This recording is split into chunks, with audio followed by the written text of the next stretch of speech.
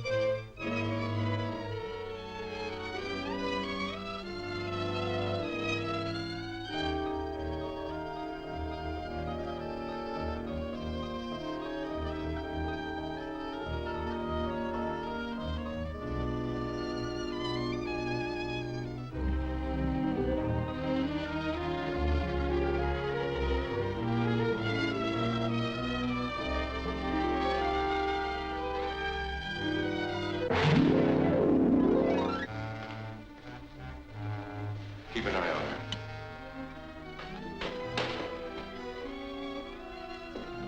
Well, what do you do with her? Barnett says we got to get rid of her and make it look like an accident. Well, I've got some paint remover. Give her a whiff of that, load her in the car, and turn her loose down the ramp. That'll do it.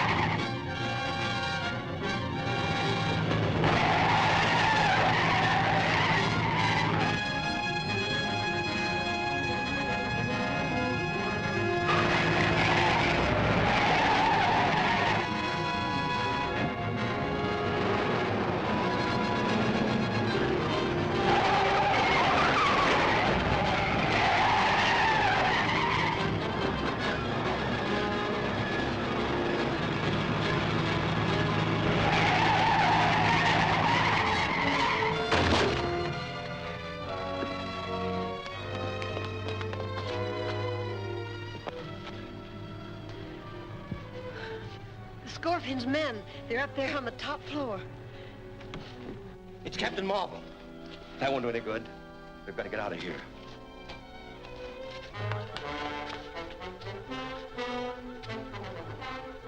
This'll fix Captain Marvel. Untie it.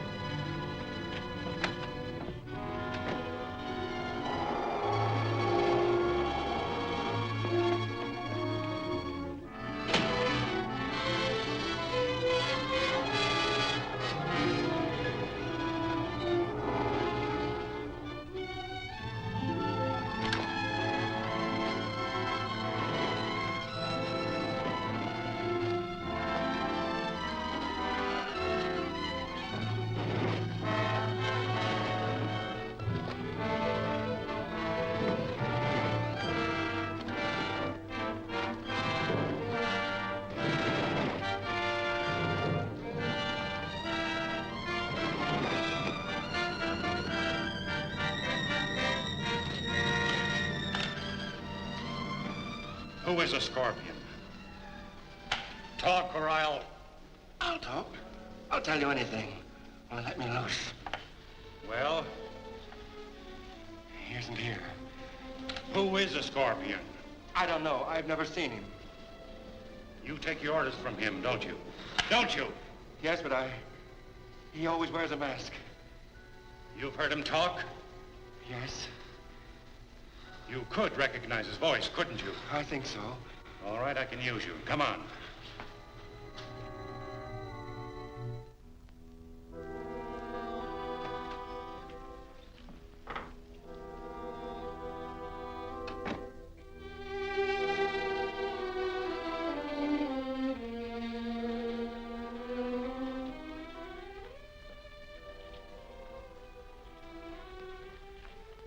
I'm sorry about interrupting the meeting, Mr. Malcolm, but I have something very important to say to you. Every time we have a meeting, the Scorpion and his men know all our plans. It does seem that way. It is that way. The last time we met, Tal Chitali showed us a miniature which he said he found. Dr. Lang said it might have come from the shop of Chan Lao in Chinatown. At Chan Lao's shop, I was attacked by the Scorpion's men, and I wouldn't be here right now if Captain Marvel hadn't rescued me. Well, all this is very disturbing, but do you think you should discuss it in the presence of an outsider? This man happens to be one of the Scorpion's men. One of you gentlemen should know him.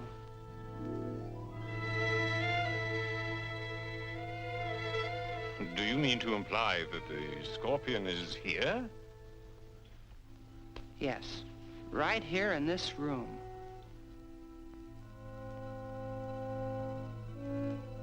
This man's only seen the Scorpion masked, but he knows his voice and he can identify it. Young man, are you serious? This is outrageous. Oh, it's utterly ridiculous. All right, Owens, you've heard them all speak now. Is one of them the Scorpion?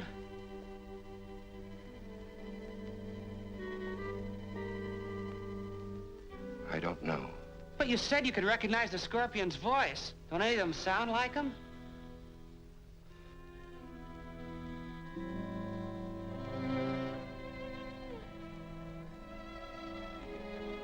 I can't. I thought I could, but I can't.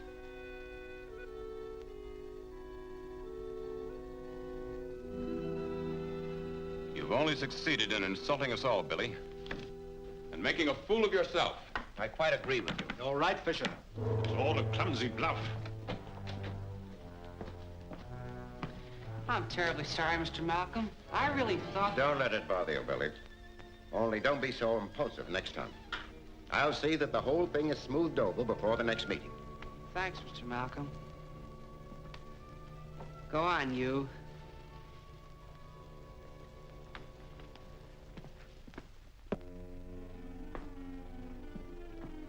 What are you going to do with this man? Since he won't tell us who the Scorpion is, there's only one thing left to do. I'm gonna notify the police.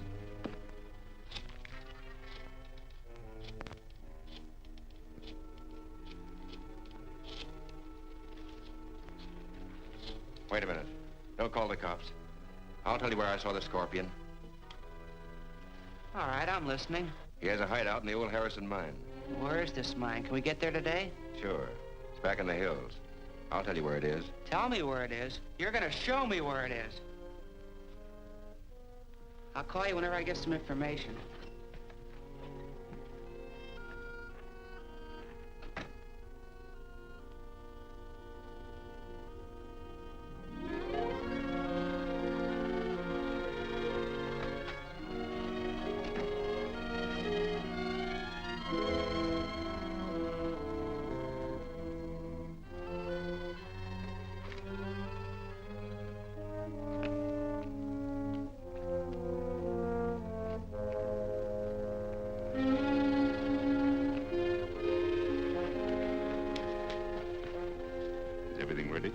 We got your message and worked fast. Is the trap working all right? Just tested it. Can't miss. Good. Young Batson will never know what hit him. But what about Captain Marvel? He seems to appear every time Batson's in trouble. Don't worry, Barnett. I also have plans for our friend, Captain Marvel.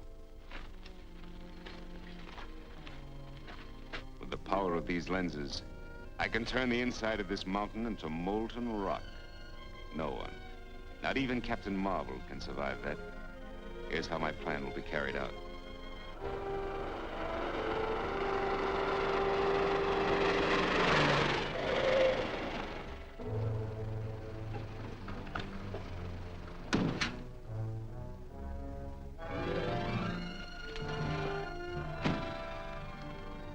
That's it over there.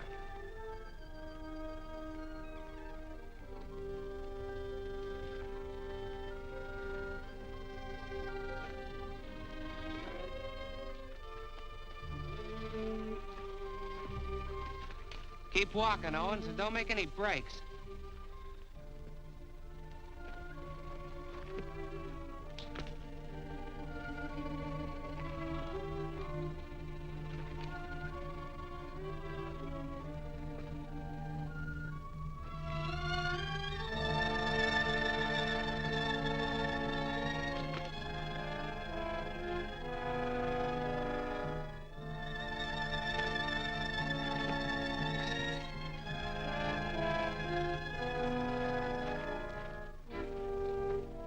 What's the matter?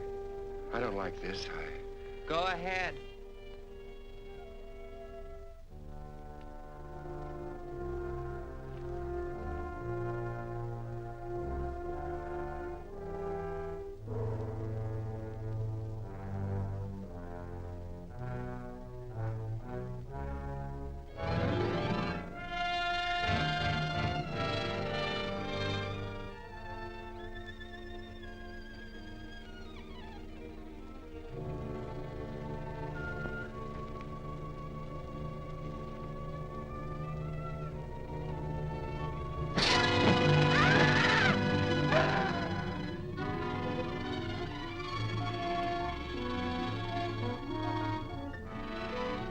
Shazam!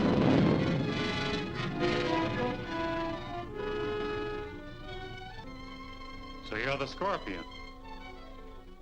You expected to find me here, didn't you? Yes, but I don't believe you expected me.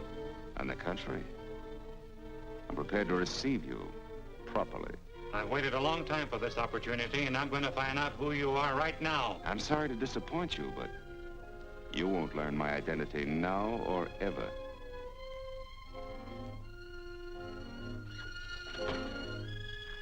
fairly trapped, my friend. There are several hundred feet of solid rock all around you. And if you try to escape, you'll find not solid rock, but molten rock.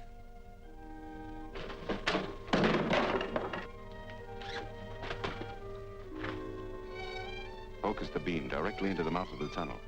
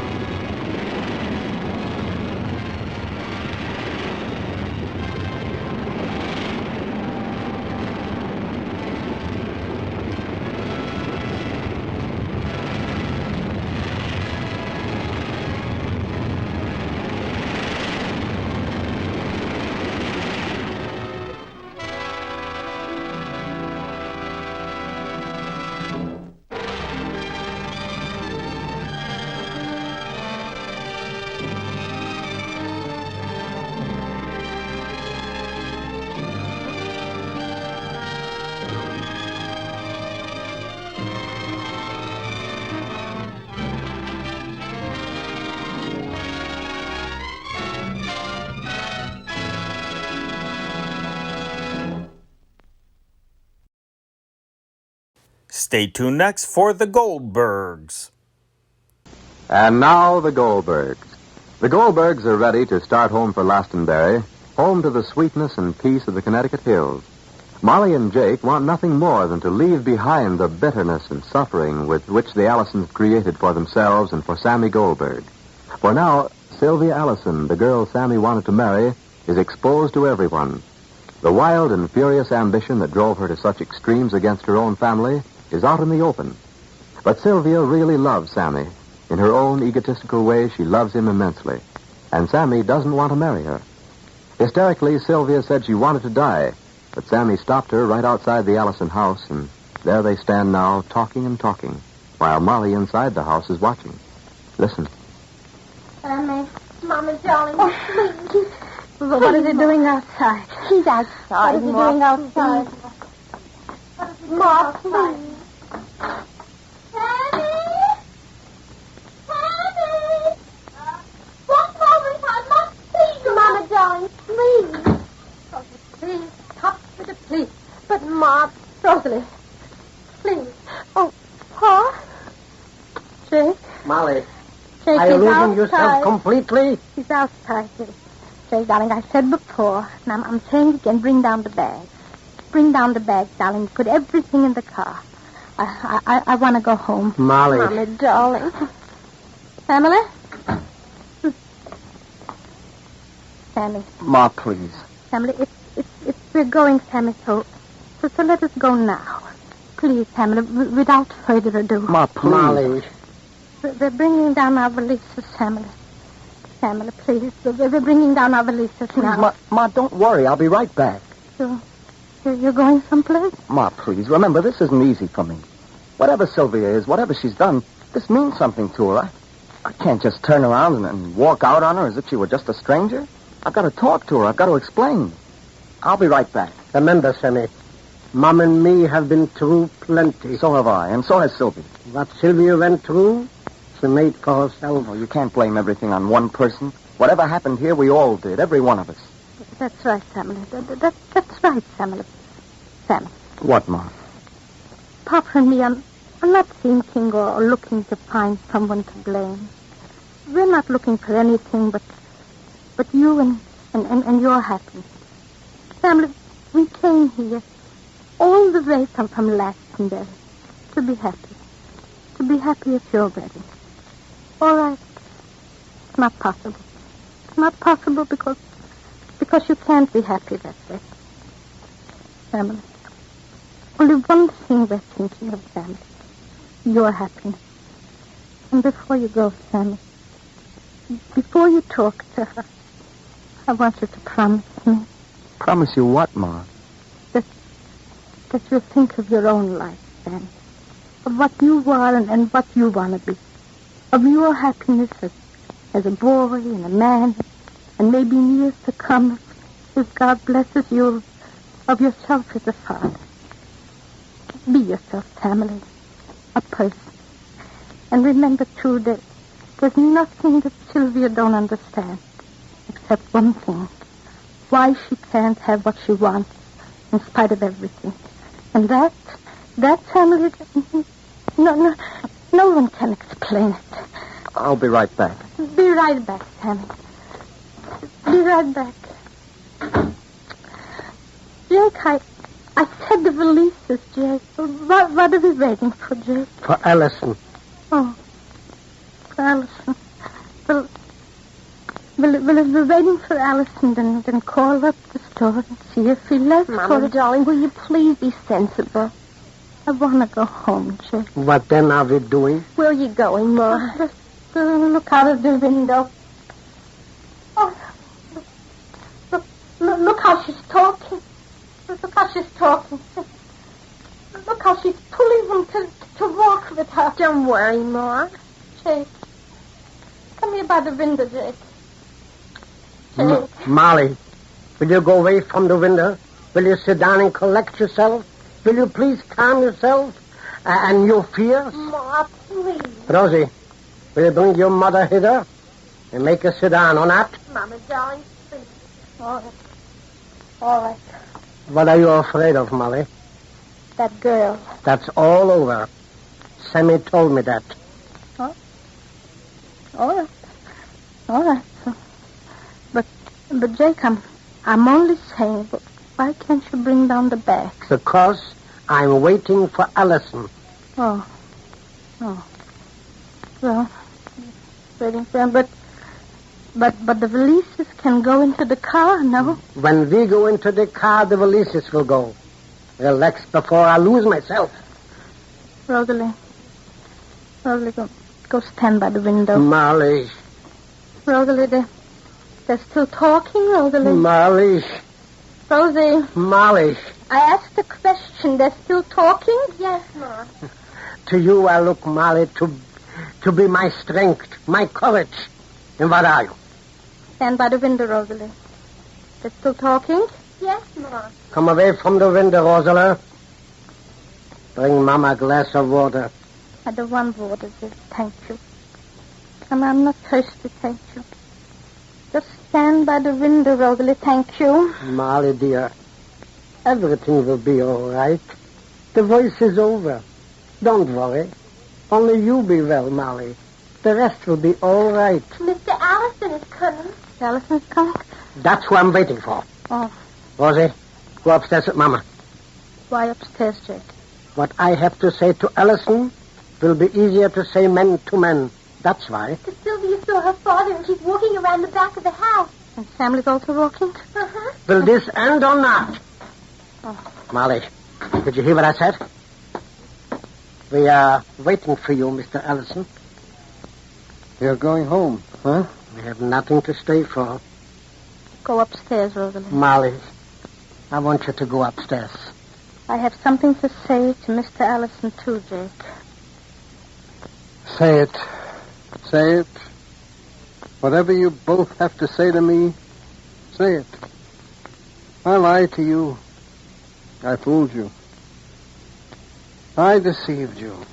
Well, I was also deceived. That's my only explanation. Things went on here under my eyes and I was blind. All my life I worked and I struggled. I begrudged myself an hour of leisure. Why? For fear my business would be neglected and there wouldn't be enough to leave my daughters. You protected your store. You protected your merchandise and your dollars and your cents.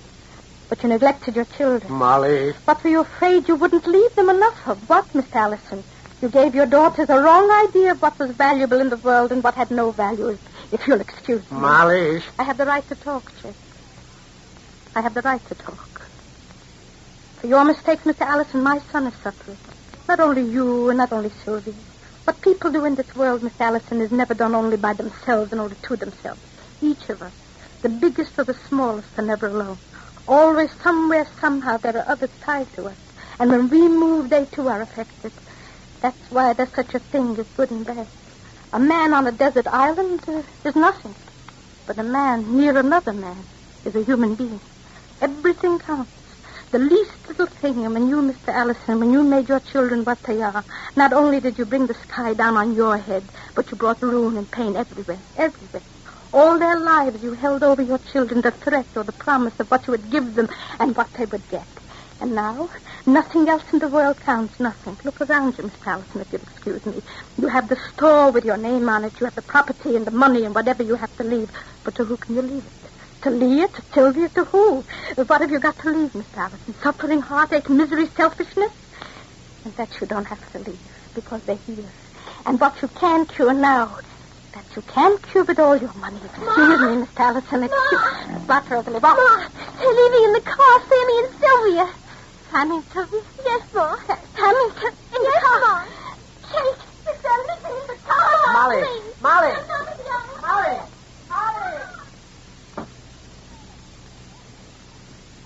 The car roars down the road with Sylvia and Sammy in it, and behind, Molly, terrified, calls Sammy's name. Where is Sammy going, and what has Sylvia said or done?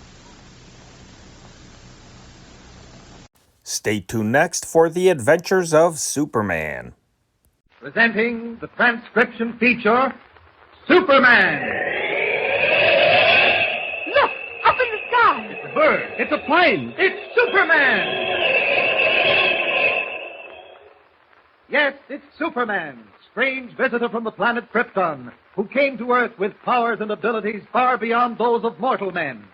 Superman, who can leap tall buildings at a single bound, race a speeding bullet to its target, bend steel in his bare hands, and who, disguised as Clark Kent, mild-mannered reporter for a great metropolitan newspaper, fights a never-ending battle for truth and justice. And now to our story. Well, it looked for a while as if Dr. Deutsch and his gang of spies were going to succeed in their attempt to deliver the Grayson submarine into the hands of a foreign power. The finest undersea boat in the world was well into the Atlantic, but not too far away for Superman. The mighty visitor from the planet Krypton found the submarine and returned it safely to the naval base with its captain and crew unharmed. Dr. Deutsch and his accomplice Hans were taken prisoner.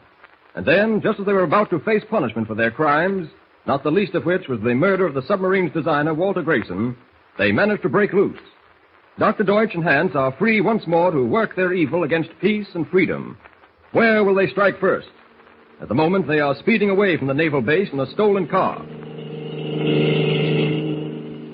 Faster, Hans. Faster. By this time, they know we have escaped. They're after us. Yeah, Herr Doctor, but these roads are dangerous. There are too many curves. You see? Don't worry, Hans. This car was built to travel at high speed. It is an official car. How did it happen to be ready for our escape? It did not happen, Hans. It was arranged. You will learn in this business, if you live long enough, never to trust to luck. Who arranged it, Herr Doctor? We have a very good friend at the naval base. A very good friend. Don't ask me who it is. There's some things even you cannot know. Yeah, Herr Doctor. Now, to the right, it's the next crossroad, up ahead. Where are we going, Herr Doctor? Back to the old hideout. That's the ocean road. But we can't do that.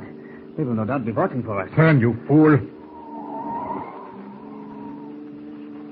Don't ever do that again, Hans.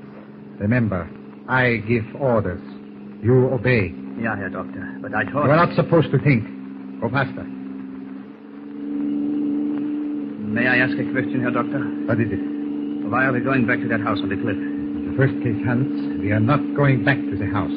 But where are we going? Slow down. Now, look along the shoreline of the cove where we had the Grayson submarine anchored. Yeah?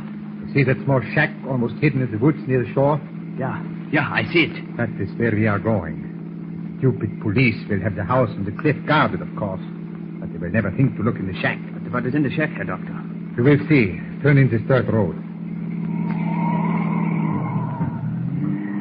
I do not like this, Herr Doctor. We are too close to danger. Whether or not you like it is of small importance. Have you forgotten that you took the oath to work on the master plan? Have you forgotten that those who took the oath swear that they will make the master plan succeed or die in the attempt? No, I have not forgotten. The Grayson submarine was nothing. It is the master plan that counts. The plan to rule the world. Stop the car. We'll walk the rest of the way. What are we going to do with the car? I will show you. Get out. Close the door. Turn the front wheels toward the water. Now, get behind here with me and push. The car will roll into the water, Herr Doctor. To be precise, Hans, into 30 feet of water. But what will we do without a car? Leave that to me. Now, 1, 2, 3, push! It is rolling. Push. Harder. Yeah, harder. Now, let it go. It sinks fast, Herr Doctor. Yeah, the inside is already filled up. Now only the top shows. Yeah, Hans, now she's gone. Not even a bubble. We'll never find it down there. You are quite right. The sea hides many things. Now, Hans, I will show you why we have come to this shack. Look over there. What do you see? A line of telephone posts. Yes. Marching like soldiers over the hill, eh? Then suddenly, halfway down the hill, the poles stop. Why, Herr Doctor? Because from that point on, the telephone wires go underground through a cable. Oh. And that cable, Hans, is directly under the shed. And where do you think those telephone wires come from? I do not know, Herr Doctor. From the naval base, Hans. From the naval base. I am beginning to understand. We will listen in. Precisely, Hans. We, how do you say it, will tap the wires. We will hear all the conversations. We will see nothing, but we will hear everything. Wunderbar, Herr Doctor. Wunderbar. Wait until you have seen what's inside the shack. You will be amazed. Come, Hans, down this path. Yeah. No one will possibly suspect this abandoned shack. There are thousands like it all over America. Here we are. Notice how the lock on the door has been hidden. See? It is behind this board. Excellent, Herr Doctor. Now I unlock the door. Herr Doctor, like a laboratory. Yes, a complete laboratory. Over there, a powerful shortwave sending and receiving set. In that corner, a dark room for developing important photographs we may find it necessary to take. But look over here. Yeah? This trapdoor leads to a deep cellar. Help me lift it. Yeah. There. Follow me down the ladder, Hans. Yeah.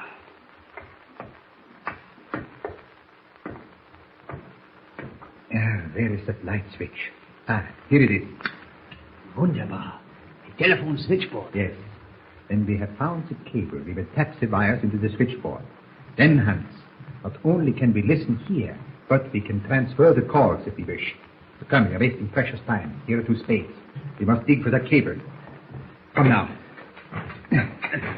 Unfortunately, Hans, we were unable to deliver the Grayson submarine. But as I said, that is a small matter. The important thing is the master plan. Yeah, master plan. There are people, Hans, who may be in our way. This newspaper reporter, Clark Kent. Possibly his editor. Or even that lame girl. We must be careful. Yeah, Herr Doctor. But no matter what, Hans, no matter if it means death, the master plan cannot fail. Think, Hans. Think.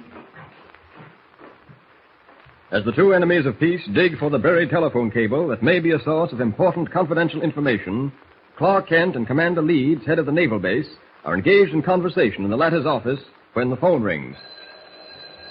Excuse me, Kent. Commander Leeds speaking. Yes? Good. Send him right over.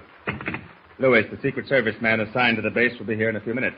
Well, how can he help us, Commander? Deutsch and his henchmen are gone. It's up to the police to find them. I know, but there's more to this than appears on the surface. Deutsch isn't just a run-of-the-mill spy. He must have an organization behind him.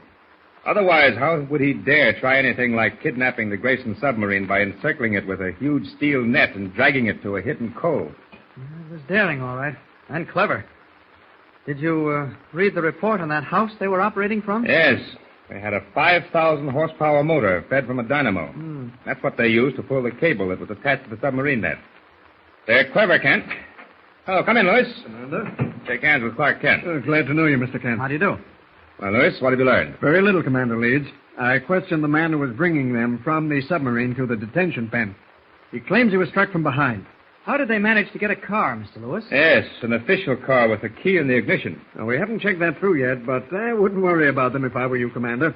We'll nail them sooner or later. But in the meantime, I've got to answer for that escape.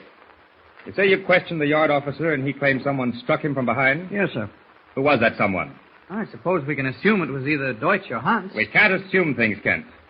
What about it, Lewis? Well, I don't know, sir, but don't worry ahead about it. Within 24 hours, we'll have them back in the detention pen. Men like that can do a lot of damage in 24 hours. It just occurred to me, Commander. Who ordered them taken to the detention pen? It was my understanding you were going to question them first. That's right. Who did order it? Lewis, do you know? I thought you issued the order, sir. I certainly did not. Well, perhaps it was Captain Denning. No, I'm sure the yard officer told me Commander Leeds had issued the order. And I tell you I didn't.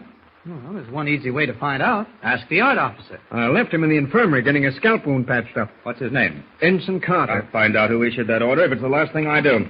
Commander Leeds speaking. Locate Ensign Carter, yard officer. Have him report to my office at once. Try the infirmary first. Of course, you may have forgotten having given the order, Commander. After all, there was a lot of excitement when the Grayson sub came in. I don't forget things like that, Kent. And anyway, it couldn't have been a verbal order. All detention orders must be made out on a specified form and signed by an officer. Well, what difference does it make who issued the order? It may not make any difference to you, Lewis. You're a civilian government employee. You can't appreciate the necessity of maintaining strict supervision of the armed forces. That must be the yard officer now. Come in. At ease, Ensign. Close the door. How do you feel? Not too bad, sir. Outside of a headache. You may have a chair. Thank you, sir. I have a few questions I'd like to ask you, Mr. Carter. I'll try not to keep you too long since you've gone through quite an ordeal. That's quite all right, sir. Tell me, Mr. Carter, who delivered the two prisoners to you for transportation to the detention pen? Lieutenant Evans, sir. He was aboard the submarine and delivered both men, handcuffed. Are you sure they were handcuffed? Why, yes. Just a minute, Kent. We'll come to that later. You know, of course, Mr. Carter, that incarceration in the detention pen cannot be made without a written order signed by an executive officer. I know that, sir. Oh, you do? And who signed the order for the two prisoners? Why, you did, sir. What? I told you. Now, hold on. Ensign, do you mean to sit there and tell me that I signed an order to remove those men from the submarine to the detention cell? Yes, sir. Where is the order? I have it here in my pocket, sir. This is it. Let me see that. Well, I'll be... Kent, I would have sworn I never issued this. But that's my signature, all right. May I see it a moment, Commander? No doubt about it. I must be getting old, suffering from lapse of memory. What are you doing, Kent? Looking at it through a magnifying glass. Oh, it's my signature. There's no doubt about it. No, I'm afraid I'll have to disagree with you, Commander Leeds. This is a tracing of your signature. Mr. Lewis, take a look at it. Kent, are you trying to tell me... You've guessed it, Commander. There's a traitor right here at the naval base. Someone who forged your signature to free those two foreign agents. Possibly one of your own men. Is Clark Kent right? Was Commander Leeds' signature forged on the detention order? If it was, who is the traitor? And how long can he work hand in hand with Dr. Deutsch and his gang before being exposed? Don't forget, tune in again for the next thrilling episode with Superman. Look, up in the sky. It's a bird. It's a plane. It's Superman.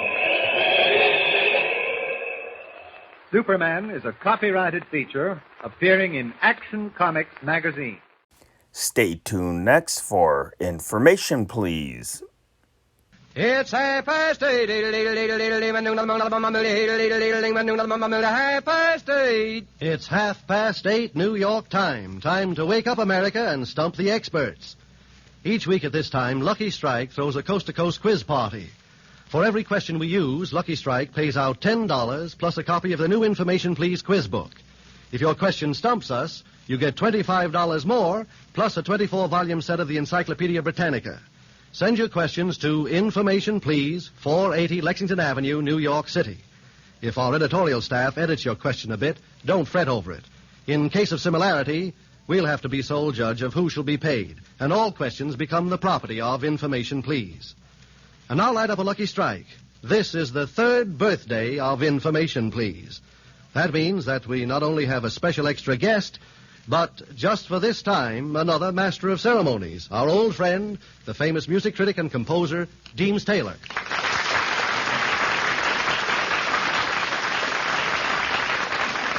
Ladies and gentlemen, although this evening is something in the nature of a special occasion, Information Please will run along quite in its old carefree and unrehearsed manner. All the experts should feel perfectly comfortable, even if I don't. But nobody can help that. Now, about the board for tonight.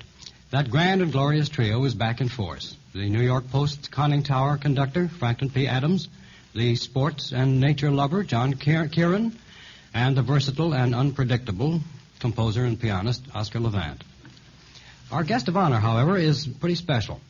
He is no other than Information Please's eminent Simon Legree himself, who for 3 long years has been cracking the whip and has now consented, just for this one evening, to see how the other half lives. Our guest expert tonight, well, at any rate, our guest, is Clifton Fadiman. Now, remember, for each question missed, Lucky Strike rings up $25. And that is paid out to the sender, plus 24 volumes of the Encyclopedia Britannica. Now, our first question tonight is one of several that were submitted by the experts themselves. Any prize money and any sets of the Britannica that might ordinarily reward their efforts will go instead to the United Service Organizations for National Defense, who will apply the money and the books to their work among the various canteens and service clubs throughout the country. Now, our first question, as I say, was by one of the experts, by Mr. Levant. And since we're on the honor system here tonight, I trust Mr. Levant not to answer the questions himself. I probably forgot it.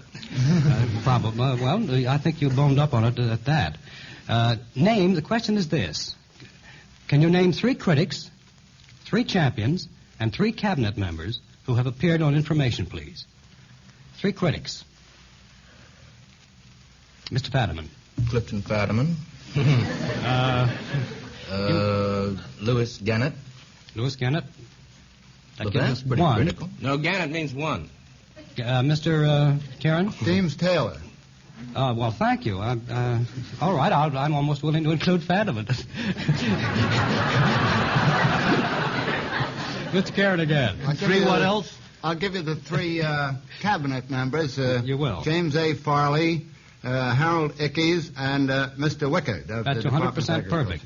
But Mr. Fadiman. Alice Marble was a champion, and right. Jane Tunney. Jane Tunney. Champion. Yes. Can I answer? You certainly can. No, Mr. I'm not allowed. Levant. I'm not allowed. Oh no, that's right. Well, I didn't say you may. I said you can. That's English. Yeah. Well, we're still shy a champion and a couple of critics and a critic, at least one critic. William Lyon Phelps. John Mason Brown. Why, you overwhelm me, gentlemen. I don't see any of those names on my list. Did they appear? Yes. Mr. Brown. Mr. Brown is on the program. I'm afraid. You're lacking a champion. Yes, I lack a champion.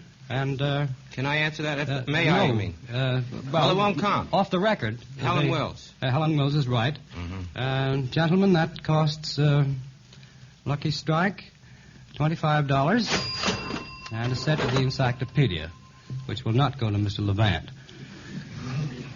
Now, the next question comes from June M. Bagley of Sioux City, Iowa.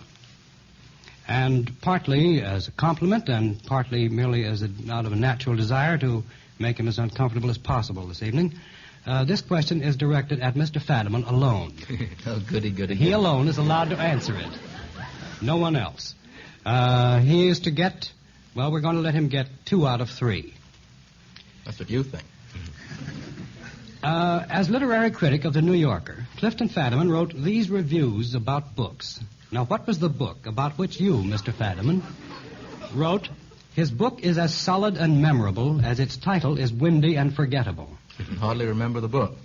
Well, how does it go again? His book is as solid and memorable as its title is windy and forgettable. That's a darn good phrase. And a darn bad answer.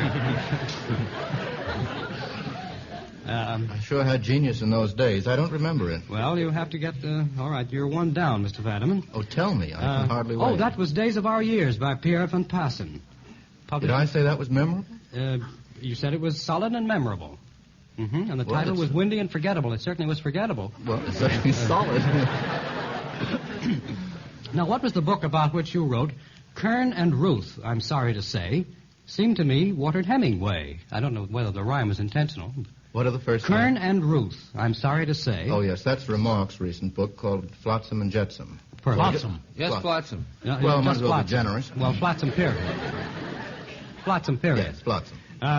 Now, what was the book about which you, Mr. Fadiman, said, "A Broadway version of James McNeill Whistler, he is hardly inferior to his prototype in the gentle art of making enemies"? Oh, that was Oscar. I remember that. That's right. The book was A Smattering of Ignorance. Mr. Levant's book, A Smattering of Ignorance. Right. Published January 1st. 12th. 12th. If they issued it the Well, the first, I advance didn't get copies went out. That was pretty Well, solid and yes, memorable. Mr. Fadiman came off better than I hoped. Now, our next question comes from Edward Buckler of Brooklyn, New York. We have to get 2 out of 3 on this, gentlemen. Each group of 3 last names. Here are 3 groups of 3 last names each. Each group is incomplete and lacks 1 name to become a complete quartet. Supply the missing person. The first group is Tinker, Evers, Chance. Mr. Karen. Steinfeld. Right. Third baseman, Chicago Cubs. Right. Still right, I mean. The second group is Wilson, Clemenceau, and Lloyd George. Mr. Fadiman? Orlando, was it? Never answer a question with an upward inflection. Orlando, was it? Never answer a question with was it? Orlando, it was. Yes, Orlando. it was Orlando. He was one of the big 4 at Versailles. Now, what was Orlando's last name? His last name was Orlando. His first name was Vittorio. A good Italian there. Yes, sounds like an opera. The third group is Owen, Otis, and Bailey. Are those Who elevators? is the 4th person? They elevate. in a Barnum. way. No, not Barnum. It's Owen, Otis, Bailey, and Wilkie, the law firm of which Wendell L. Wilkie is wishing to become a member. You scraped through under the wire there, gentlemen. Now let's try one by Mrs. Elliot Feynman of Washington, D.C. Again, we have to get 2 out of 3. In what current books do each of the following objects occur? First, a plan of a bridge.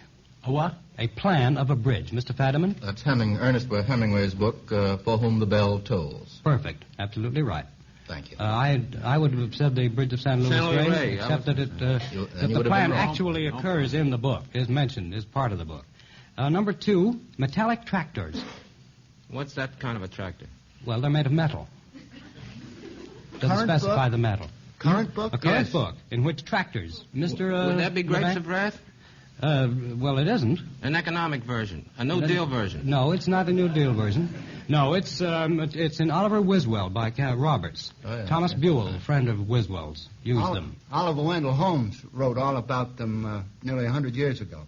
He did. Well, he didn't write it in Oliver Wiswell, though. And the full name was Perkins Metallic Tractors. That's right.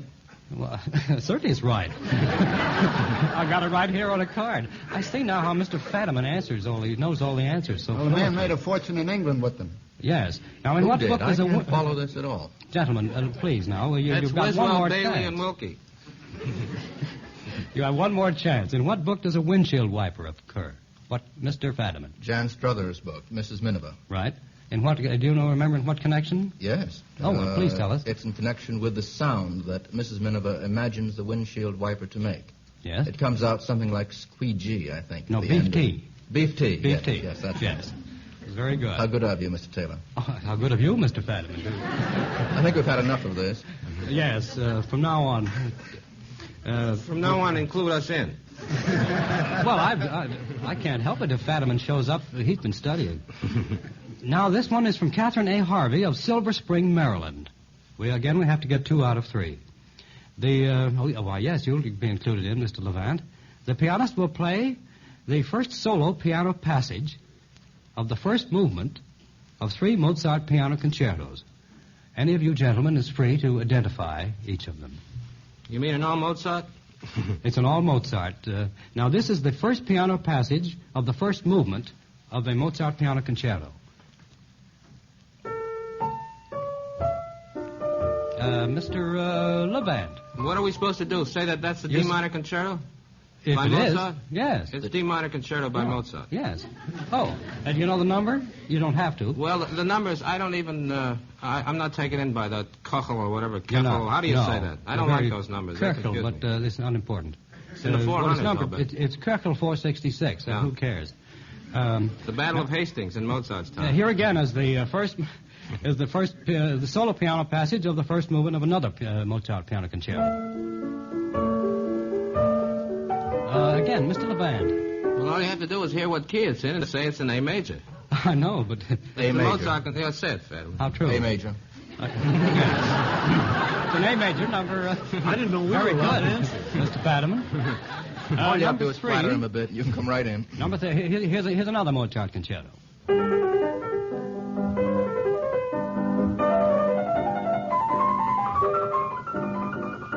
He plays too well. I wish you'd stop him. Yeah. Well, that's in the key of G, and I don't know what key the concerto is in, so I'm going to leave that for the other boys in my charitable yes. way. Well, Mr. Fadiman, Mr. Adams, and Mr. Kieran think it's the concerto in C major, number 21. I would have said G. Well, there you are. Gee whiz. Well, at any rate, you've got 2 out of 3, and I'm so happy that I'm over here instead of over there. A question from Francis Downing of New York City. We have to get all these. This is rather elaborate. Trace the course of a marriage through about 50 years with book or play titles that describe 4 different stages. Now, the first stage, let's say, is up to and possibly including the wedding. What do you mean, play titles? And yes, Mr. Levant. Bet it's a boy. No, that doesn't You're come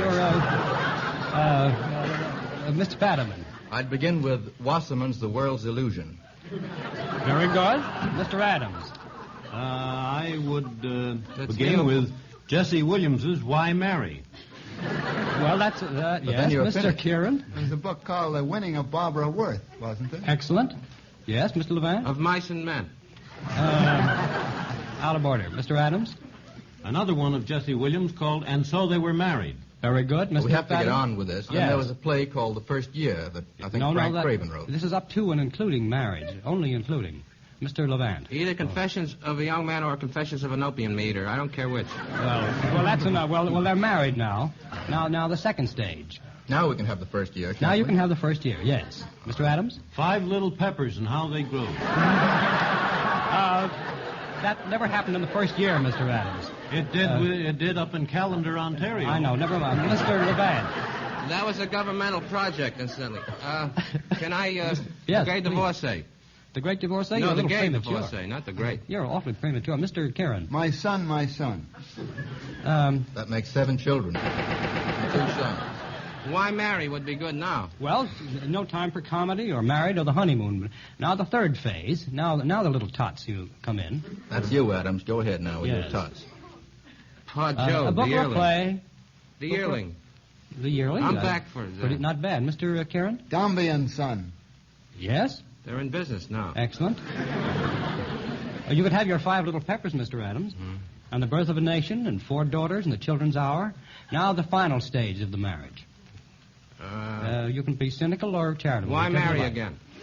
Good. Mr. Adams? The Golden Honeymoon. Excellent. Mr. Kieran? Goodbye to all that. Wonderful. Strange Interval, The Bill of Divorcement, See My Lawyer, or Up from Slavery. So far, Lucky Strike has paid out just $25 and 1 cent of the Encyclopedia Britannica. And now I wonder how many of us are smoking more than we used to. Mr. Cross has something to say on that subject. Mr. Taylor, I think most of us are smoking more today. That's why 1941 smokers should make sure that they are smoking a milder cigarette. Now, the only way to get mild tobacco is to pay the price for it at the auctions. So it's important for you to know that at market after market, the American Tobacco Company pays higher prices to get the natural tobaccos. For example, at auctions in Henderson, North Carolina last season, American paid 22% more per pound for the tobacco it bought for its cigarettes and other tobacco products. Yes, 22% above the average market price paid for all the various types and grades of tobacco sold there. And the best we bought will go to Lucky's. So if you're smoking more today, remember, Lucky's pay the price for mildness. Mr. Taylor, have I helped show why our listeners should smoke Lucky Strikes in this year of 1941? You've quoted both precept and example, Mr. Cross, and it took you only 56 seconds. And now we have a question coming from Franklin P. Adams. And again, I beseech Mr. Adams not to answer. Any address? No address. NYC. Now, these quotations must be exact. Finish the line, breathes there. Mr. Fadham? A man with soul so dead that never to himself hath said, "This is my own, my native land." That's what I would have said, too. Anybody else an opinion? Oh, we have to get all of these, by the way. Was that wrong? Yes. Oh, yes. Frightfully wrong. Yes, it's breathe there, breathe there.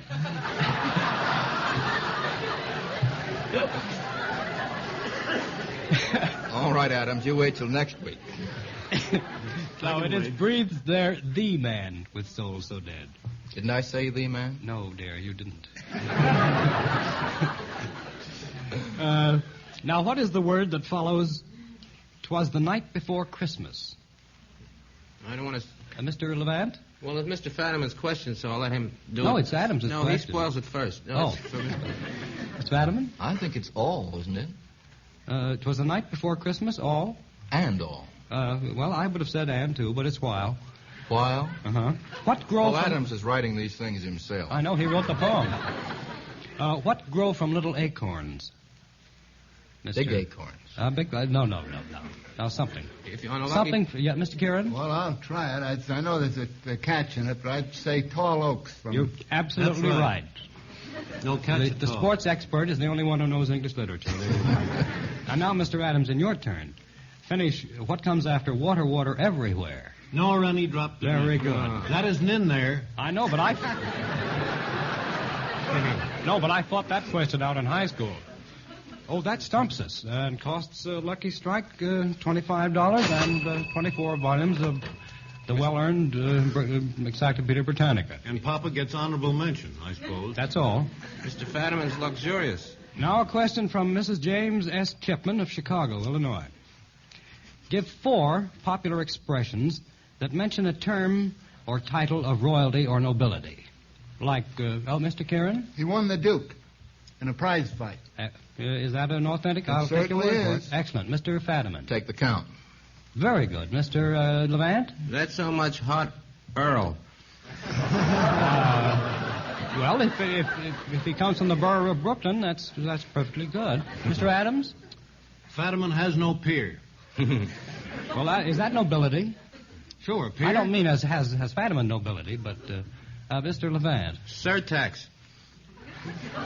Well, you boys really are improving. Well, I hastily pass over that one. Get on to one that's... Oh, yes. From James E. Haig of Bridgeport, Connecticut. You've got to get 2 out of 3. And this is practically pure Fadiman, I should say. The Missing Persons Bureau requests information, please, concerning the disappearance of the following literary characters. The information should include identification and the explanation for the disappearance of the character. Now, the first is Axel Heist, reported to have been drowned. Well, it's in Conrad. In Conrad, yes. Joseph Conrad. Yes, it's still a large order. And it's, I think, Lord Jim, isn't it? You're not allowed to think on this program, Mr. Fadham. Mr. Kieran, isn't it, Lord Jim? I never was. Why don't you ask Conrad? Why, it's from Conrad's Victory. That's not mine, apparently. No. Well, it's from Conrad's Victory or The Defeat of Fadiman. And Heist is reported to have swam or swum out to meet the sun. Well, I'll take that with my chin up. Very good. All right. The second person is Emmy Ritter, an actress, last known to be living in Germany. Mr. Levant? Well, that's an escape. Yes? But what do you want to know about her? She was supposed to have I don't escaped know anything about her. from the concentration camp in a coffin. Her son helped her. She did escape, then? Well, I don't know how successful afterwards. Don't let me intimidate you. She did. The third is Charles Strickland, a broker who deserted his wife and child, Mr. Levant. That's a story of Paul Gauguin fictionized, and he went to the South Sea Islands where you pay a lot of money to see what he did. Yes, Mr. Adams? The Moon and Sixpence. The Moon and Sixpence is right. By, Mom. Mom. Somerset, W. Somerset. You mean hello, Mom, or... Oh, Somerset. Hiya, Mom. Hiya. Now, here's one question that everyone is free to answer, except Mr. Kieran, who submitted it. We have to get all of these. Here are the names of 3 great philosophers and teachers. Name the most famous pupil of each one. Name the most famous pupil, for instance, of Socrates. Mr. Fadiman. Plato. And who was Plato's most famous pupil? Mr. Fadiman. I should say Alcibiades. Would anyone else say anything? Mr. Well, only Land? if Aristotle. Aristophanes. Well, Aristotle was closer. It was. And who was Aristotle's greatest pupil? Alexander of Macedon. Right. If we only hadn't muffed that first one, it wouldn't have cost Lucky Strike $25 and a set of the Encyclopedia Britannica. And now from Richard C. Carroll of New Haven, Connecticut. I have to answer all of these, gentlemen. If you were served the following meal, what would be the cheese with each course? First, stuffed celery. Be stuffed with what? Mr. Levant? Cream cheese with some green things in them. No. Mr. Adams? Roquefort. Correct. Minestrone. Soup. Parmesan or Parmigiano. Parmigiano, yes, very good. CC. Caciocavallo. Yes, Caciocavallo. Yes, I didn't realize I knew that. Say. Oh, by the way, we only have to get 4 out of 5 on this, gentlemen. I've revised that. Now, Welsh rabbit, what kind of cheese? Oh, you can use it. Mr. Adams? I think that is known as American cheese. Yes. That's a loose term. It has another name. Mr. Kieran. Mousetrap cheese. Mr. Fadiman. You can use almost any cheese of the cheddar type for that, I should say. It's the cheddar type that is important. Yes. What we call American or rat cheese is a variety of cheddar. Yes, that's right. Sour cream. Mr. Levant. Pot or cot? Pot or cottage cheese. And with port. What cheese with port? Stilton. Stilton. Fadiman. Drinks Stilton with his port. And eats his port. That's right. It. And he's Stilton in a storm. Oh. When you're all... now from Marion M. Miller of Newport Richey, Florida. This is one about battles, and we have to win 2 out of 3 of them. What battle between Europeans and Asiatics gave its name to a modern competitive sport? Mr. Fadiman? Marathon? Never answer a question with an upward inflection. Yeah. I will learn that sometime or other. Oh, yes. It gives you great confidence. Yes, the Battle of Marathon. The Marathon, I'm getting it, too, now. Saracen. Marathon. Do you know who the Greek general was? Oh, Joe Marathon, probably. No. I have it right here. It was Miltiades. And you know who the runner was? Pheidippides. Yes, and what did he say? Eureka, I have found it. What battle? He said Kyrete Nikomen. What battle in the American Civil War has given its name to the czar of a favorite American sport? Mr. Carey, no? Kennesaw Mountain. Kennesaw Mountain. Kennesaw Mountain Landis being czar. Right. It was a battle fought 25 miles northwest of Atlanta, June 1864. What battle with the Indians became the nickname of an American who ran for president? Mr. Kieran. Tippecanoe. Right. Now from Mrs. Elizabeth Green of Arcadia, California. Have to get 2 out of 3. Where in fiction would you find these thieves? A petty thief who finally stole a jewel of great beauty and supernatural power from a temple.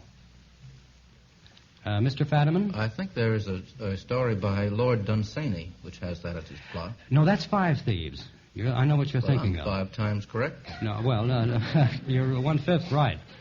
No, it was The Thief of Baghdad, as played by Douglas Fairbanks. Now, in what play does a lady thief occur who marries one of her intended victims, Mr. Levant? The Last of Mrs. Cheney. Right. By Lonsdale. Yes. And in what play does a doctor become a thief in order to study the effects of crime? Mr. Levant? I think it's The Amazing Dr. Clitoros. Right. Do you remember who played it as a play? Yes, Cedric Hardwicke. Yes, and Sir as a Cedric picture? Hardwicke. Eddie Robinson, Sir Edward Robinson. He's a good actor, too. No, Lord Edward Robertson, isn't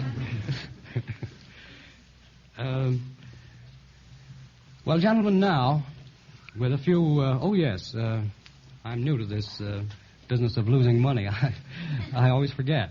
Lucky Strike announces tonight a loss of $75 and 3 sets of the Encyclopedia Britannica, all directly due to Mr. Fadiman, I'm sure.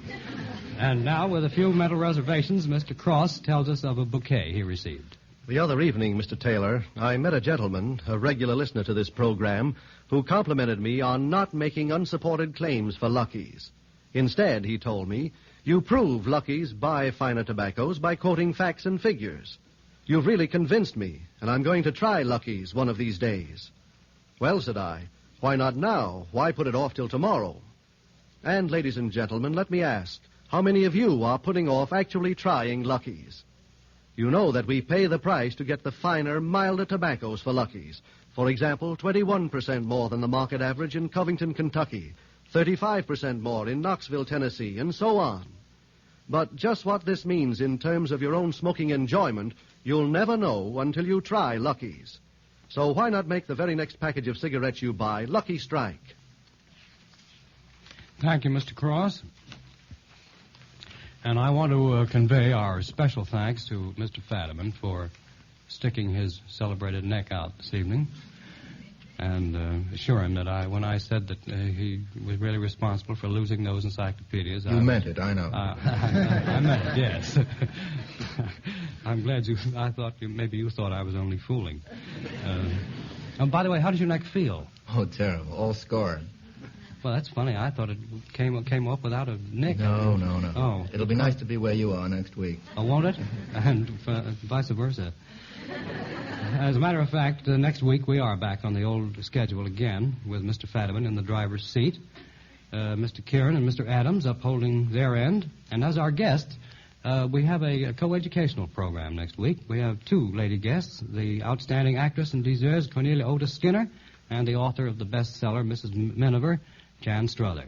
Remember, for every question we use, whether or not it's answered correctly, and it frequently isn't, the sender gets $10. If the question stumps our experts, you not only get $25 more, but in addition, the complete 24-volume set of the Encyclopedia Britannica. Send your letters with the questions and the correct answers to Information Please, 480 Lexington Avenue, New York City. And now a parting message from Mr. L.A. Speed Riggs, the famous tobacco auctioneer from Goldsboro, North Carolina. And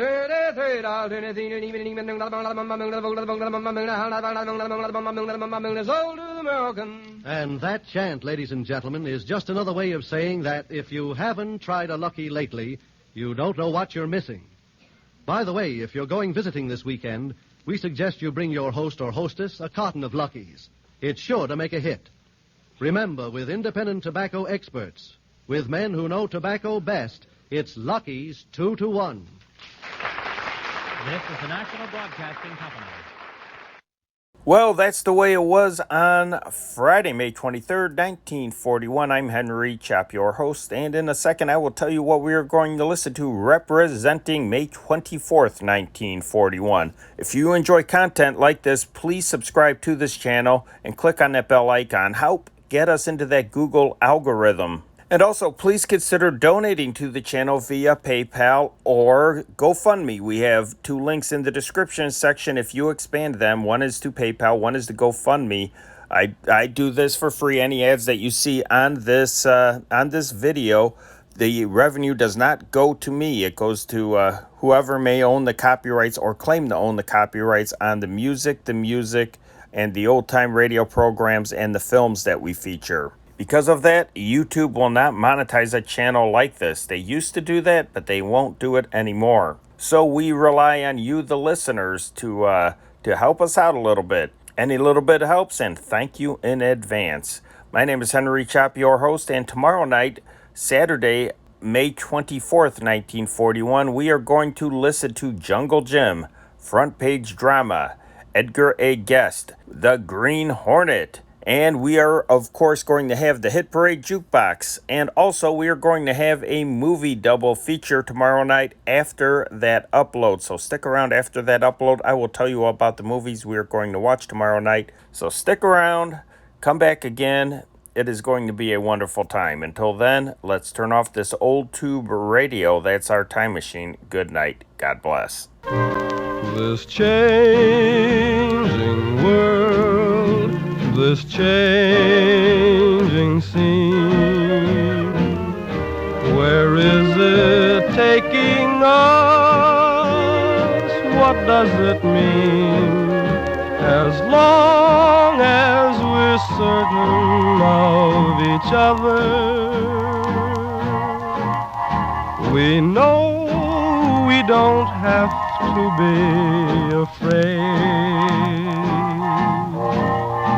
These changing times we rise above.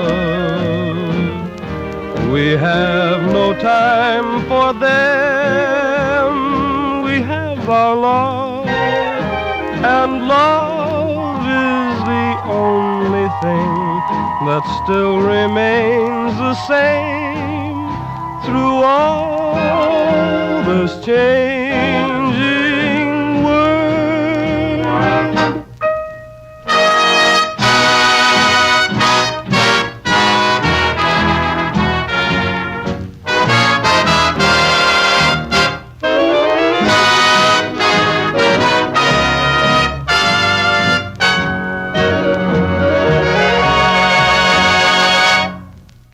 Super Lanolin Formula 9 completely outdates ordinary lanolin. It gives your hair the luster of new life and a far healthier scalp, too. It's just as beneficial to men as to women. Liquid or cream from 59 cents to $1.79 with a money-back guarantee. Insist on the one, the only, the original Charles Antel Super Lanolin Formula 9. Professional care is best for your hair.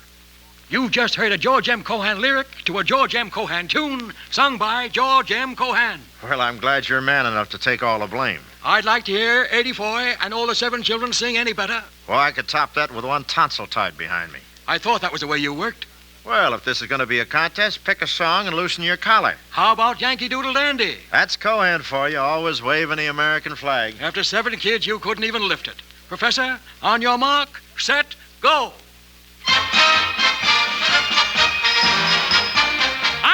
A Yankee Doodle dandy, Yankee Doodle do or die. A real live nephew of my Uncle Sam, born on the 4th of July. I've got a Yankee Doodle sweetheart. She's my Yankee Doodle joy. Now Yankee Doodle came to London just to ride a pony. I am that Yankee Doodle boy.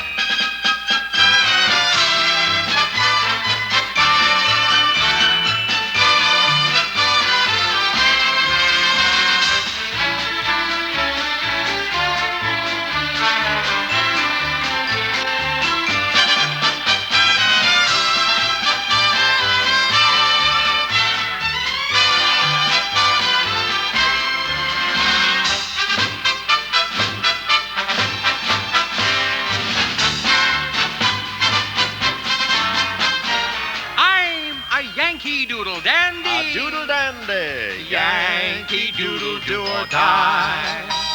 A real live nephew of your Uncle Sam. Born on the 4th of July. With a flag in your hand, no doubt. I've got a Yankee Doodle sweetheart. She's my Yankee Doodle joy. Miss Liberty. Yankee Doodle came to London just to ride a pony. You are a Yankee Doodle boy. Oh, say, can't you see? I hear you talking, Dad. I You am are a Yankee Doodle boy. Bob Hope with Jimmy Cagney from the Seven Little Foys. Bob had to take off, as you know, for his TV show. But before he left, we told him he had made good as a communicator, and we are now dickering, and he wants too much. Well, on Monitor tonight, a famous man announces his will, a Monitor exclusive. Former diplomat Joseph E. Davies, whose 21-acre estate is a Washington showplace, reveals some of the contents of his will. He proposes that his famous estate be made into a place of international studies in cooperation with the Library of Congress. And Mr. Davies, in his will, has an alternative plan, which he's going to tell about himself, which could be of interest to Richard Nixon. Our Monitor mobile unit now visits Mr. Davies with Stuart Finley in Washington. Monitor is paying a Sunday afternoon visit to the Honorable Joseph E. Davies. And the occasion of our visit is the publishing of Mr. Davies' will, a most unusual and generous document. Well, Mr. Davies, I wonder if you could tell us some of the provisions of your will, which you just revealed. Well, very glad to, Mr. Finley. Well, now, if it cannot be used for this graduate school in international affairs, what was your alternative proposal? My alternative proposal was that it should be given to the government of the United States and to my country, which has done so much for me, as a residence for the Vice President, period. It is a very important office. It involves a great deal of personal expense and sacrifice to any man of moderate means to accept it because of the burden of the expense. And I have felt that it would be a useful contribution to my country to make that provision. Well, thank you very much, Mr. Davies. We've had a very pleasant visit with the Honorable Joseph E. Davies, former ambassador to Russia, at his estate, Tregeron, here in Washington, D.C., an oasis in the middle of a big city. This is Stuart Finley speaking. We return you to Monitor at Radio Central in New York. This is Radio Central. Monitor weather in a minute. Say, here's new convenience for everyone who uses salt. New Morton Salters. Morton Salters are ready-filled shakers that can be thrown away when they're empty. They save you all that fuss and bother of cleaning and filling ordinary salt shakers. And what's more, Morton Salters are as handsome as they are handy. About 3.5 inches high with sturdy moisture-proof foil wrappers and plastic shake or pour tops. Elegant enough for your family table, ideal for use at the stove, great at picnics or barbecues. Get Morton Salters packed 3 to the carton at your grocer's, iodized or plain. Now Monitor weather. The Appalachian Mountain area and the southern New England states had rain caused by a low center area that is now off the east coast. The southern Atlantic states and the central Midwest had scattered thunderstorms. The rest of the nation had fair weather except for light showers in the far northwest. Temperatures were on the cool side in the northern Midwest and the Great Lakes area. The rest of the country had warm seasonal temperatures.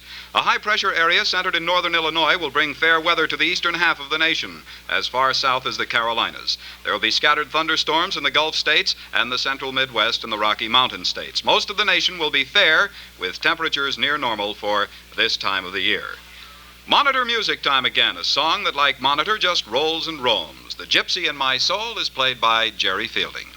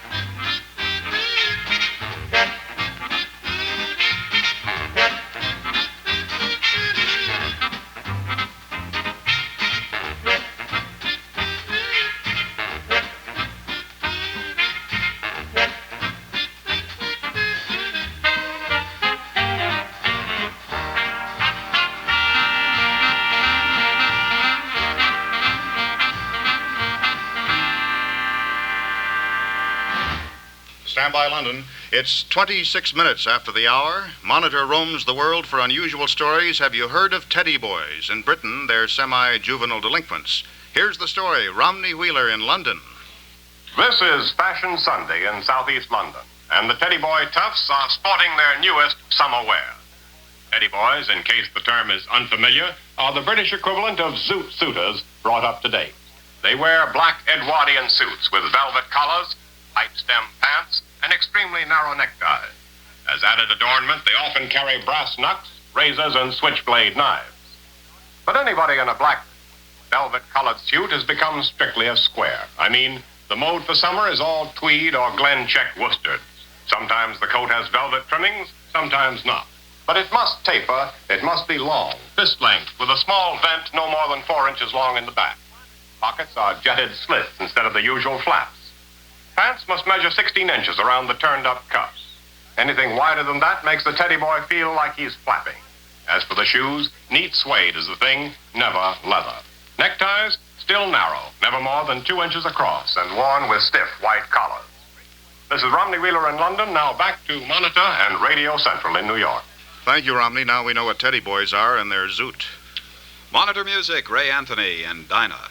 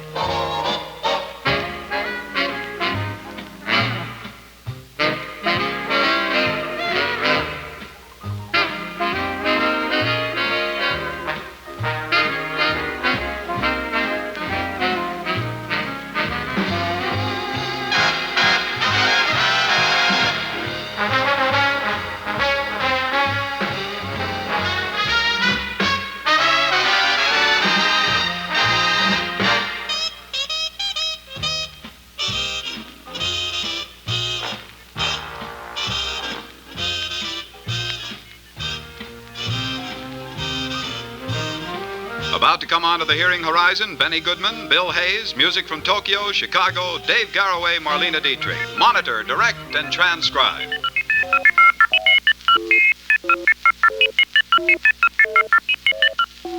This is Monitor, the new NBC radio service.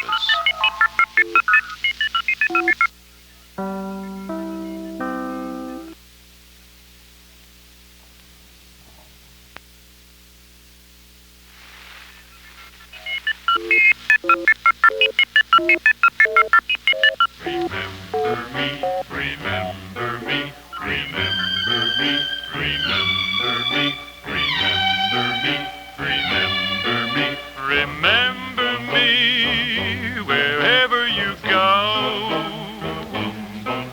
Recall the love that we used to know. Remember how we started, so young and happy-hearted. Then suddenly we parted. You sighed, I cried. Remember me, whatever you do. My heart and soul, we're counting on you. Though miles may come between us, I'll always love you so. Remember me, wherever you go. Remember me, remember me.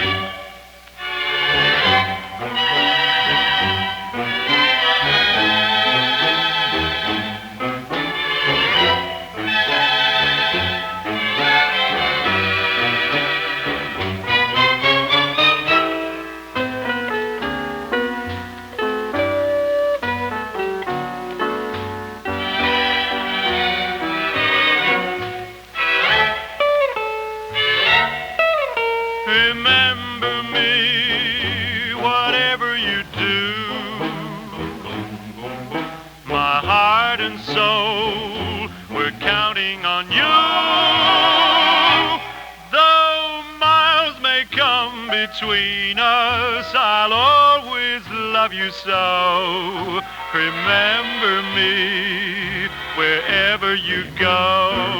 Remember me. Remember me wherever you go.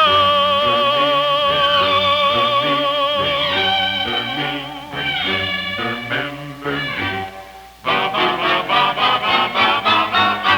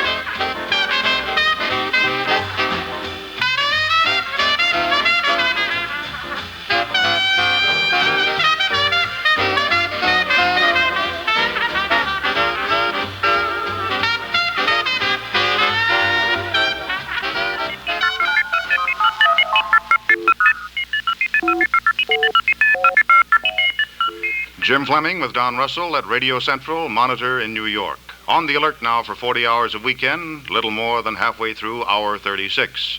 In the next 30 minutes, Bill Hayes. Music from Japan, music from Chicago. Dave Garraway just ahead with Marlena Dietrich, Polly Bergen. Stand by. It always pays to look things over before you buy. That's especially true of cars. If you're in the market for a new car, do this. Next time you're at a traffic light and the light turns green, watch how a 55 Chevrolet performs. That's all. Just watch the smooth surge of Chevrolet power.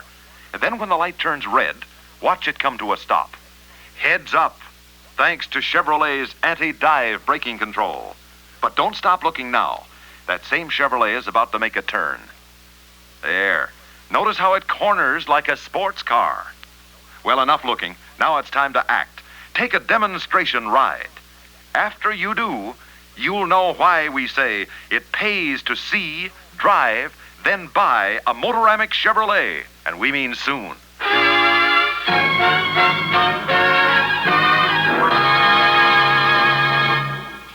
The voice of Bill Hayes has always been pretty well known over the short years he's been modulating it publicly, but his singing of Davy Crockett has made his voice as familiar as warm apple pie. It'll take you 120 seconds to hear one of his newest songs, The Berry Tree. The higher up the berry tree, the sweeter grows a berry. The more you hug and kiss a gal, the more she wants to marry.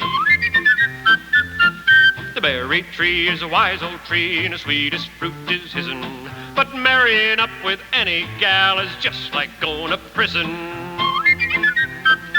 Oh, fee-fi, fiddle-dee-dee, I'll keep a-wandering alone and free until I'm where I want to be. Then if I want company, I'll find a gal as fair of face, and with her I'll tarry. We'll settle down so peacefully, and we will plant a berry tree, and she will be just right for me, and that's the gal I'll marry.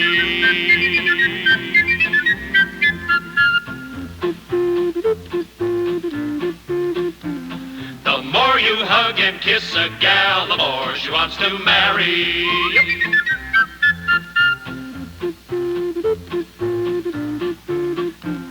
But marrying up with any gal is just like going to prison. The higher up the berry tree, the sweeter grows the berry. The more you hug and kiss a gal, the more she wants to marry. The berry tree is a wise old tree, the sweetest fruit is his'n. But marrying up with any gal is just like going to prison. Oh, fee-fi, fiddle-dee-dee, I'll keep a-wandering alone and free till I'm where I want to be. Then if I want company, I'll find a gal as fair of face, and with her I will tarry.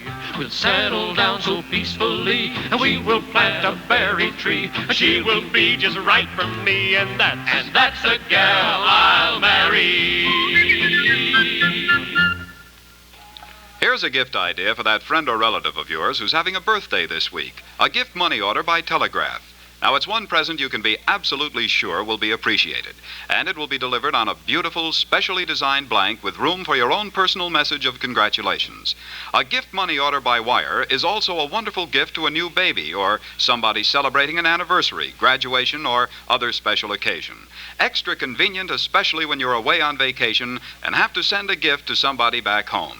Don't forget now, telegraphic gift money orders. They can be sent from any Western Union office anytime.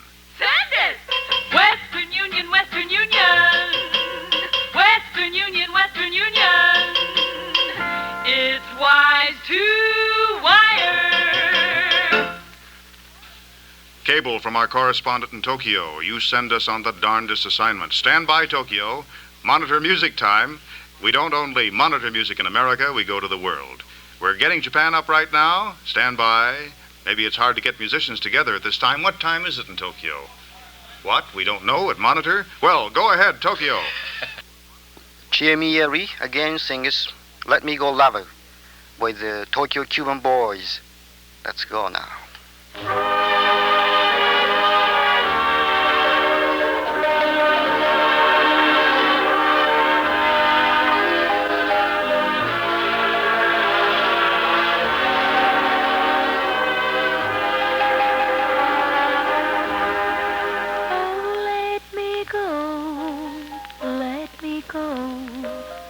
Let me go,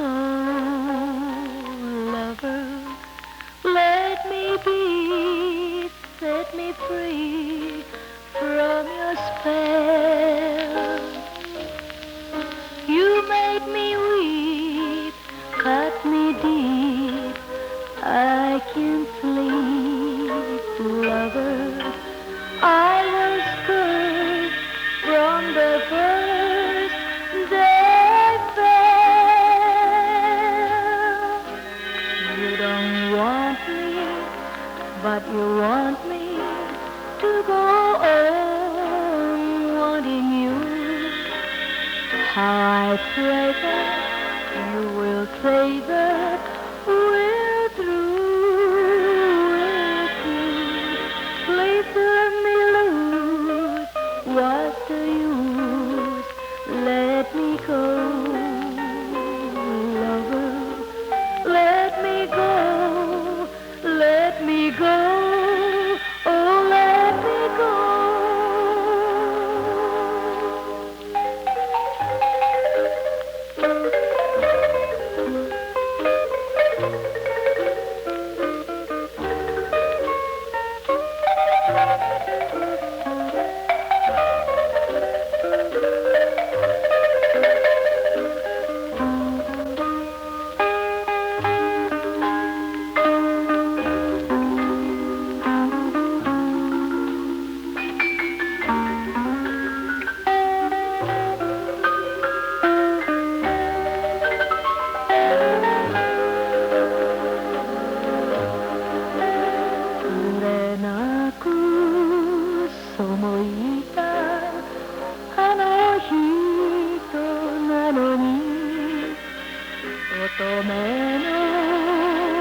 心はあの日と過ぎる帰らぬ面影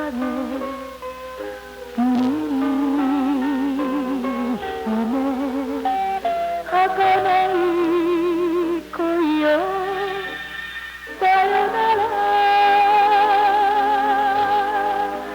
Let me go Let me go Let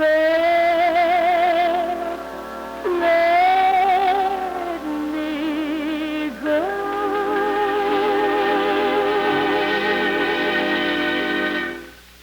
Another Monitor snapshot, and time to play the Monitor fun game. It's called simply What? Yes, What is a new radio pastime designed for each and every member of the family, regardless of age or previous condition of servitude. Now, friends, here's how we play it. We take a sound like this,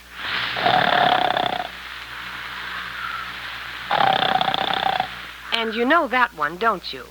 But when you hear this sound, we'll ask you, what? Listen.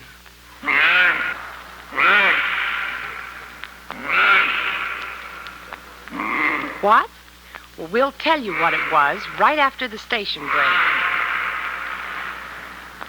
Hey, Charlie, get that thing out of here. I mean it. Listen, he looks dangerous.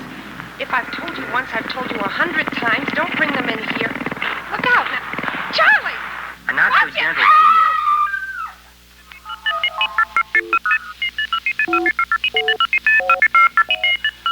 This is Monitor, going places and doing things. Take one.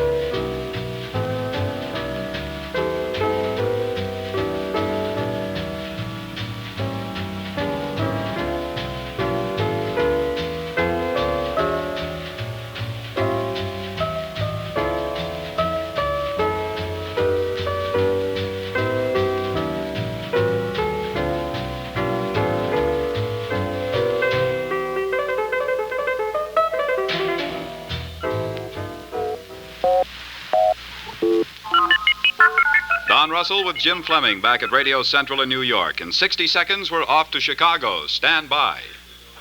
America's most popular magazine, the Reader's Digest, offers you an opportunity to win $10,000 cash in a new and different kind of contest. To buy, nothing to write. Here's all you need do. Simply pick up your free entry blank at your newsstand and read the brief description of the articles in the July Reader's Digest. Then just list in order the 6 articles you think most readers will like best. Remember, you don't have to buy anything, but you may wish to read these interesting articles in July Reader's Digest before making your choices. You have over 12,000 chances to win in this big $53,000 Reader's Digest contest. First prize is a whopping $10,000 in cash. So don't miss out on this opportunity. Get your free Reader's Digest entry blank at your newsstand today. Monitor music now. The Whitey Berquist Band in Chicago is lined up. So, mister, hey, you in that car going way over the speed limit. Yeah, that's right, you. If you don't slow down, you know you might be hearing harp tunes instead of Whitey Berquist. We take you now to Chicago for the Monitor music of Whitey Berquist.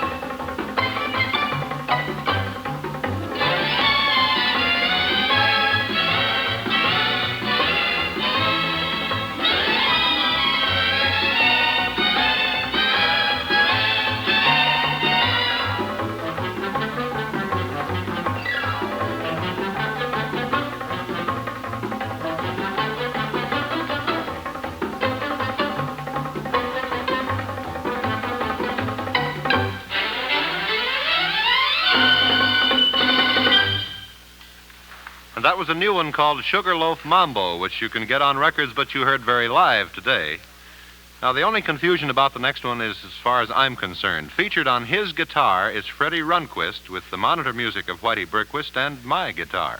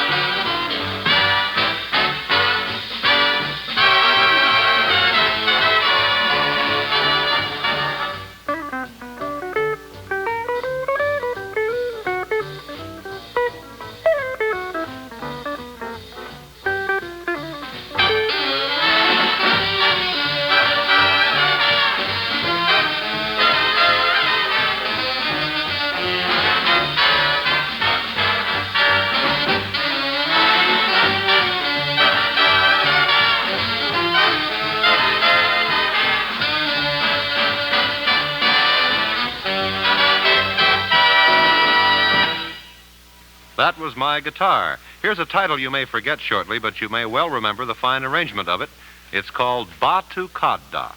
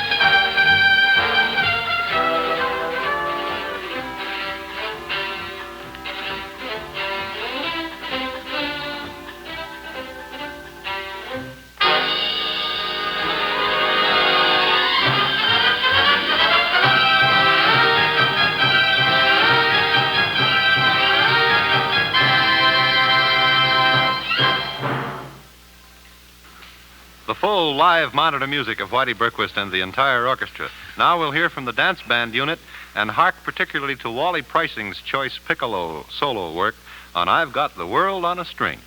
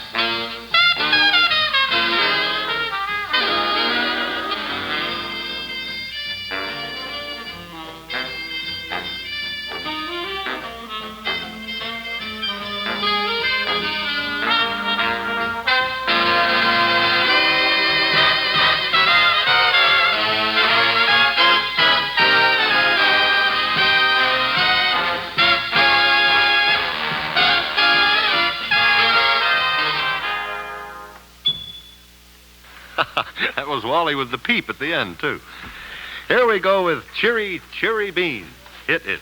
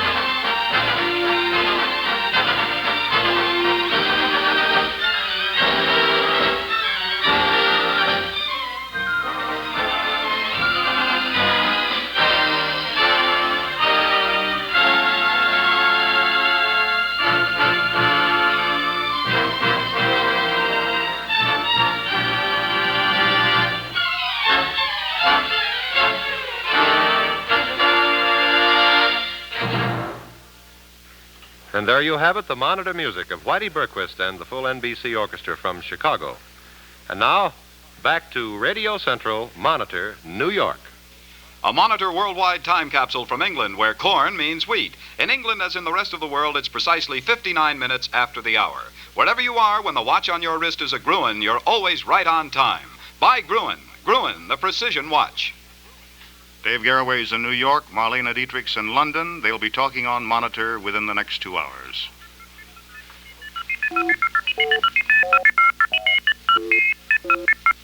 This is Monitor, the new NBC radio service.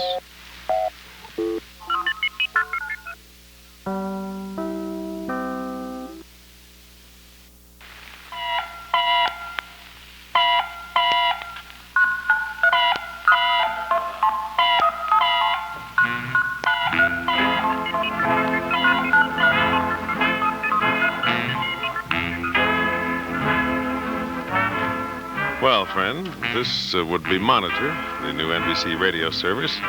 And the following is a generous 2-hour slice known as Sunday with Garraway, that being me. Although I'm not sure 2 hours will suffice us tonight. We've so many things to do. Safely, though, I can say that it's pretty girl night around here, and before long there's going to be a big live swimming meet right in the middle of our transcribed goings-on. At the moment, it is news time, and therefore the headlines, please, from Jim Fleming. San Francisco, United Nations at final session of anniversary conference repeats determination to prevent war. Washington, Hoover Commission criticizes Pentagon chiefs for not planning military needs well enough to run Defense Department in a businesslike way. Pittsburgh, steelworkers reject latest offer by Inland Steel. You're really living it up when you drive a Chevrolet V8, the hottest car in the low-price field. Chevrolet. Through this weekend, Monitor has been bringing exclusive and rather remarkable reports, uncensored, direct from Moscow by NBC correspondent Jack Begon. For an analysis of these reports on political and economic developments inside the Soviet Union, we go now to Washington and Joseph C. Harsh. Jack Begon's telephone reports from Moscow to Monitor tonight have made very, very interesting reading here in Washington. He told us that the top men in that city have agreed among themselves that they are going to rotate the high jobs, so no one man will establish himself firmly in any one. If that is true, that is, if the Kremlin men are really agreed among themselves to rotate the top jobs in Moscow, it means that they are afraid of another Stalin among themselves and ready to go to great lengths to maintain committee government rather than a new one-man dictatorship. Now, Western experts on Russia have long suspected that the survivors from the Stalin dictatorship carried unpleasant memories with them and would prefer not to let it happen again. As a matter of fact, this has been an important part of the background of the decision here in Washington to try a round of negotiating with the Russians. The theory went this way. Stalin built his dictatorship on crisis. He maintained it on the claim of continuing crisis. A crisis is the classic excuse for a one-man dictatorship, particularly in Russia. If the leaders in the Kremlin really want to avoid finding themselves living under another Stalin, then they must tone down the atmosphere of crisis Stalin created and avoid any new real crisis. To do that, though, they must negotiate realistically with us and make some reasonable concessions. Jack Begon has been telling us tonight from Moscow that this theory is based on the words of the top men in Moscow itself, that they really are more afraid of another Stalin than they are of us. This can be the basis of a lot of improvement in world affairs. Stalin made no concessions. It served his personal purposes not to. It kept him in office as a dictator. Jack Begon's reports from Moscow tonight say, in effect, that there really is a change there, that the personal interests and purposes of the new leaders of the Kremlin will be served by less crisis, not by more. Let's just hope that the men who told Jack these things really mean them and will stick to them. This is Joseph C. Harsh in Washington. I return you now to Monitor in New York. Today, Vice President Richard Nixon spoke about segregation at an important convention. Monitor was on the scene. The story now, through the facilities of station KYW, we switch to Atlantic City and John Franklin. Vice President Nixon flew here to Atlantic City, New Jersey today to address the wind-up meeting of the 46th Annual Convention of the National Association for the Advancement of Colored People. 800 delegates from 38 states and the District of Columbia are here in the high school auditorium representing the 250,000 members of the NAACP. Mr. Nixon spoke of the great strides already made and of a detailed plan for the future which would not require the use of partisan politics or too much legislation. It's a privilege to bring greetings to you from a president during whose administration the greatest progress since 1865 has been made toward the objective to which this organization is dedicated. During the past 2.5 years, we have seen thousands of new job opportunities in industry and government opened up for Negroes, the end of segregation in the armed services, the launching of a winning campaign to end segregation in the District of Columbia, and the legal groundwork laid toward accomplishing what in the long run is the most important objective of all, the integration of the public school systems. These should be our objectives for the future. Equality of opportunity for employment with particular emphasis on more adequate training programs so that Negroes can qualify for job opportunities which come available. Better housing with emphasis on homes rather than just housing. The removal of the last vestiges of discrimination in the District of Columbia so that we can hold up our nation's capital proudly to all the world as an example of an American city at its best in every sense of the word. And most important of all, completion of the integration of the public school systems. 1965 is a particularly appropriate target date for attaining our objectives. There is no greater tribute that we could pay to Abraham Lincoln on the 100th anniversary of his death than to reach the goal for which he gave his life, to make equality of opportunity a living reality for every American. This is John Franklin in Atlantic City, and now back to Monitor in Radio Central in New York. And Monitor continues its coverage of President Eisenhower's trip through New England. We wrap up the long presidential weekend report now by calling in Ray Shearer with the President's party. Here is the latest, and I suppose the last reports of the President's Sunday fishing in Maine. He got back to his campsite on Lake Parmatini, way up in northern Maine, at 7 tonight. He had a pretty good day. He caught 2 salmon this afternoon. One was too small, and he threw it back. But the other one was a beauty, an 18-incher, which the President kept and which he will eat for breakfast in the morning. He also caught 5 trout, ranging about a foot long, and these he will also serve to his guests for breakfast. The President caught nothing at Rump Pond, the most highly touted fishing spot in these parts, but after a few minutes there and no luck, he went back to Lake Parmatini where he fished yesterday, and he got this prize salmon near Little Boy Falls. What's on the program tonight? Well, nothing special. The President's eating dinner at the moment. He's going to have a bridge game with his guests from Maine. He's going to get to bed early, be up tomorrow morning and cooking breakfast, and there'll be a lot of Maine politicians in for lunch. This is Ray Shearer with Monitor wrapping up the President's weekend.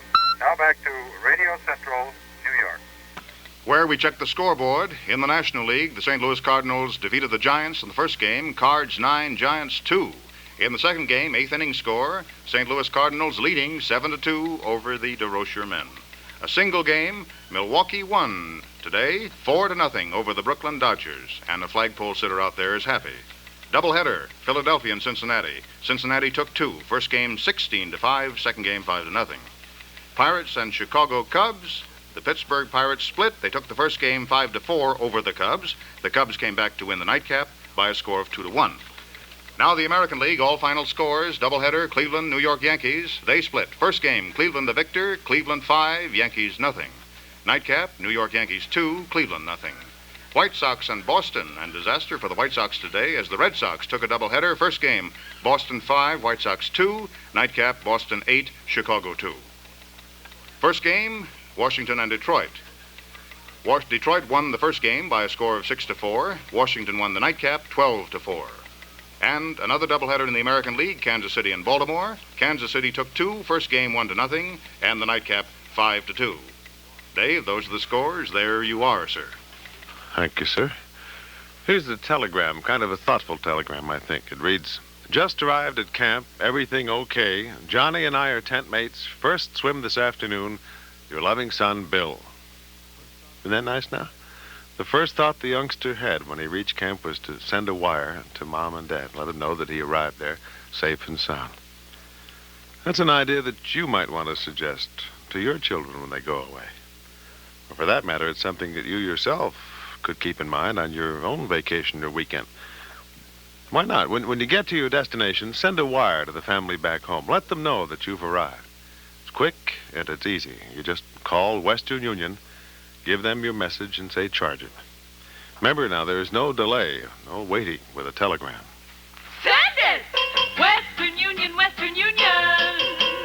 Western Union, Western Union. It's wise to wire. Let's see now. Directly, we're going to be talking with Gloria Graham and Polly Bergen, both from Pretty Girlsville, Ohio. I've got to tell you about Wide, Wide World, too, which has been keeping me hopping all afternoon and for several days.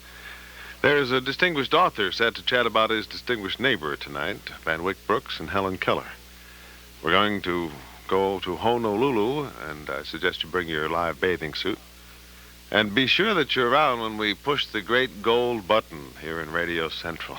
Because last time we pushed it, we got Marilyn Monroe walking right in. And tonight, they tell me I can push it and talk to Marlene Dietrich over in London. Wouldn't it be nice if everybody had a great gold button all the time? Well, enough of this thinking. Let's do something. So while Monitor and Garraway get organized, let me give you a record, the sound of which has been haunting me all week. You know how it is when you get one and it won't go out of your brain and it keeps coming up and up and up and up and up and it's good? This is a tune that's going to be one of the great standards, I'll bet you. 20 years from now, people will be opening nightclub floor shows with this one because it's such a great opening tune. It's called It's All Right With Me. It's Cole Porter from the current Can-Can. And nobody will ever do it better than Lena Horne.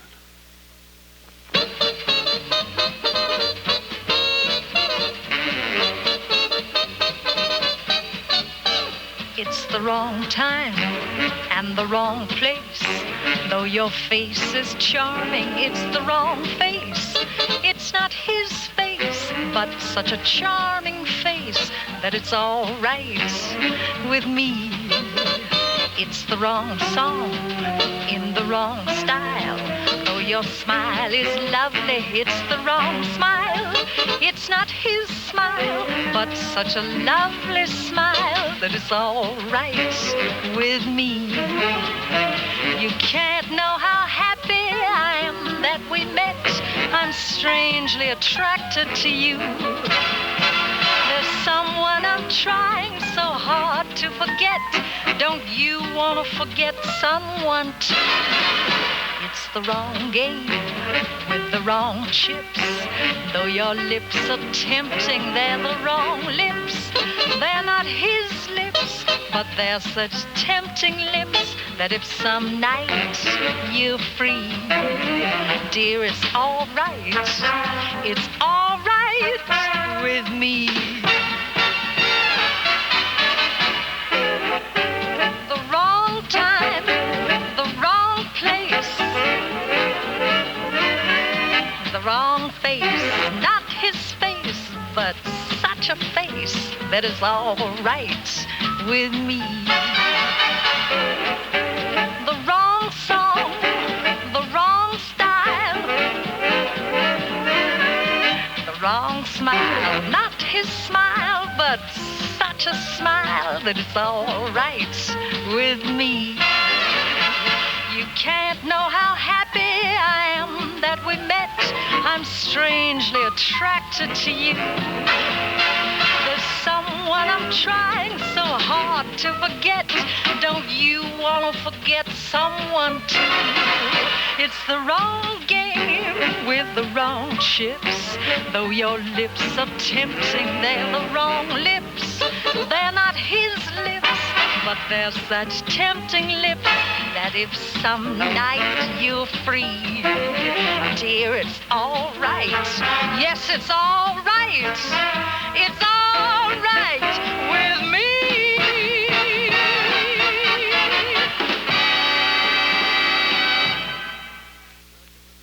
There. Isn't that a good one? Really drives along. If I'm a little breathless tonight, it's because I'm frazzled up by the rehearsals for the program which will be on tomorrow night called Wide, Wide World on the old television. Do you know about this Wide, Wide World show? Maybe we ought to start calling it WWW, but that's actually tougher. And besides, people would say the word W dropping. Well, Wide Wide World, you see, is a big television show that's on tomorrow at 8 o'clock here in the East. And in a way, well, you might really say it's kind of a monitor with pictures. The program, which is on Monday, tomorrow night, June 27th at 8 o'clock Eastern Daylight Time, is going to blaze all sorts of trails. This program will pick up, for one thing, live segments in 3 countries, the first tri-national program in television's history: Canada, United States, and Mexico. Up in Canada, we're going to attend the Shakespeare Festival at Stratford. Down in Mexico, we're going to see the famous comic bullfighter, Cantinflas. And in the United States, we'll be picking up all sorts of things from coast to coast, like a jazz concert down in Washington with Louis Armstrong and Woody Herman. Oh, dozens of places. Actually, 1,000 performers and technicians are involved. And equipment valued at $25 million is going to be used because there are 12 remote television units and 40 cameras will be used to bring in 15 pickups. Greatest number by far ever attempted on one program. There'll be a live pickup of skiing on Mount Hood, Oregon, for example. Oh, and loads of things like that. It might really be worthwhile to look. I think it will be. I can go on like this for an hour and a half, but my old pal is here, Network Phil. Phil, you know, is a seedy-looking character with a toothy grin and bright little pig's eyes, and he is standing at the moment at the blackboard with a pointer, and I believe I can make out the actual words. This is Monitor, going places and doing things. Take one.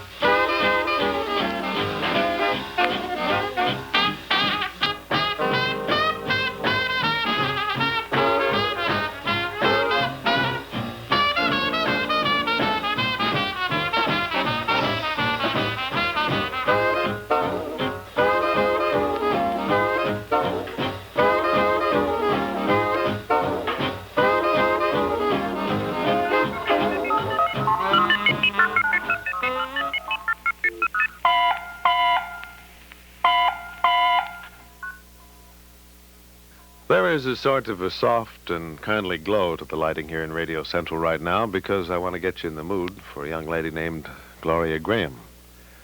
You remember Gloria from the movies, of course, because she's always the girl who gets left behind. She is always the other woman.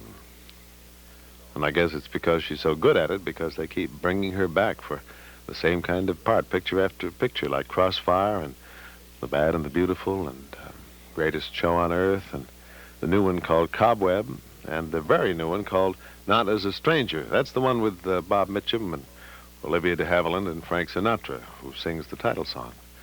Honest, he does.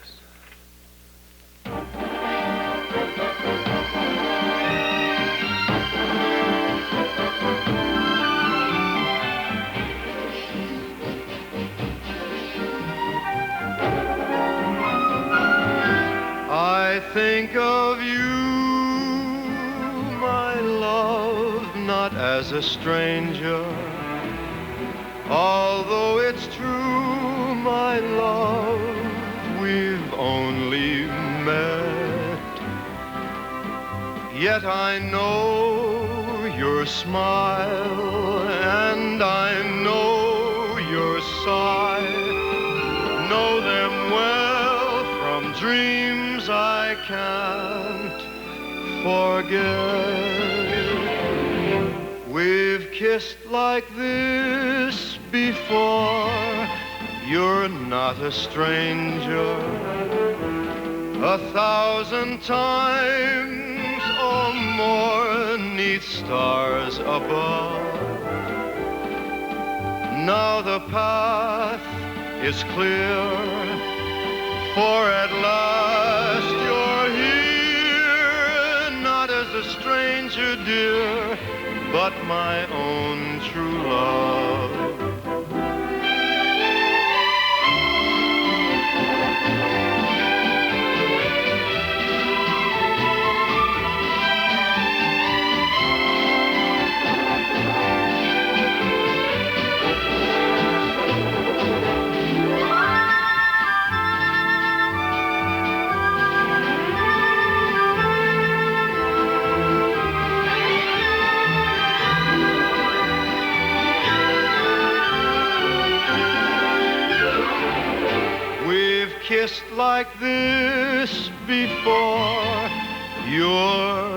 not a stranger 1,000 times or more 'neath stars above.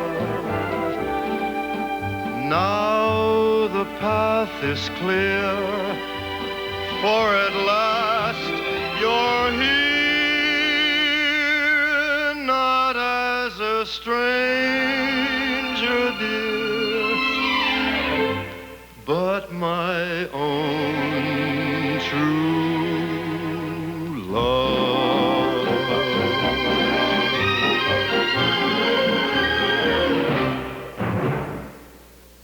And the aforementioned Gloria Graham is not very far away tonight either, for that matter. Gloria, has anybody ever voted you the girl we'd most like to be in the wrong corner of a triangle with? No. More often than not, that seems to be where you wind up, isn't it? Well, that's true of Not as a Stranger. I'm again in a triangle there with Bob Mitchum and Olivia de Havilland. And I've done quite a few of the triangle. Yeah, the other girl. Yes. Or woman. Well, you're that way in Not as a Stranger, and it seems to me that quite a few other times, as you say, you've been there. Does it require any special quality to be the other woman? I don't think so. I do, and you haven't. Thank you. In Not as a Stranger, how closely do they stick to the book? Quite closely in every way except my part, really. Oh. Because in my part, I'm a wealthy woman, and I'm drinking a great deal, which was not true of the book. And I don't go to New York, and I'm not making china. They changed the character quite a bit in my case, except that there's still the romance with Bob Mitchum and interfering with Olivia de Havilland's life, you know, and Bob Mitchum's life. Actually, if they had written the screenplay of the book, I understood that the picture would run 8 hours and 35 minutes. I'm sure it would. So they must take out some things, but as long as they don't take out you or Sinatra, they'll be pretty happy about it, I that's imagine. nice. Sinatra is wonderful in this, by the way. He does a marvelous pantomime of an operation. Oh? It's very funny, really extraordinary. I understand that most of the people like Sinatra and Mitchum actually visited some hospitals to see real operations. They did.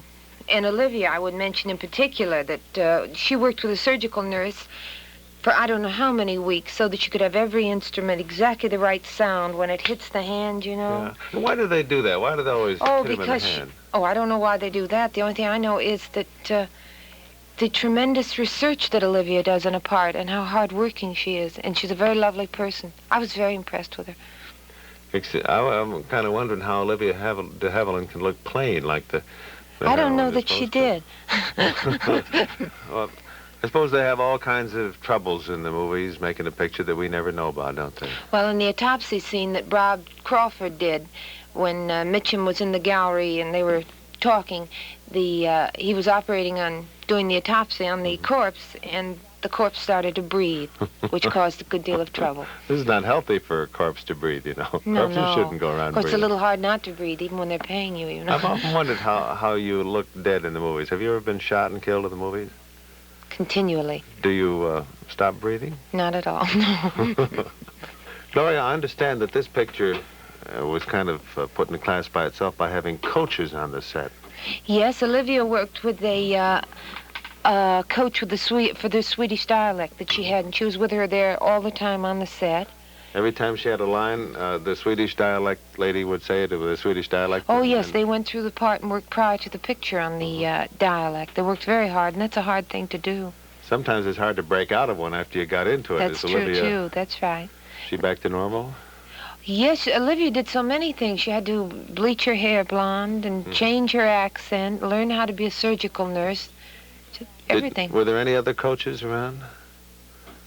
Oh, yes, there were 2 doctors on the set all the time to be sure that the surgical, everything in the operating room was completely perfect.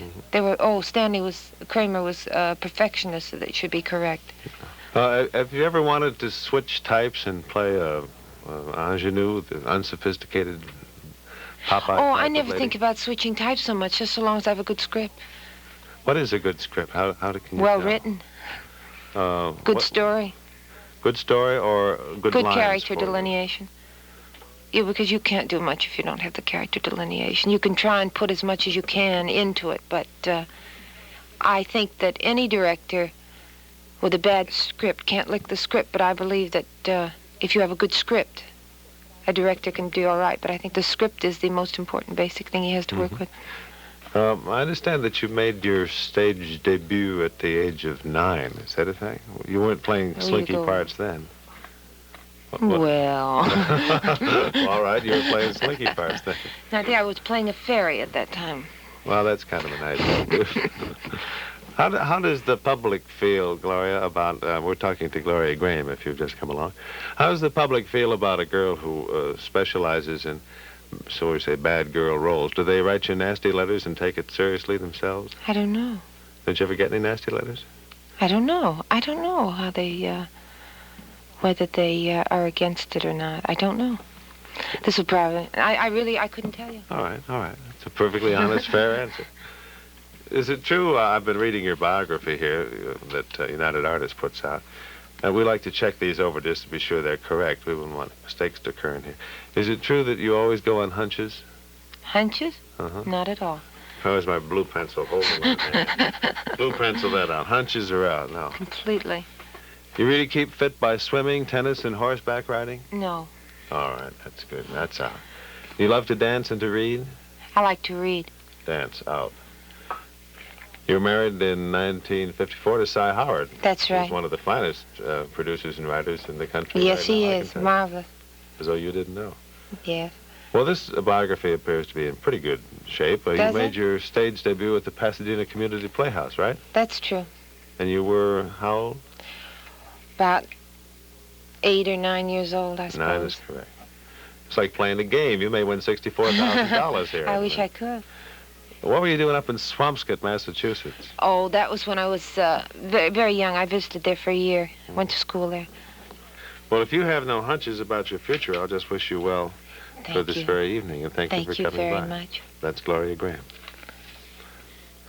Much yet to do tonight, too.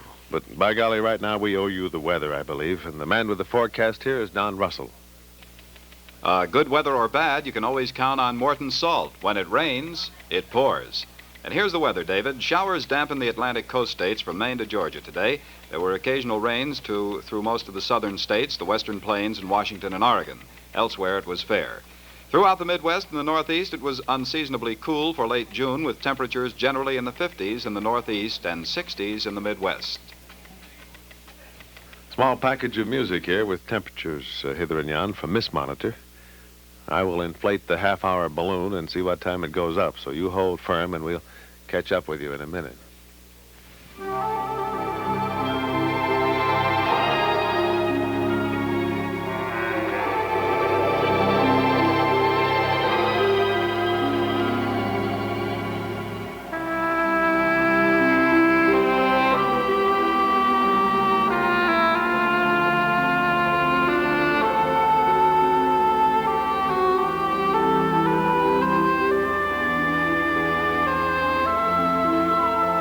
In Atlanta, the temperature is 81 degrees and fair. Boston, 71, fair.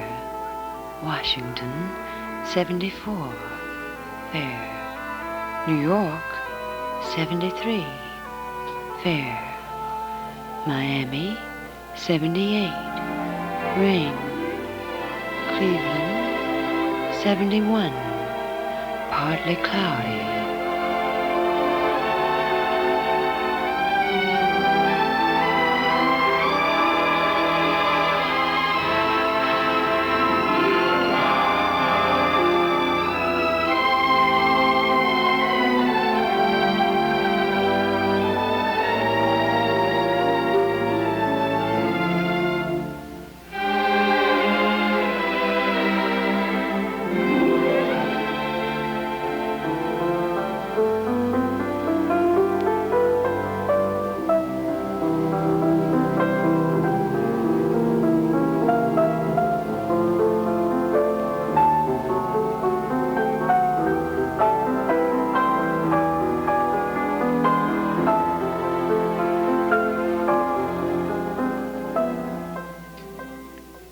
This is Monitor, the new NBC radio service.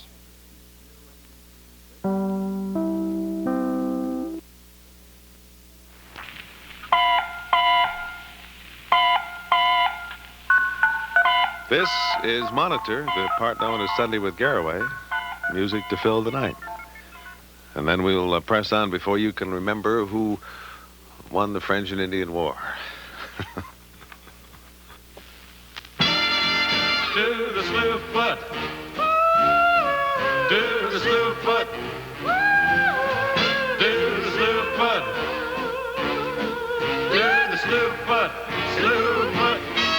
You want to dance that's easy to do. And dig the one I'm hipping you to. I'm going to teach you to fall in on what they are calling the slew foot. You make your right foot point to the north. You make your left foot point to the south. And then you stroll sort of westerly, slow and siestally, slew foot. Don't be an oddball and don't be a fig. Try, why be shy? After all, it's even better if your feet's too big. And if you learn to dance it just right, it shouldn't take but half of the night. It is the most lackadaisiest, I mean the craziest slew foot. You gotta rock like a rocking chair. You gotta hop right. Now don't be square. You gotta 1, 2, 3, 4. Then you holler slew foot. You put your toe out. You drag it back. You really go out. You ball the jack. Do what you done before. Then you holler slew foot.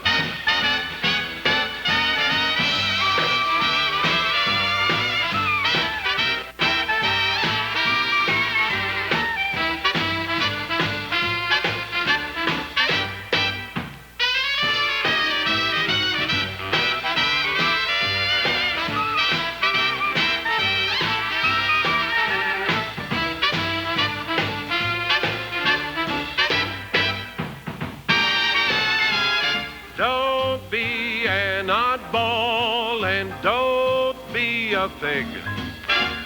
Try, why be shy?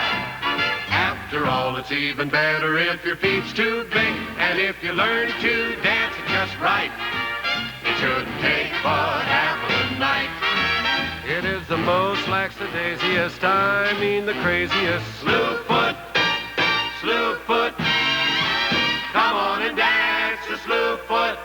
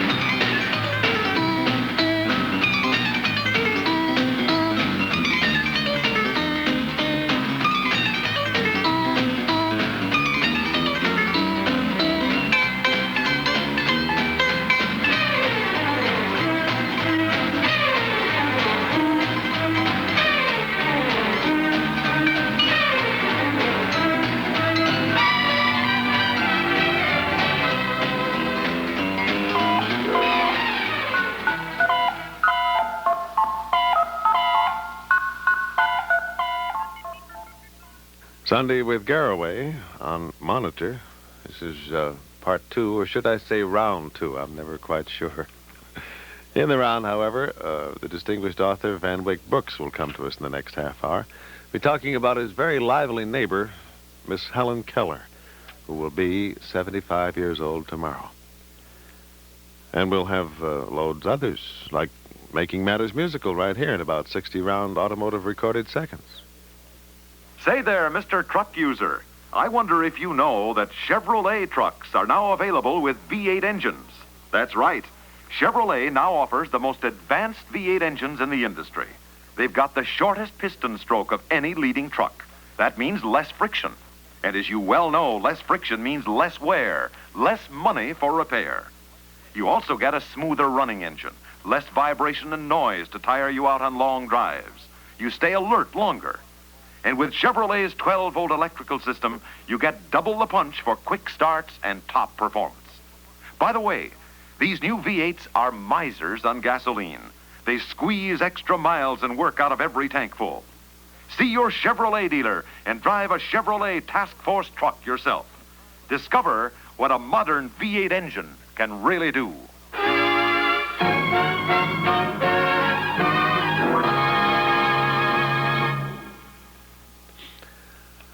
I'm talking at the moment with as lovely a lady as ever shot a game of pool or hankered after a dill pickle and cornbread. In fact, she doesn't even have to do those things to get your attention. I think she could just sit there and let you look. But it's nice to listen, too. And Friendly Monitor will share the wealth and let you in on the talents of Miss Polly Bergen. Polly singing An Apple and a Pear Tree. When there's an apple on a pear tree, cows in the sky, when little puppy dogs learn to fly, then and only then, little dog, I'll stop a-loving you, my love. Apple on a pear tree. When there's an apple on a pear tree, wings on a mule, when a hippopotami go to school, then and only then, honeybee, you can't get away from me. Lemon on a fig tree. When mighty mountains crumble, bridges bend, then my darling, it's the end. You're in this heart of mine to stay, and that's why I say, when there's an apple on a pear tree, snow in July, no little cherries in cherry pie, then and only then, little dove, I'll stop a-loving you, I'll stop a-loving you, I'll stop a-loving you, my love.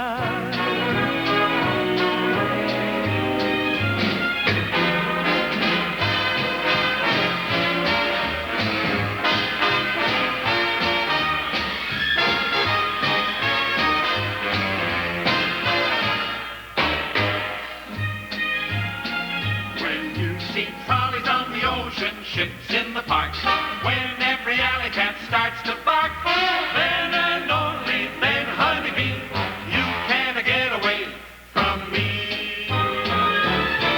When mighty mountains crumble, bridges bend, then my darling, it's the end.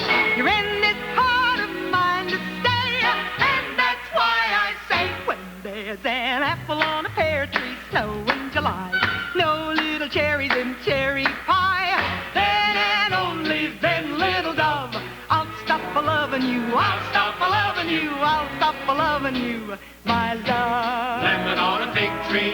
My love. Apple on a pear tree. I'll stop a-loving you, my love. I get out of breath just thinking about all the things you do. Don't you get breathless doing them? Pretty much so. As a matter of fact, Life has been doing a layout. As a matter of fact, they've done about 20. Nothing's ever happened with any of them yet, but titled The Busiest Girl in Town, and they've just tried following me from place to place, you know, from television show to radio show to nightclub rehearsal to this to that. And I've worn out about, I don't know, I guess about 6 of them so far, and the boys keep falling by the wayside. Aren't you afraid of spreading your talents, what will I say, too thin? Or, too thin? Being a jack of all buddies? Well, yes. As a matter of fact, I have worried about that. And the only thing is really that as far as what I do. I do the same thing at each place. It's just that it goes so many places. But we're very careful about that. As far as making too many appearances, which I think can be very bad for a person. I think you can be seen too often. As far as guest appearances are concerned, I mean, for a person like yourself, or a person who has a regular show, that's a different kind of a thing. But to get up and sing, or it's or stronger, that's yeah. Sort. If you do, if you do 3 or 4 shows in a month, people can get tired of watching you, I think. Unless you do very little. Steve Allen has my favorite line about that. He says, the man who's going to last longest in television is the man who has sense enough just to pull up a chair and look at the camera. Yeah. Maybe on for 50 years. I know what you mean. What's the most satisfying one of all these things? Well, of course, at this point, I think more than anything else, acting, because it's on the legitimate stage, that is, because it's sort of a new thing for me, and I guess people always like to try something a little different. It's very fascinating to me, and something that I really hope to go into further. I would rather be known as an actress who sings. Now, about the album, Polly. Getting to the album, Your yes. new one, which is called Little Girl Blue. Which, how do you go around picking songs for an album, anyhow? Well, I'll tell you, Dave, I was with another record company quite a few years ago, and I got very discouraged with it. I cut nothing but hillbilly novelty songs for a year. And I finally left in disgust and said I'd never record again until I could choose my own songs, at least, or at least have some sort of a say-so about them. We could call you the Park Avenue Dorothy Shay. Well, you see, that was what happened. And the thing was that it sort of annoyed me because I had been a legitimate hillbilly singer for many years, and I didn't poke fun at them. I mean, I did legitimate hillbilly songs, and they, of course, released them as novelties, but they were done very sincerely. But that wasn't what I was interested in doing at all. And finally, I did get an offer from Jubilee Records. Does this account for the kind of tender and plaintive attitude you have toward Little Girl Blue here? I think it does. As a matter of fact, I think it probably accounts for the entire album, which, if you really stop and think about it, all the songs are very sad songs. None of them are happy songs. And it's really, I think, a memory album more than anything else. It's an album that you play late at night. I don't mean that the album makes you sad, but I think if you want to sort of lean back and remember years back certain happy moments or certain sad moments, this album will help you do it. Little Girl Blue, of course, is I think, one of the most specific examples of that in the album.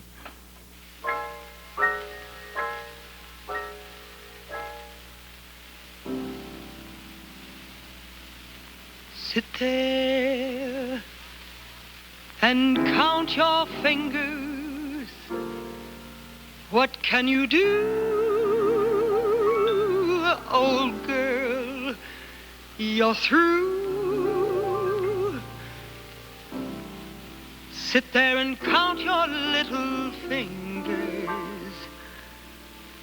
Unlucky little girl blue.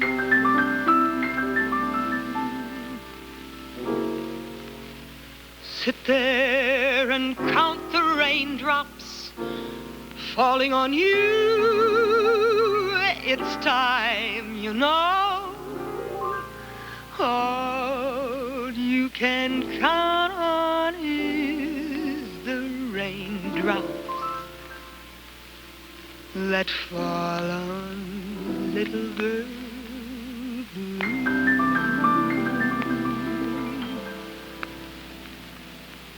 No use, old girl, you may as well surrender. Your hopes are getting slender. Why won't somebody send a tender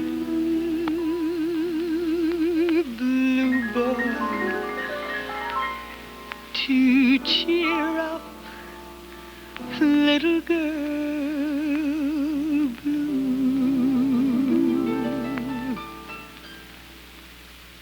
When I was very young, the world was younger than I, as merry as a carousel.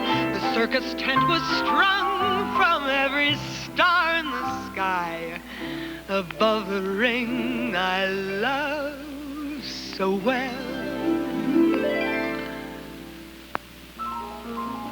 Now the young world has grown old. Gone is the tinsel and gold.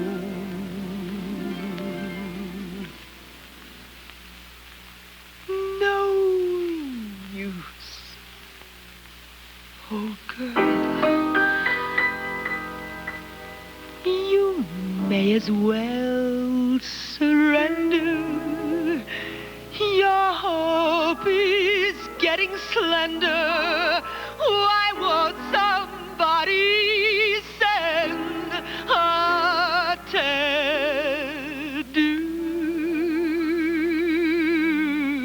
blue boy to cheer up little girl blue?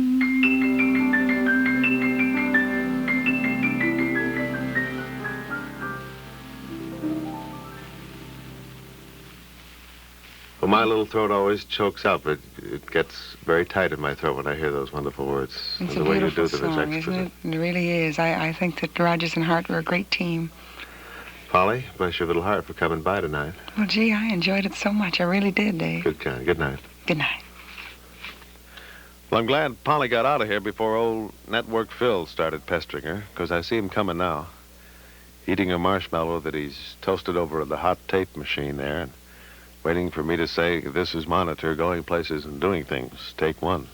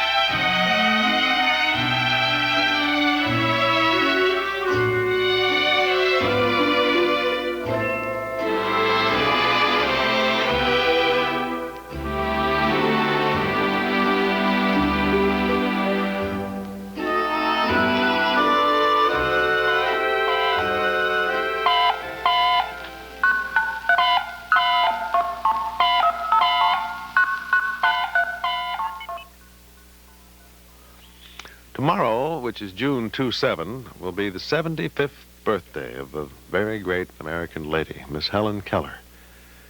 I think it's kind of timely then that we have a new book before us called Helen Keller, A Sketch for a Portrait. The author is a celebrated literary figure indeed, Mr. Van Wyck Brooks, who is able to join us on Monitor tonight. Mr. Brooks is renowned as a biographer. He's written The Pilgrimage of Henry James and The World of H.G. Wells, and The Times of Melville and Whitman, and many others. But you know, Helen Keller is not so much a legend to him as she is a friend and a neighbor, isn't that so?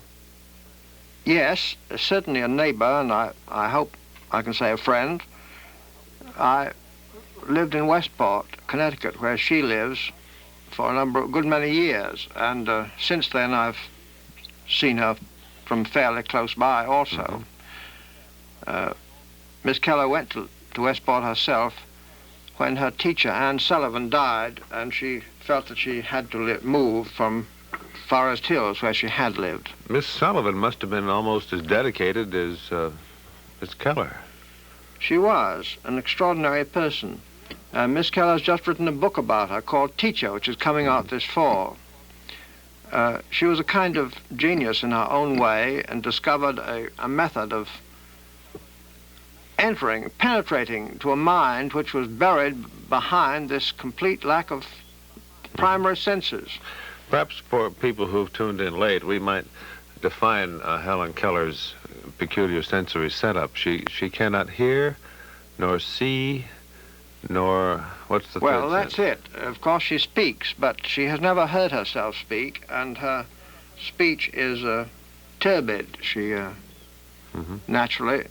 Some people understand almost everything she says, and everyone understands some things that she says, but it's her interpreter, Miss Polly Thompson, who makes it all clear to her friends and her audience. Could you tell us how Miss Thompson broke down this seemingly insurmountable barrier? Well, Helen Keller was 7 years old at that time in Alabama, and Anne Sullivan was about 7 or 8 years older, I think. Came down as a teacher, and at first, for about a month, she couldn't get at her at all. This little child was a wild animal whom no one could control or teach in any way. And finally, Miss Sullivan took her into the garden and held her hand under the pump. And as the water fell over Helen's wrist, she pronounced the word water, and she made the connection in her own mind that things have names. And then, of course, she instantly began learning other names, and before they got back to the house along the path, she'd learned the names of 30 other things. Well, maybe I'm obtuse about this, but I'm still curious. Since she couldn't see or hear the letters involved in the letters of water, how did she get the water idea? They were spelled into her hand by the manual alphabet, which was invented by the Trappist monks in Spain originally, who were not permitted to speak. And they invented this alphabet for the blind, which can be communicated very rapidly in the fingers. By touching fingers or rubbing the palm? Or by making certain symbols with the fingers in the hand, a different symbol for each letter. Miss Thompson still uses it? Miss Thompson uses it with lightning speed, and so fast that she only begins to spell a word when Miss Keller gets the word. Helen Keller was world famous and phenomenal at the age of 10. I believe Queen Victoria used to ask about her. Has she changed radically as she matured, as a normal person matures now that she's 75? Well, in the first place, she's astonishingly young and beautiful, quite beautiful. And, of course, she has immense vitality, prodigious vitality, really. She has just come back from a 40,000-mile tour of Asia, making speeches and almost every day, and apparently she wasn't at all tired by it, fatigued by it. At 75, that's an astonishing thing. Of course, her willpower is phenomenal, too. You think of the story of her putting herself through college and learning French and German as a child so that she could write idiomatic letters, and reading Greek for pleasure, which she still does almost every day. All this against obstacles can hardly be believed, because she couldn't read, and she had to have special Braille books made for her. As a neighbor, when do you most often see Miss Keller, Mr. Brooks? Well, usually in the evening, but I have heard a great deal about her ways, and her getting up in the morning at 5 o'clock and weeding the flower beds, and she knows by tactile sense, by touch, the difference between a flower and a weed, and she edges the garden paths. And the extraordinary thing is she's completely self-reliant. She has really earned her own living since she was a girl, and still does. Gee, fascinating. It's amazing. I wonder if there is an extrasensory perception element in here someplace. Do you think so? Well, I think it's a fact that people who have a few senses cut off find themselves highly developed in other senses. And of course she has extraordinary sort of extrasensory perception. For instance, there's one story of a pilot who said that he was flying with her over the Andes, and at one point she just remarked, "We must be at 8,000 feet." And the pilot looked at his controls or whatever they're called, and he said they marked absolutely 8,000 feet exactly. The density of the atmosphere she was aware of at that point. And this is she's so amazing this way that once when she was flying to Greece from London, I think it was, and when they were flying over the island of Corsica, the pilot, who was an Englishman, gave her the controls, and for several minutes she piloted that plane. Gee. Well, then her remaining three senses are much more acute than ours. They are indeed, and that comes out in her judgment of people. I have seen her in a restaurant, sitting at a table surrounded by other tables, and within 20 minutes or so, she will tell you about all the people around her. She judges them. She knows them from this kind of cigar smoke, or from the soup, the odor of the soup, or from the cosmetics they use, or from 101 things that are not at all perceptible to other people. She can hear a bird taking a bath in the garden by vibrations. I used to be feeling sorry for her. Now I'm kind of sorry that I'm not she. Nobody can feel sorry for her. Nobody has for 50 years, because she's always so much more buoyant than anybody else.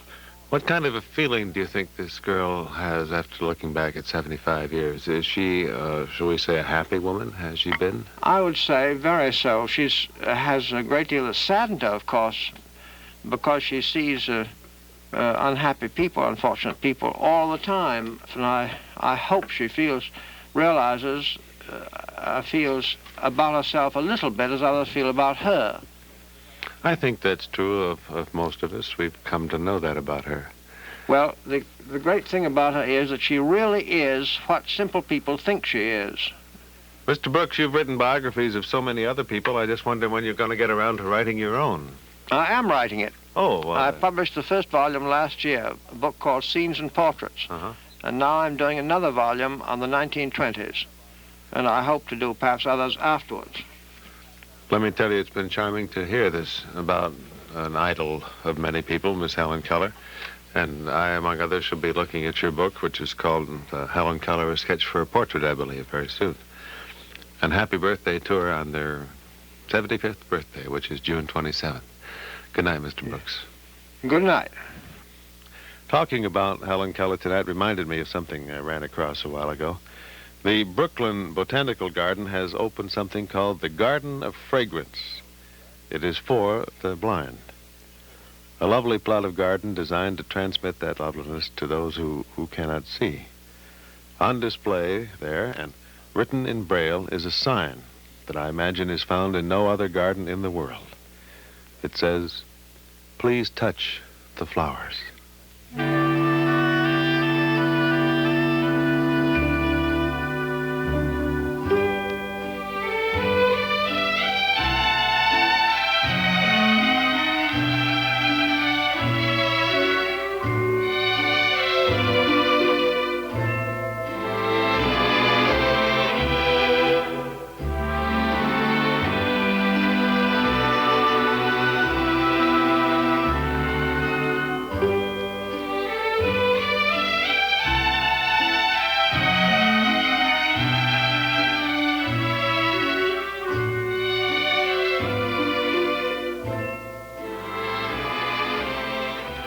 A Monitor Worldwide time capsule from Connecticut, where tomorrow Helen Keller will celebrate her 75th birthday.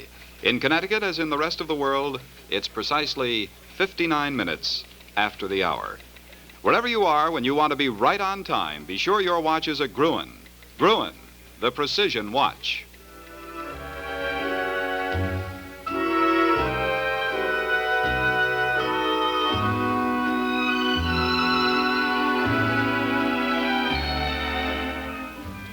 This is Monitor.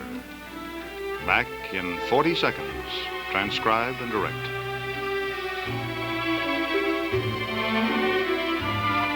This is Monitor, the new NBC radio service.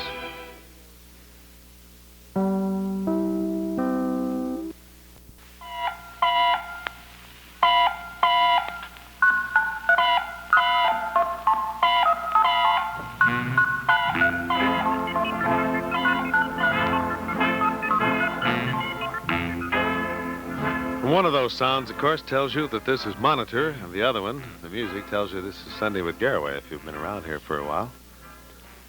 The tingling air of expectancy around Radio Central, which you may possibly even detect, is caused by the imminent arrival of Miss Marlena Dietrich. The voice, that is, because Miss Dietrich is in London tonight, standing by for Monitor. There'll be some properly round songs for a Sunday evening, I can tell you. And directly, too, we're going to Honolulu, where there's a big swimming meet. All such matters, of course, await the dispensing of the immediate news headlines, and that's Jim Fleming's department. Thank you, Dave. The headlines, this one made by Monitor today. Moscow. NBC's Jack Bagan says the Kremlin is ruled by a fluid combination of leaders, that the ouster of Premier Belganin is possible, but would cause no change in Soviet politics. He broadcast this from Moscow. Bitburg, Germany. American jet rams British bomber during aerial maneuvers today. 6 British airmen killed. San Francisco. UN winds up anniversary meeting. Here's charter described as imperishable as the Magna Carta. In 1 hour, Monitor will be on the scene with the closing statement of the UN meeting. Pittsburgh. CIO steelworkers reject latest wage offer from Big Steel. Strike may start on Thursday. Truck users really go for Chevrolet Task Force trucks with the most modern V8 engine in the industry. Now for our live Monitor pickup at this hour. Well, we need guitars, Hawaiian music, we might get it. Not to keep you in suspense, we're going to Hawaii now, where the sun is high and a big sports event is underway. Span the Pacific to Honolulu for a swimming meet, so let's go swimming by way of KGU and Gene Good.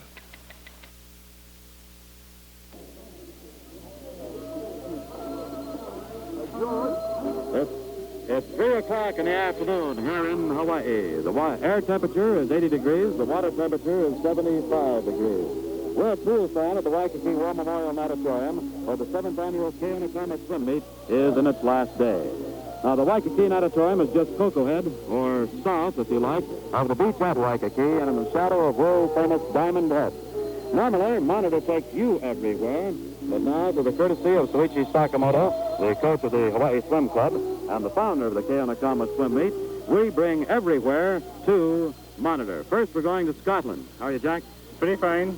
Your name is what? Jack Ward of Scotland. From where in Scotland, Jack? Well, round about Glasgow. I understand that you've had some real fine races with Ford Sono this year. Yes, that was last year in the NCAA Championships. Ford and I met about 4 times. Also understand that you have a twin brother. Yes, he's back in Detroit just now, taking care of a job for both of us. What do you do back in Scotland, Jack? Well, I was in the Air Force back there. Came out here to Michigan University. Spent 4 years there. Your affiliation with a group there? Well, my affiliation, first one is my home club in Scotland. Second one with Michigan. Fine. Jack Woodrup, thank you very, very much. Now going down to South Africa. Peter Duncan, how are you? I'm fine. I'm from Pretoria, South Africa, and I'm swimming for the University of Oklahoma in the Keonekama swimming meet. And this afternoon I'll be swimming the 1,500 meters against George Onakio. That should be a real fine one for you, right? Well, I hope I will. I hope I'm fit enough to keep up with him. He's a great little swimmer. How old are you now, Peter? I turned 20 in April. Turned 20 in April. And what's your best time so far in your best event? Well, I swam the 400 meters in Olympic Games in 9:52 in 4 minutes 37.9, which got me 4th place. And I thought that was about the proudest I could have been by coming in the 4th Olympic Games, and I hope to swim the 400 meters and 1,500 meters in the 56th Olympics in Melbourne, Australia. Fine. Well, this is actually the preview of the Olympic Games because all of the famous stars from around the world are here. So let's switch from South Africa across the other side of the world to down under in Australia. How are you, sir? I'm all right. Thank you very much. And your name is what? Hicks Ive, IVE, manager John Hendricks. And we'd like to have one statement from you regarding the big talk by Avery Brundage stating the fact that Australia is not quite ready for the Olympic Games next year. Would you like to make a statement regarding that? Well, I think we're quite ready. I think everything will be ready by June next year. Everything's way ahead, and I don't think he quite got the right slant on things. I feel that he was possibly talking with the building committee and not the organizing committee, and after all said and done, the organizing committee put on the games, and we'll be right there. Well, now, of course, you've brought John Hendricks up here to Hawaii to swim in the Waikiki Natatorium for the Keonekama swim meet. How have his times been so far in the meet? He's created 2 world records, one in the 200 meters and one in the 100 meters. 2:06.4, 2:06.6, and 55.8. Well, the 55.8 is the world long course record, then, wouldn't it be? Yeah, they're both long course records. I would imagine this 100-meter pool here is pretty long for a boy to swim in. Well, boy, I haven't got to the other end yet. I couldn't tell you. You have a hard time walking back and forth, don't you? I can't even get to the bottom. I don't think I've got one here. Mr. I from Australia. Now turning to John Hendricks from Australia. All right, John. Very well, thanks. Well, we've been talking about you and your 100-meter and your 200-meter efforts for the Keonekama swim meet in Waikiki. How does it actually feel for you? Well, I think it's about my greatest thrill ever. I got more out of these last two races than any other race I've ever swum in my life. You've been undefeated since about 1953, haven't you? It's only because I haven't met the right guys, I guess. Well, you've been in the British Empire Games. You've been swimming here and just about all over the world. I really haven't had very much competition yet. I mean, I haven't swum against sport or Dick before in any meets, although I've been swimming in big meets, you know. And this is the first time I've really got a big thrill out of this meet. Of course, you'll be in your home ground, so to speak, next year for the Olympics, won't you? That's right. Well, I'm from Sydney, Australia, but the games being held in Melbourne. It's only 500 miles away, and we swim a lot of meets there. So actually, it is my hometown, practically. Fine. John Hendricks from Australia, thank you very, very much. Swinging now from Australia, we'll pick up a diver from Mexico. How are you, Walter? Oh, hi. How are you? What is your name? Joaquin Capilla from Mexico City. And who do you dive for down there? From the Mexican Swimming Federation. What do you have to go through, or what competition you have to go through to qualify for the Olympic Games? Well, we have our trials down in Mexico City, and it's 3 guys that pick them for make the team. Mm-hmm. You've been a runner-up to Dr. Sammy Lee for 2 years, or 2 times in the Olympics, haven't you? Oh, for quite a years ago, many years ago, every time. How about this next year? Are you going to be able to make the trip there to Australia? I believe so, yes, sir. First you have to beat the other 2 guys down there. Right. Well, you got to make the team at least, you know. 3 it's not going to be a little hard because there are few dives over there. And I think I can make the team already. How do you like Hawaii? Well, I'm not saying a few words to the Hawaiian people that the Hawaiian hospitality that they give us is really great. And everybody is still happy because of this terrific hospitality that we receive. Fine. Joaquin Capilla from Mexico. Hello, Bob. Bob Clotworthy. How you do, Gene? How are you? United States what? United States Army. That's who I'm representing in this meet. And who did you represent before? Well, I represented Ohio State University for 3 years, from 1951 to 1953. 2 national championships, right? I won 4 national championships. 4 national Ohio State, championships. that's right. And those have been on... those were all springboard. All springboard. That's right. You actually like the tower, don't you? I like platform and springboard. Doesn't matter, either You'll one. be competing in the tower today, won't you? That's right. We have 10 dives to do this afternoon. Fine. Bob Clotworthy, thank you very much. Hi. Hello, Gene. How are you? Fine. Let's see. Gary Tobian. Yes, sir. From Los Angeles. You've been pretty fortunate. You've won the both springboard diving championships in the last 2 nights. Yes, the 1 meter and 3 meter last time. You'll be competing against the best today, though. Oh, yes. I'm sorry. I'll be quite a meet. Gary Tobian from Los Angeles. Yes. Thank you very much, Gary. Hi. Hi, Gene. Good afternoon. Mac or Sims Brown? Which one? Well, both. Sims Mac Brown. Okay. From where, Sims? Los Angeles. Represent the Los Angeles Athletic Club. You 2 fellows dive together? Yeah, we've been pals for about 2 years diving together down there. Fine, Sims. Thank you very, very much.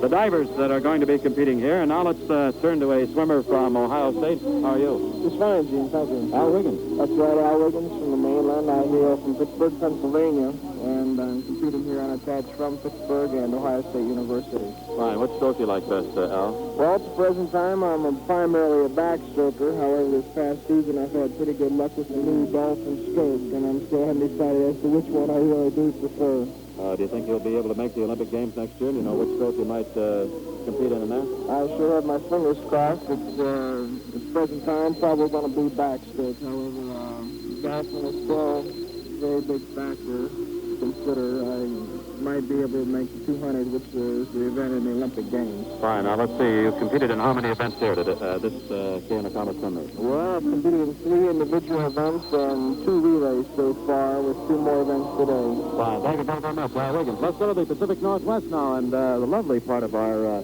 ensemble here today. How are you? Thank you, Gene. Fine.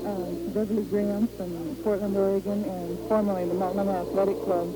I'm now representing the Hawaiian Swim Club under the excellent coach of Sakamoto. Fine. How many events will you be in today? I'm in 1 today, and that'll make 6 altogether. How have you been doing? Pretty well? All first so far. First so far. You can't beat that. Beverly Graham from Portland, Oregon. Thank you very much. Down the Pacific Coast to Los Angeles. How are you? Fine. Who are you? Johnny Rocky. Where are you from, Johnny? North Hollywood, California. North Hollywood, California. Let's see now. What will you be competing in out here? Well, right now I'm on some butterfly. The butterfly. 50 vent. 50, that's going to be the butterfly, The 50 Fred? vent, the 100 yards. 100 yards. What's your best time in that, Johnny? I haven't been time for that far. You haven't been? That's a long ways, isn't it? Yes. And now, ladies and gentlemen, from Hawaii, our national anthem.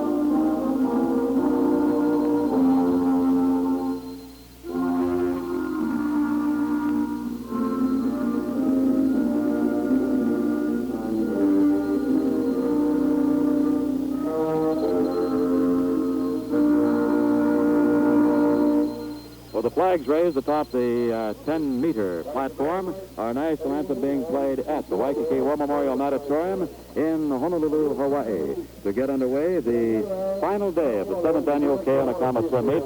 Just before the national anthem, we were talking to Johnny Rackin, whom, his father is Tess publicity agent for Roy Rogers. Is that right, Johnny? Yes, right. Fine. So he's listening in Los Angeles right now, huh? I hope so. The best of luck to you, Johnny Rackin, and that's just about all the time we have for this broadcast by direct wire from the Waikiki War Memorial Auditorium in the shadows of world-famous Diamond Head. This has been a Monitor exclusive from the Waikiki War Memorial Auditorium and the Keonekama Swim Meet. Now this is Gene Good in Honolulu, back to Monitor in Radio Central, New York.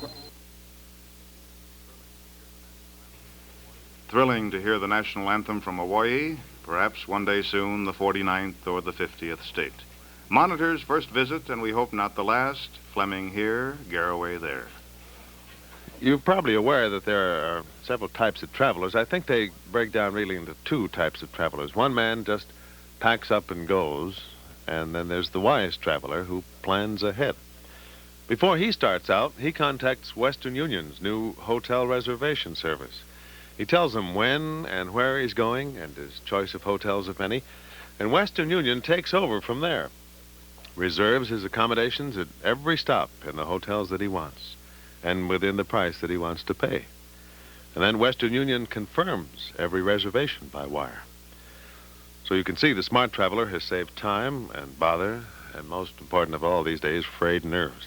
Gets more pleasure out of every trip, I think. You might play it smart like that yourself, you know, whether you're going away for a weekend or an extended vacation or business trip. Use this time-saving service because it saves time. Just call your nearest Western Union office for further details, and of course, there isn't any obligation. Western Union, Western Union. Western Union, Western Union. It's wise to wire. Garraway again here. Old Monitor is sure hopping around tonight. We've been to almost as many places as Hilton has hotels. Did you read, by the way, about the opening of the big new Hilton Hotel in Istanbul in Turkey? Someone said about the only place left for Hilton to start a hotel now is in Moscow.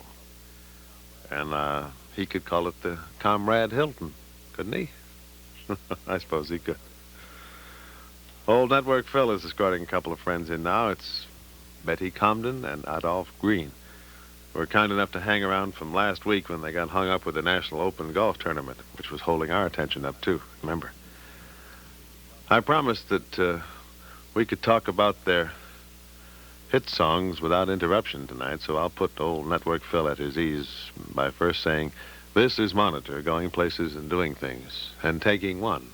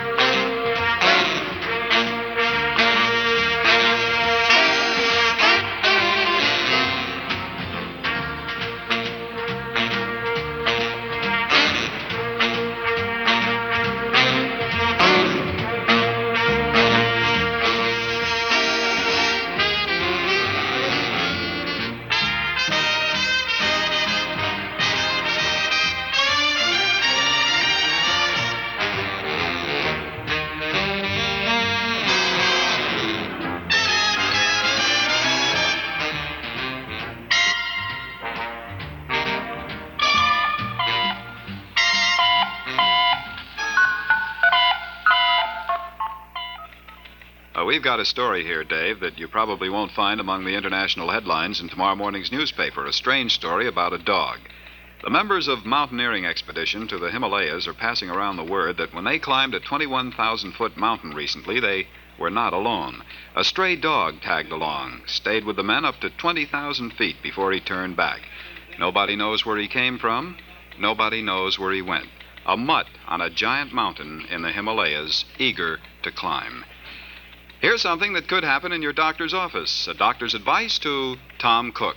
You're in excellent health, but a word of caution. There's no need for you to take laxatives regularly. Is that really true, Doctor? Yes. 5 New York doctors now have proved you can break the laxative habit and regain that wonderful feeling that goes with natural regularity. 83% of the cases tested did it. So can you. That's great, Doctor, but how do I do it? Stop taking whatever you now take. Instead, every night for 1 week, take 2 Carter's Little Liver Pills. Second week, 1 each night. Third week, 1 every other night. Then, nothing. Every day, drink plenty of liquids. Put yourself on schedule. But how can Carter's help break the laxative habit, Doctor? Because Carter's not only relieve irregularity, they also improve the flow of liver bile that's needed for natural regularity. When worry, overeating, overwork make you irregular temporarily, take Carter's temporarily and don't get the laxative habit. Get Carter's Little Liver Pills, only 43 cents. Break your laxative habit. Restore your natural powers of regularity. If you pay close attention during these next moments, you'll find out how to become a hit songwriter.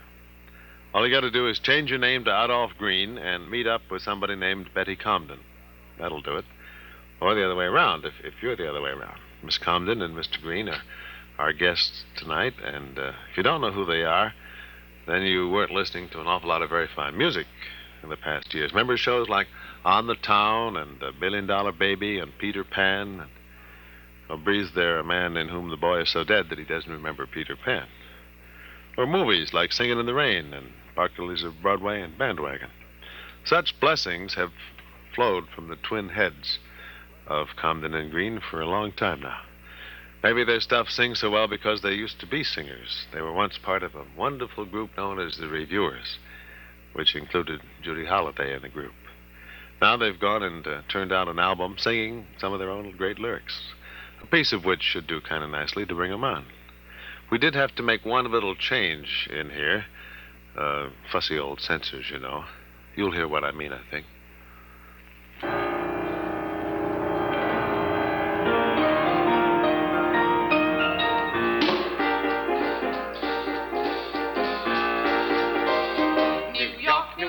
Heck of a town. The Bronx is up and the Battery's down, and people ride in a hole in the ground. New York, New York, it's a heck of a town. We've got one day here and not another minute to see the famous sights. We'll find the romance and danger waiting in it beneath the Broadway lights. But we've hair on our chest, so what we like the best of the nights. Sights, lights, nights. New York, New York, heck of a town. The Bronx is up and the Battery's down, and people ride in a hole in the ground. New York, New York, it's a heck of a town. Manhattan women are dressed in silk and satin, so the fellas say. There's just one thing that's important in Manhattan. When you have just one day, gotta pick up a date. Maybe 7 or 8 on your way. In just one day, New York, New York. Heck of a. The Bronx is up and the Battery's down, and people ride in a hole in the ground. New York, New York, New York, it's a heck of a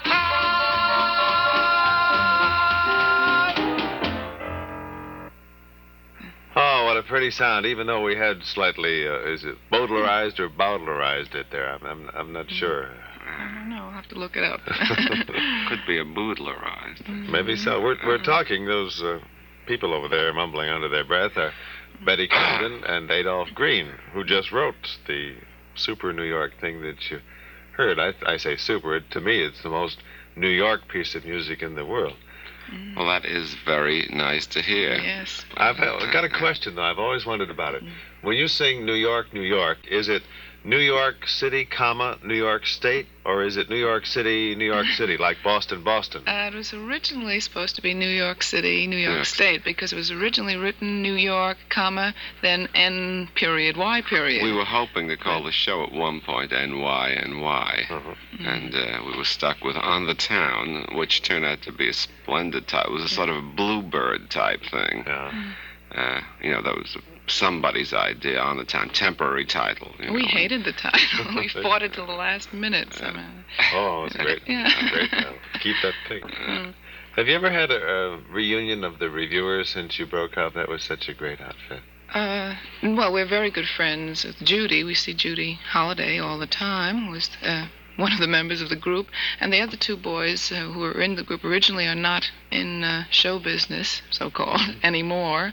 And we haven't seen them in a while. We occasionally have a continued reunion by doing party turns every once in a while. Yes, doing the material that we used to do. Yeah. Well, let's do some of the music from the album, which we haven't done yet, except for New York. New York, tell us about Mysterious Lady. What's that about? Oh, well, that's a number from Peter Pan, which we wrote with Julie Stein. And Sir James Matthew Barry. I meant the number. That was a poorly constructed sentence. Sorry. Excuse me, Mr. Barry. Awfully sorry. Yeah. And it was a number written for Mary Martin and Cyril Richard. And Julie Stein, who had worked with Mary before, told us that she had a coloratura singing voice, which we didn't know. And there was a place in the show, in Mr. Barry's play, where Peter Pan dissembles and tries to deceive Captain Hook. And we carried it one step further in a musical number by having her pretend to be a woman dressed up, and he chases her around and she hides behind the trees and generally deceives him until he unmasks her at the end.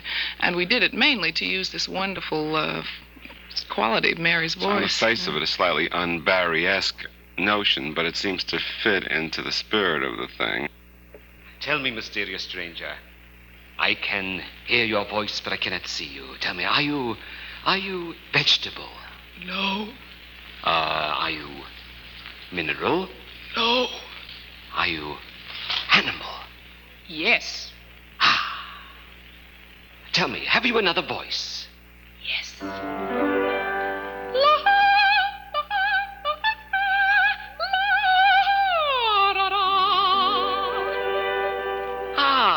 A lady.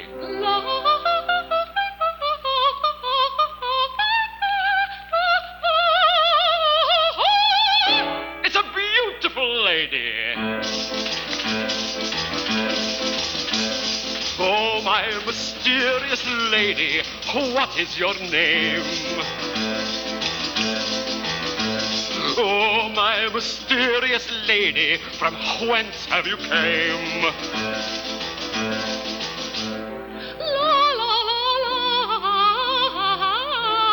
Answer my plea, who may ye be?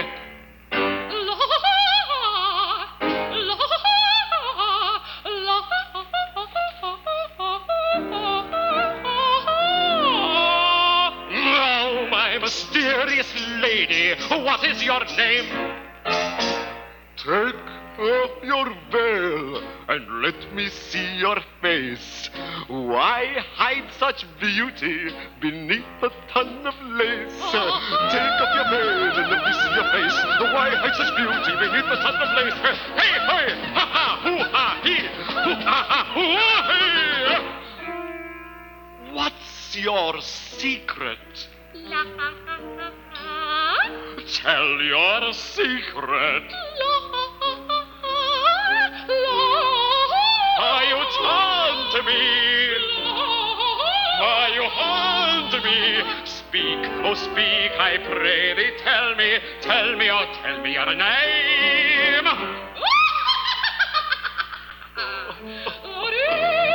Oh, por favor.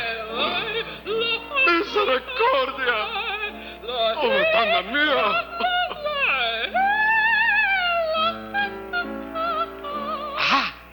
It's Peter Pan.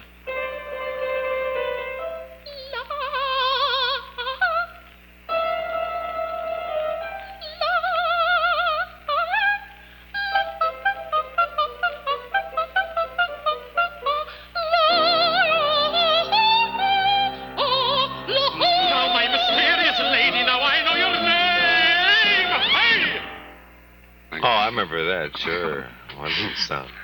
I want to hear the if number from Two on the Aisle. Would you kind of set that up like this, jockeys, for me? Oh, well, I was about to spin this platter. Right. Is that what you say? You've got it. You're solid. Now, let's see now. We have here a little number. You describe it. This was from a review called Two on the Aisle. We wrote this also with Julie Stein. Mr. Barry was not in this collaboration. Yes. And Dolores Gray sang it on the stage. And it was a kind of waterfront scene. A girl looking very unhappy with a long cigarette leaning against a lamppost and singing about a man who was mistreating her. And on the record, we set it up a little differently, I think. In short, it's a satire on that type of song. That kind of torchy song. Joe, where you going? Leave me alone. Is it another woman? I said leave me alone. There he goes, as usual, my man, breaking my foolish heart. I really don't know what to do about him. I've told myself I've got to do without him. There he goes, as usual, my man, tearing my heart apart. He's made my life a mess. I've got to do this, I guess. Goodbye, Joe. From here I kiss you. Goodbye, Joe. I hope I don't miss you. Hey, wait! Oh! Goodbye, Joe. If you had been on the square and had treated me fair, we'd have not had a tiff. If you had not said I should go and jump right off the nearest cliff. If you had stayed off the make and you never had taken to coming home stiff. If I had not smelled perfume with a nasty, unfamiliar whiff. I'm gonna miss you, baby. Things could have been terrific. What's the diff? If you had not had the cheek to stay out for a week saying back in a jiff. If you were not such a two-timing guy. If you weren't, if you hadn't, if you didn't, if you weren't, if you hadn't, if you didn't, but you haven't, you were, and you went, and you did, and so goodbye. If I'd not seen you take Geraldine on the lake in your flat-bottom skiff. If you were not found with Sue with your arms around her bare midriff. If I had not seen you pen sexy letters to Gwen in your own hieroglyph. If you had not left me home when you had 2 seats for South Pacific. I'm gonna miss you, baby. You were too down for a lift. What's the diff? If you were not such a hound who, when game was around, always picked up the sniff. If you were not such a two-timing guy. If you weren't, if you hadn't, if you didn't, if you weren't, if you hadn't, if you didn't, but you haven't, you were, and you went, and you did, and so goodbye.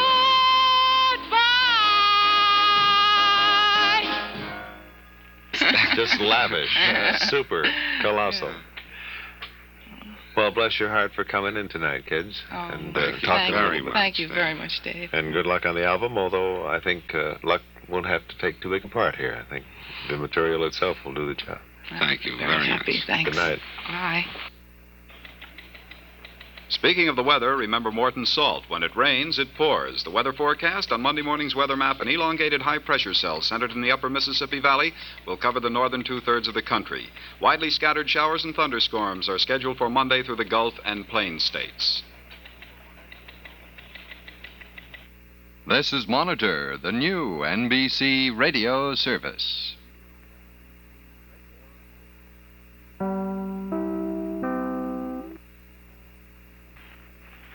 I think right here we ought to have a little Lean Renault music. I like this record. I'm not sure you do, but here's your chance to find out if you do. It's called If I Love, and we'll have a little Barbara Carroll after it, please.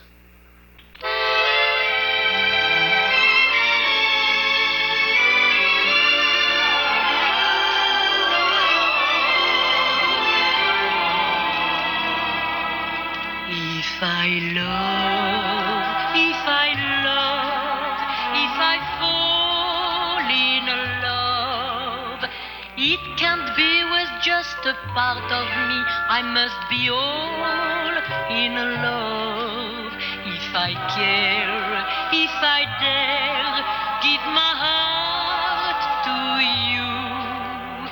It will have to be, my darling, for my whole life through.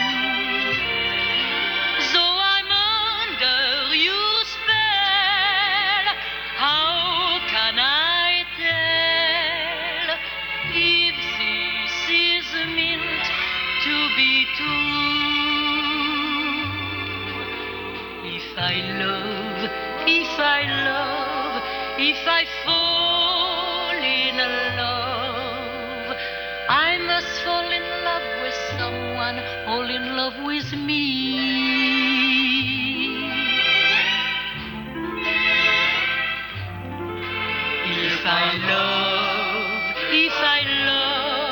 If I fall in love, it can't be with just a part of me. I must be all in love. If I care, if I dare, give my heart to you. It will have to be, my darling, for my whole life through. So I'm under your spell. How can I tell if this is meant to be true? If I fall in love, I must fall in love with someone who is sure to be all in love with me.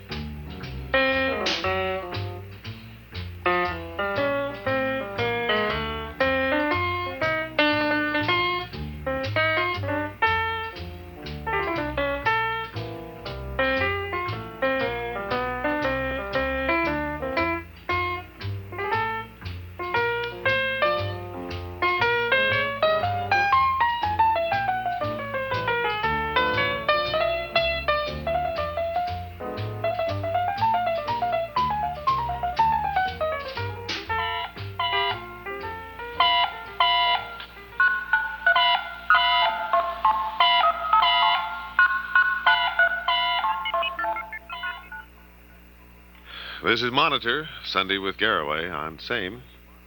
And we are waiting with not too much patience for the lines to London to open up, because I believe we're going to have a conversation with Marlena Dietrich tonight. Meanwhile, our xylophone, or is it xylophone? I'm not sure. Xylophone, xylophone. Anyhow, here's one.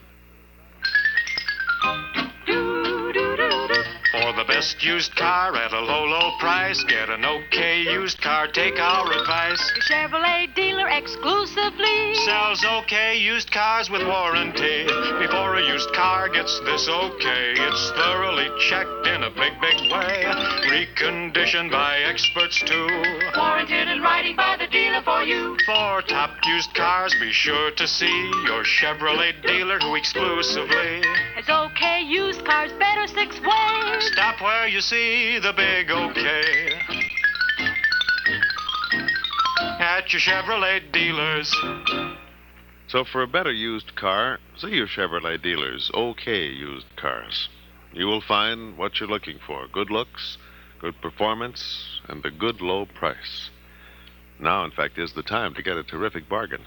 Remember, every OK Used Car is warranted in writing by your Chevrolet dealer. Warranted to be OK all the way. The transatlantic phone lines here are taut with anticipation of hearing one of the most exciting voices in the world tonight as Monitor moves to the Café de Paris in London, where in somewhat capricious captivity is that bird of rarest plumage, Miss Marlene Dietrich. I have a feeling almost that you don't need the telephone, that somehow that intoxicating and heady presence might float across the ocean by its own sheer magnetism. She's appearing at the Café de Paris, which is a rather small club, has a small floor, occupied by people of great discretion. I believe she's coming onto the floor now.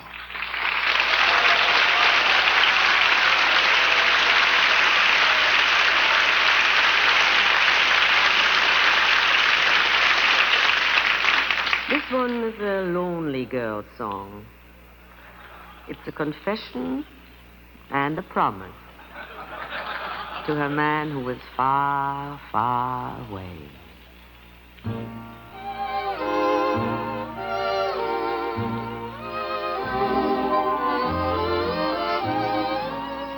No love, no nothing, until my baby comes home. No, sir, no nothing, as long as baby may roam. I promised him to wait for him till even Hades froze. I'm lonesome, heaven knows, but what I said still goes. No love, no nothing, and that's a promise I'll keep. No fun with no one, I'm getting plenty of sleep. My heart's on strike, and though it's like an empty honeycomb, no love, no sir, no nothing till my baby comes home.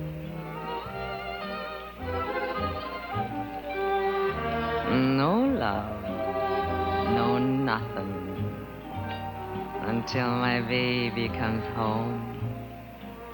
No, sir, no nothing, as long as baby may roam.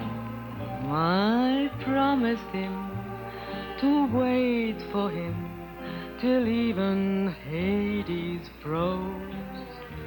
I'm lonesome, heaven knows, but what I said still goes. No love, no nothing, and that's a promise I'll keep. No fun with no one, I'm getting plenty of sleep. My heart's on strike, and though it's like an empty honeycomb, no love, no nothing, no baby, no sleep, no nothing till my baby comes home. Oh, why don't you come home, baby?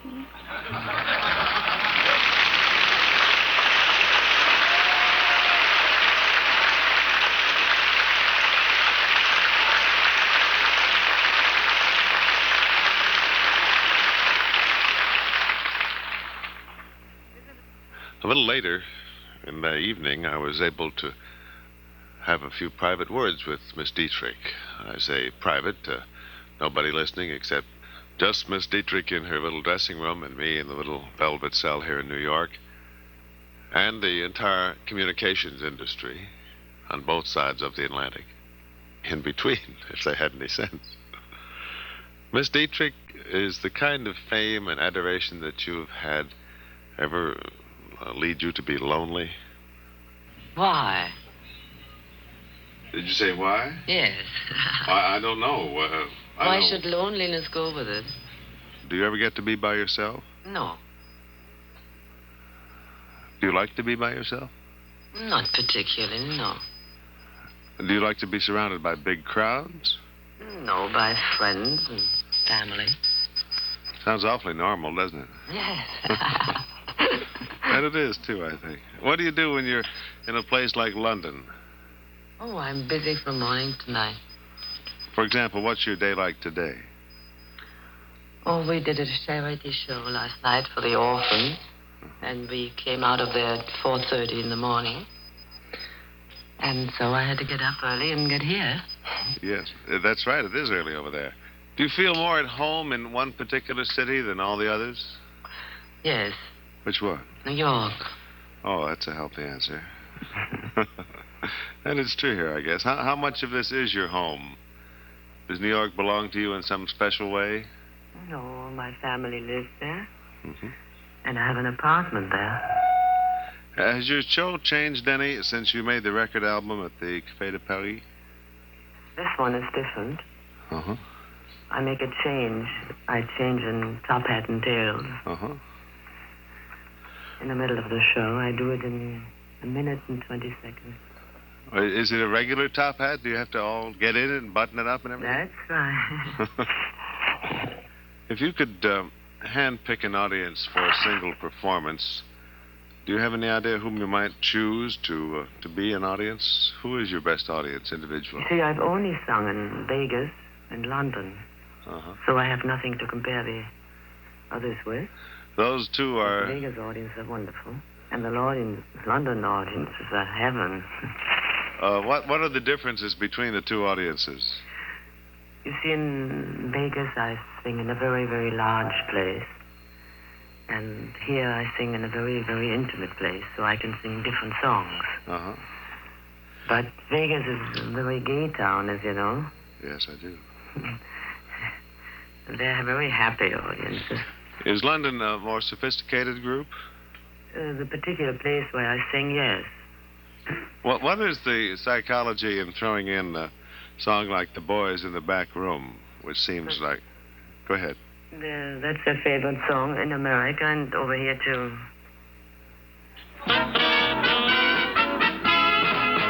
Go see what the boys in the back room will have and tell them I'm having the same. Go see what the boys in the back room will have and give them the poison they name. And when I die, don't spend my money on flowers and my picture in a frame. Just see what the boys in the back room will have and tell them I sighed. And tell them I cried, and tell them I died of the same. And when I die, don't buy a casket of silver with the candles all aflame. Just see what the boys in the back room and tell them I sighed, and tell them I cried, and tell them I died of the same. And when I die, don't pay the preacher for speaking of my glory and my fame. Just see what the boys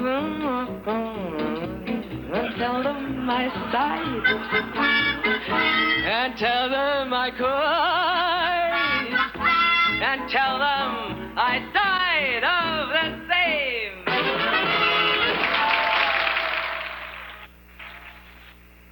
Let me interrupt for a moment, Marlena. The old creep has crept in here again. Network Phil, by golly. And don't hang up, because he only wants a brief minute. He wants me to say this is Monitor going places and doing things. Take one.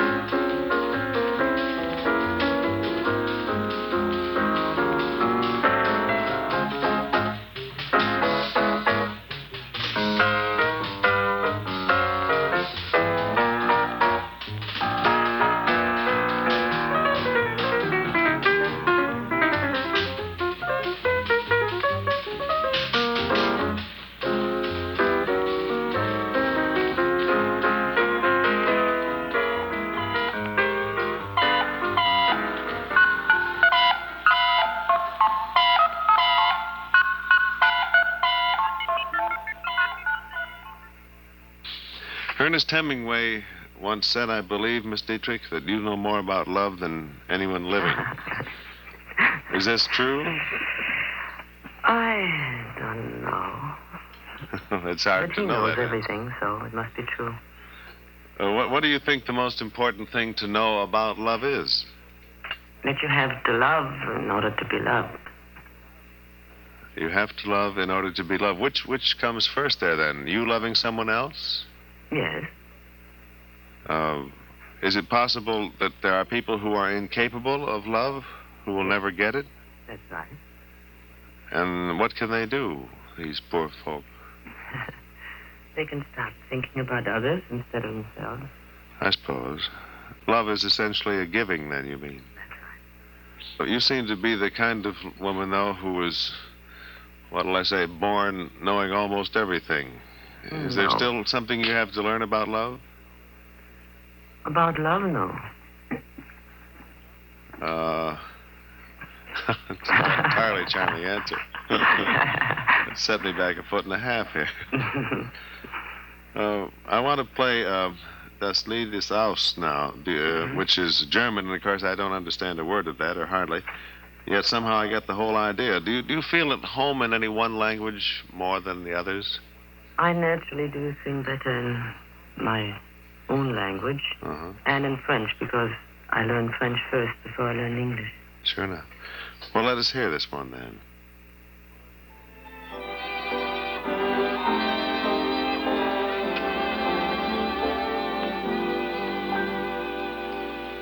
Frag nicht, warum ich gehe. Frag nicht, warum. Was immer auch geschehe. Frag nicht, warum. Ich kann dir nur mehr sagen, ich hab dich lieb. Das Schönste im Leben wollte ich dir geben. Frag mich nur nicht das eine, frag nicht warum. Frag nicht, warum ich weine, frag nicht warum. Wir gehen auseinander, morgen küsst dich ein anderer, dann wirst du nicht mehr fragen, warum. Das Lied ist aus, das ich für dich gesungen beim letzten Klang. Ward mir nach dir so bang, das Lied ist aus, die Melodie verklungen, nichts blieb von der Musik zurück, ein Echo nur von Liebe. Frag nicht, warum ich gehe, frag nicht, warum. Was immer auch geschehe, frag nicht warum. Ich kann dir nur mehr sagen, ich hab dich lieb. Das Schönste im Leben wollte ich dir geben. Frag mich nur nicht das eine, frag nicht warum. Frag nicht, warum ich weine. Frag nicht, warum. Wir gehen auseinander. Morgen küsst dich ein anderer. Dann wirst du nicht mehr fragen, warum.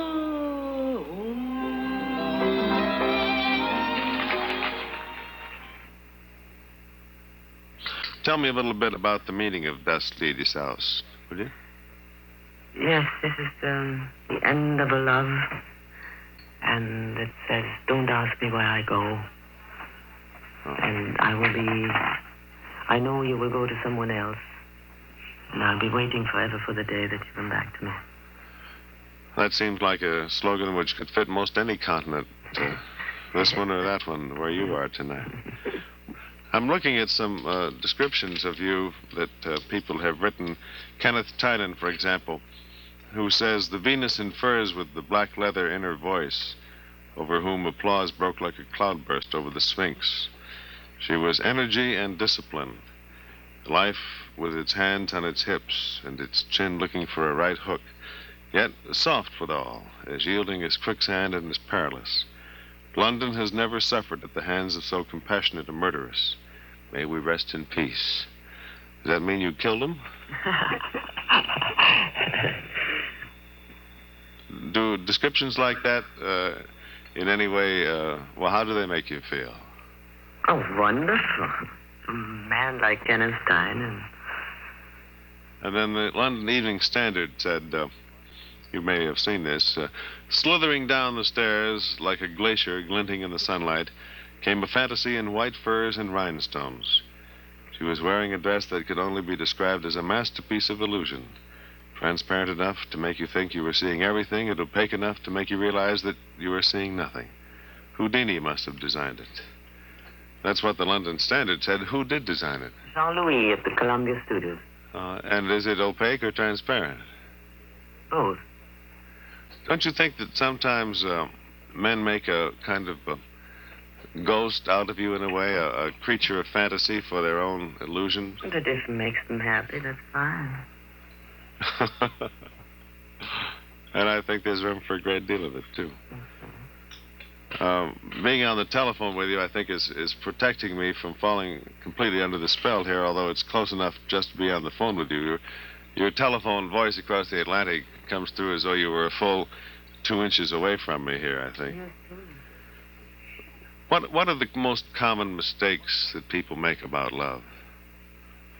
Always on that subject.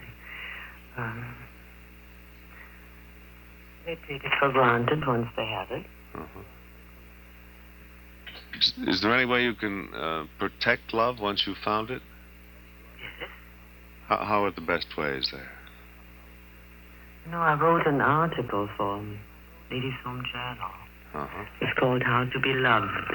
Why don't you get that and read it? Well, mostly because here we are sitting on the phone here, but why don't you tell me what the ways are? To protect love, you have to live and act and feel and do like you did in the beginning. What beginning do you mean? The beginning of love. I see. Everything is wonderful in the beginning. What do we do later? Take things for granted? Take it for granted. Mm-hmm. Are you coming back home soon, or have you made any future plans? Yes, I'm coming back as soon as I finish here. And then I go to Las Vegas. I open there on the 5th of October. Oh, you must have liked it if you're going back again, yes. Well, we leave you tonight, Miss Dietrich, somewhat as we found you, leaving us wanting more, with the song which has almost become your theme, hasn't it? Falling in Love Again? Yes. How did you happen to pick it, or would you introduce it for me? Now, this is the last one, and this is the inevitable one.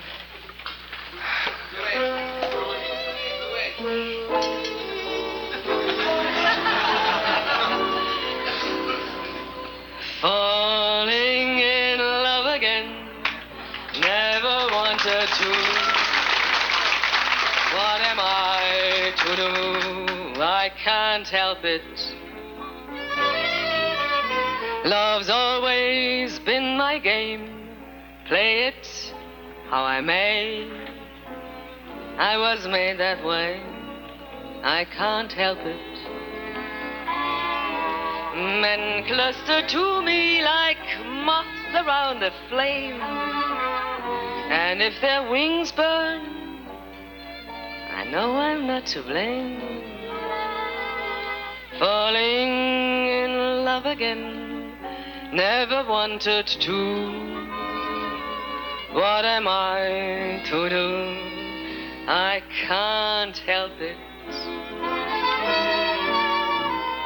Falling in love again, never wanted to. What am I to do? I can't help it. Love's always been my game. Play it how I may.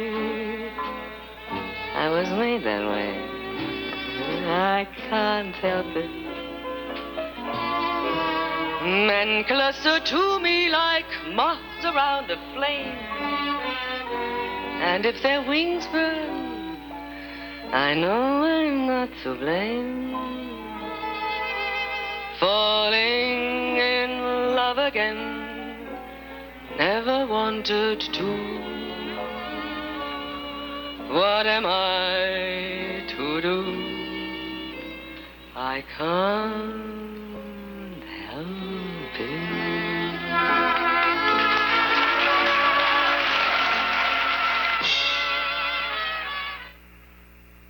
Miss Dietrich, I'm exceedingly grateful for you. Thank you very much. It's wonderful to be connected with New York. Do you miss it that much? I do. Thank you again. Thank you. Good night. Goodbye. A Monitor Worldwide time capsule from London, England, where George Morrison, Weatherby George Dupree still takes care of his mother, though he's no longer 3.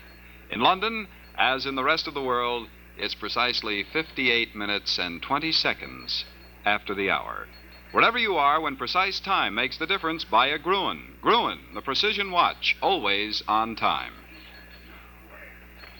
Oh, I can tell you, friend, there's a warm and heady air in the old Radio Central here tonight. I think we better crank up the air conditioning one more notch and make way for the next shift on Monitor about now.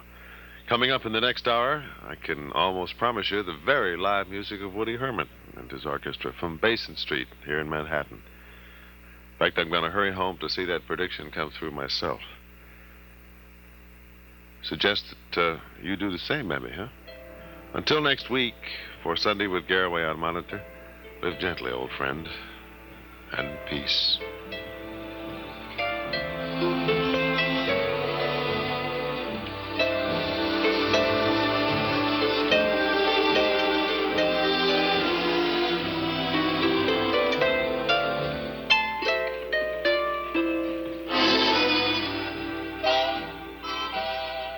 This is Monitor, the new NBC radio service.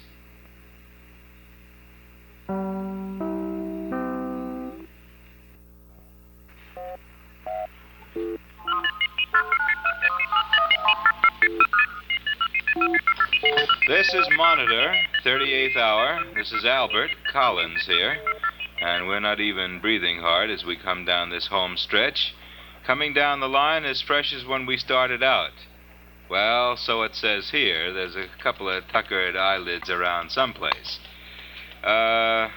Sitting opposite me is veteran newsman Ben Grauer, and this marks another first for me.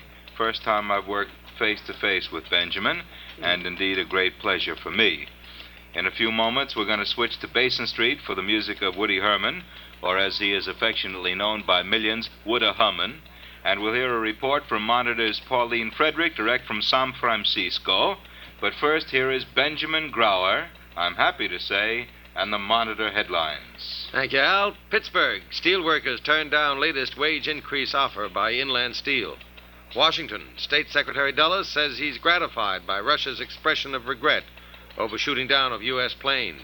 Rio de Janeiro, Monitor hears that Brazil has repudiated the International Coffee Agreement. Could mean lower coffee prices in the United States. And New York, 2 boys killed in cave-in while playing at excavation. 2 other youngsters pulled to safety. Well, the United Nations has ended its 10th anniversary session in San Francisco. In the same ornate opera house where the UN Charter was signed 10 years ago, the delegates rededicated the World Organization to the cause of world peace. For a summation of what has happened in the city by the Golden Gate this past week, Monitor switches to San Francisco and Pauline Frederick.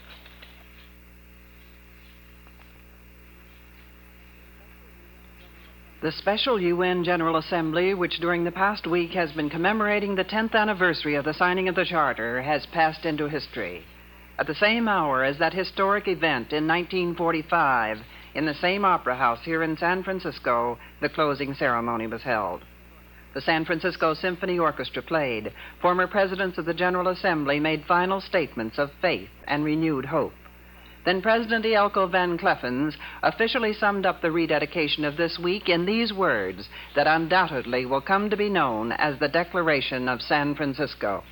All members, participants in the commemorative meeting of the United Nations assembled in San Francisco on the 10th anniversary of the organization, have reaffirmed their common determination to save succeeding generations from the scourge of war.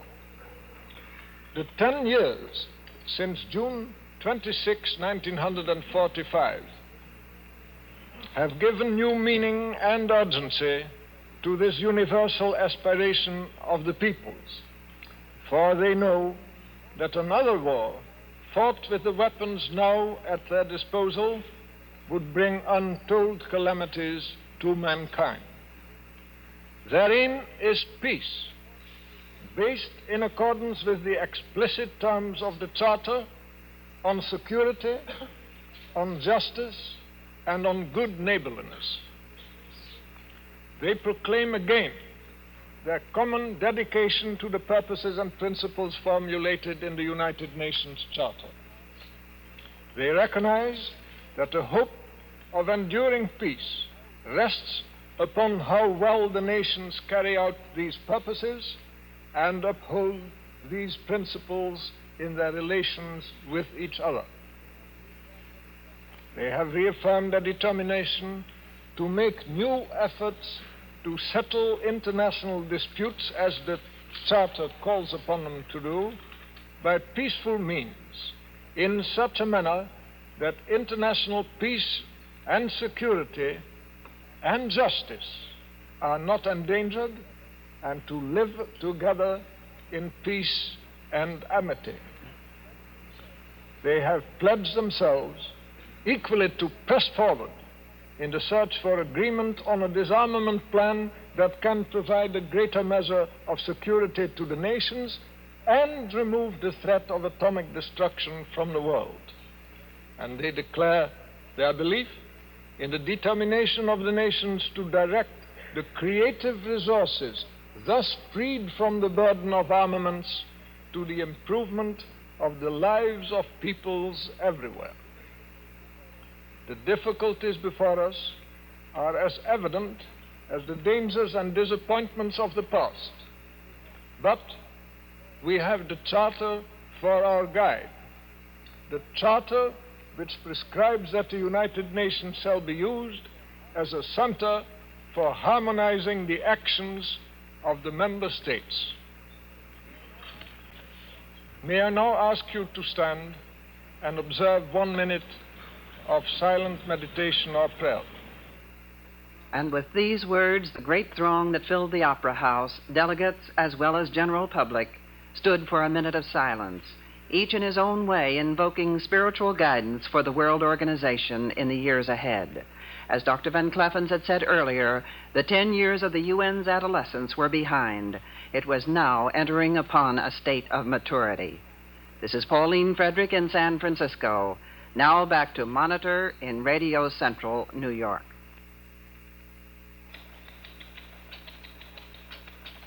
Thank you, Pauline Frederick, for an authoritative, as usual, report. And we're noting that we'll hear you when you join the panel on the American Forum of the Air, which is part of Monitor about a half an hour from now. Well, it's been a full day in baseball this sunny Sunday. Here's Al Collins with the final scores. Thank you, Ben. Let's see, all of these are final scores. First game, Cleveland, 5. New York Yankees, nothing. In the second game, New York came back to win 2-0 over Cleveland. First game between Chicago and Boston, Beantown Boys 5 and Chicago 2.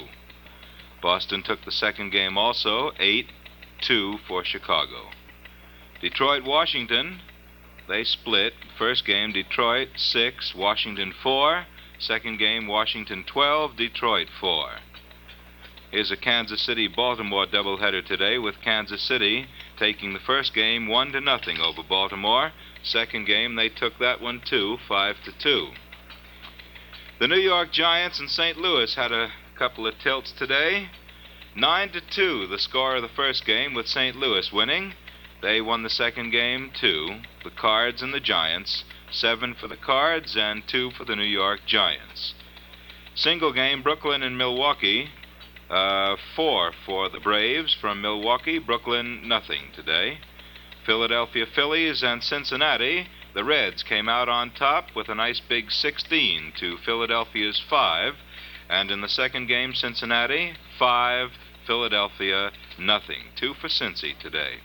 Pittsburgh and Chicago. In the first game, the Pirates 5, Chicago 4. And in the second game, Chicago 2, Pittsburgh Pirates 1.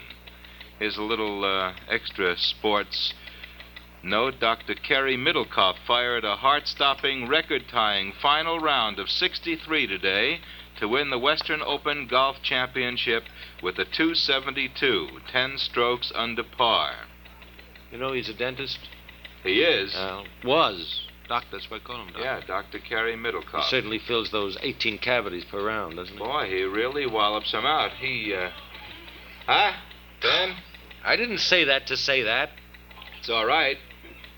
I think that takes care of all the sports we have at the moment with the baseball scores. I haven't read a baseball score in a long time. And I hate to hear people read baseball scores that don't know how to. Still the same way, 3 outs per... Yeah, but I always get mixed up. Monitor is taking you and bringing you and doing things and seeing places. I think it's about time for us to take one big juicy one.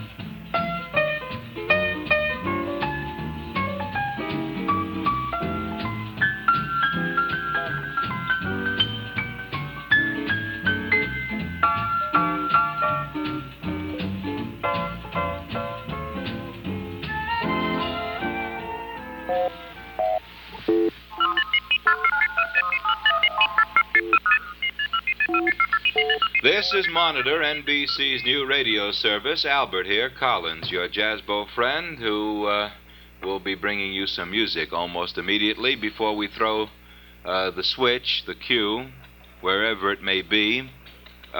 Just notice that on the bass drum in the orchestra is written the words in script, "This music, through the cooperation of the American Federation of Musicians, James C. Petrillo, Prez," which means president.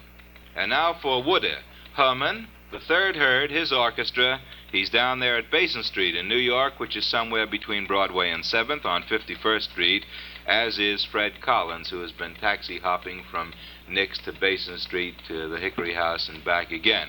Frederick, are you there? We are here, Albert. The third herd of Woody is here. The people are poised with hands. The musicians are ready. And here at Basin Street, things start out with things like the Goof and I.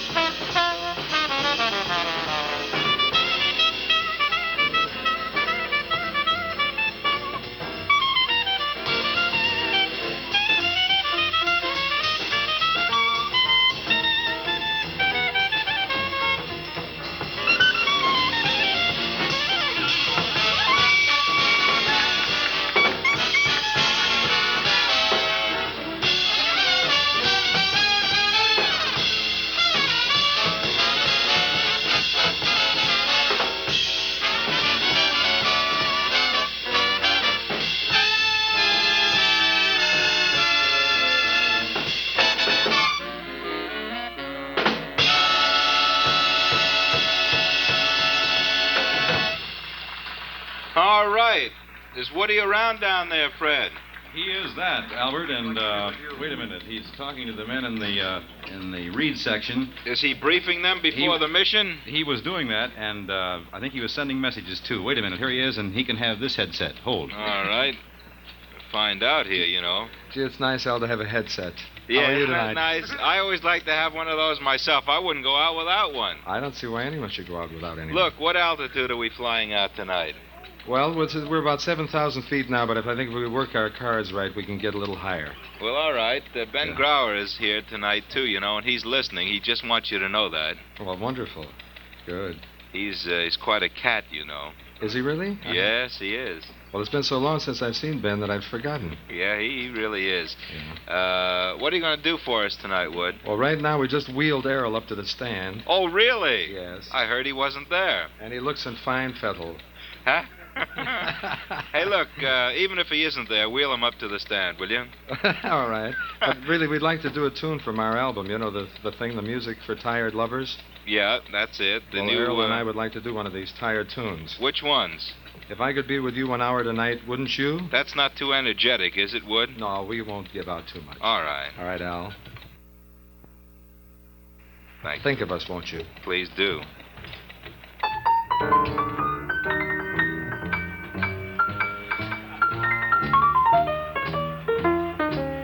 If I could be with you 1 hour tonight, if I could be with you and do the things I might, I want you to know I wouldn't go till I told you, baby, that I love you so. If I could be with you, I'd love you strong. If I could be with you, I'd love you all night long. I'm telling you true, I'd be anything but blue. If I could be with you just 1 hour, if I could be with you.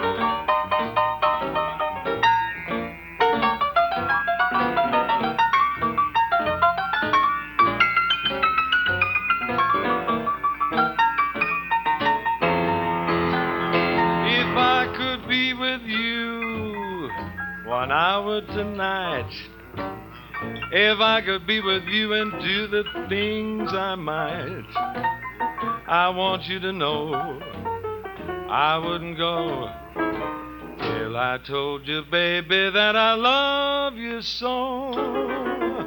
If I could be with you, I'd love you strong. If I could be with you, I'd love you all night long. I'm telling you true, I'd be anything but blue. If I could be with you just 1 hour, if I could be with you.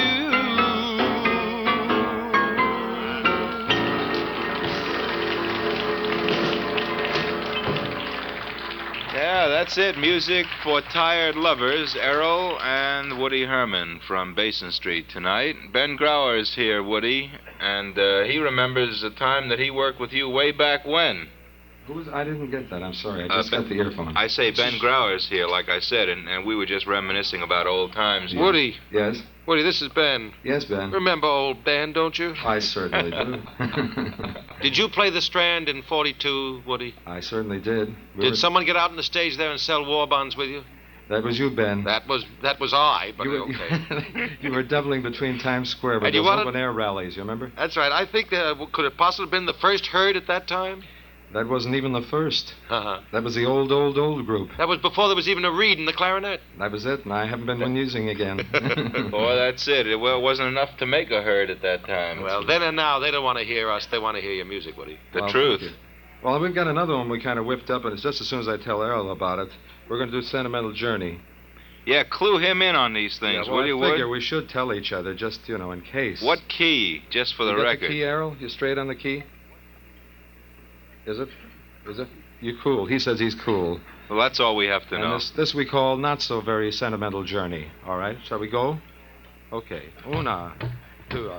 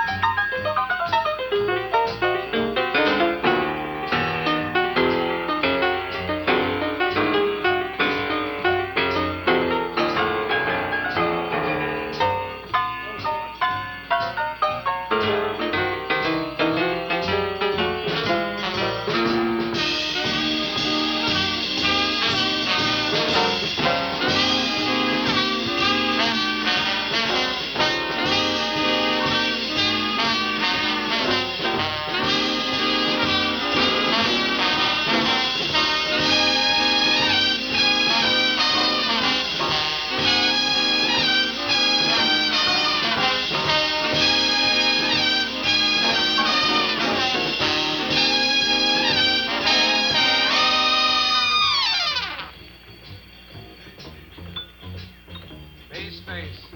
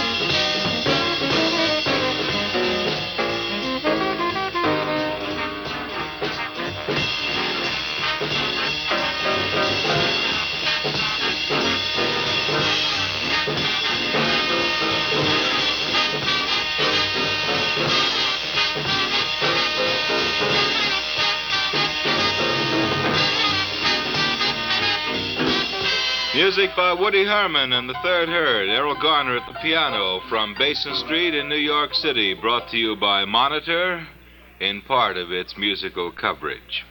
And this music brought to you through the cooperation of the American Federation of Musicians, James C. Petrillo, President. Keep marching with Monitor. In just about 1 minute, Ben Grauer will introduce to us a playback from TV on one of today's top programs, the American Forum of the Air, and today's special guest, V.K. Krishna Menon of India. This is Monitor, the new NBC radio service.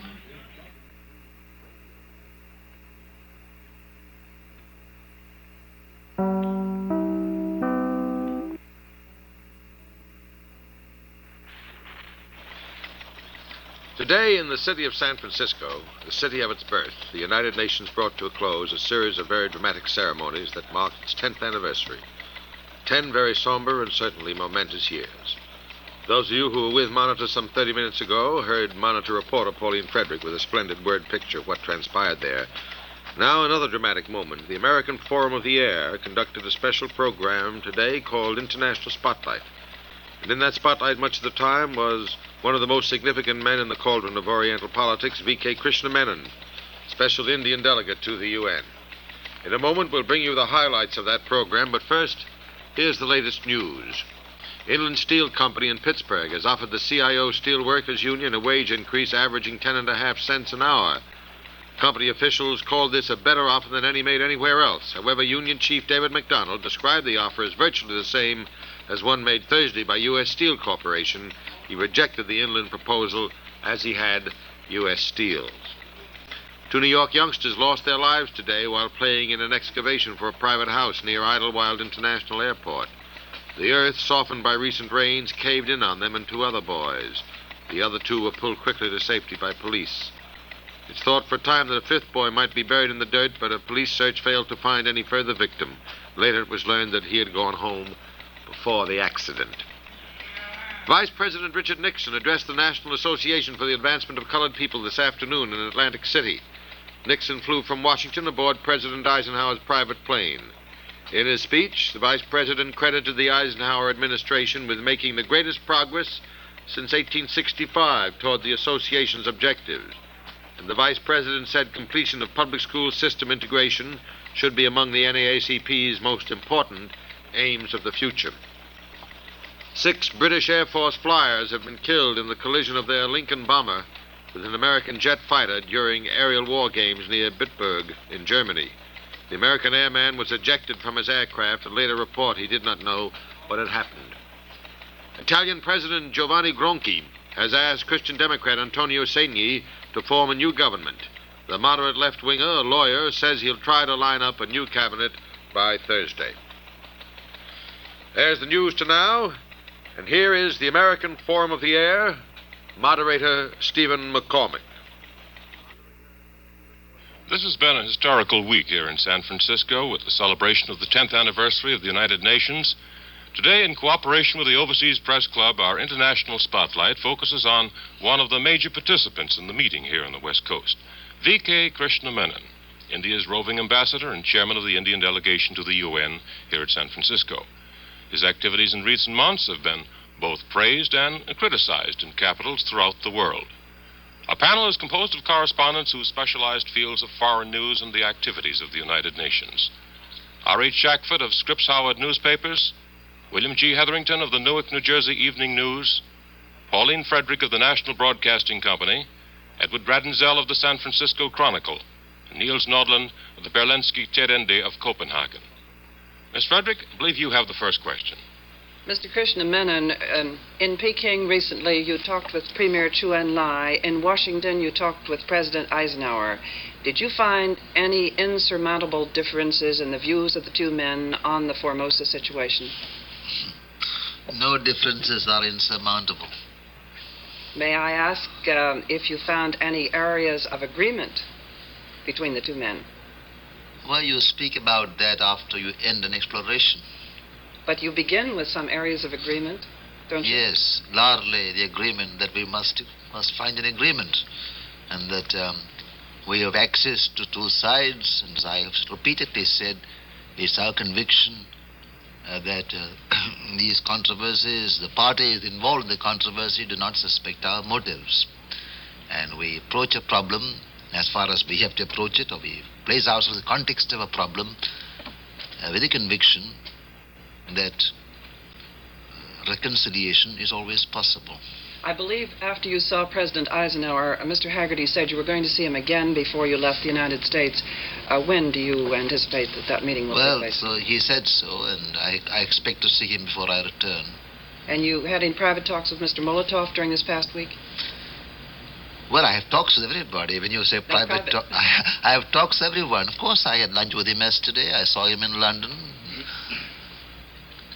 Mr. Hetherington, your question. Mr. Menon, do you plan to return to Peking? You implied that your exploration had not ended. Well, if the exploration leads you that way, one goes there. Mr. Kirsten Menon, I'd like to come back to Mr. a Ramsell, point go ahead, sir. Miss Frederick brought up once again, if I might, sir.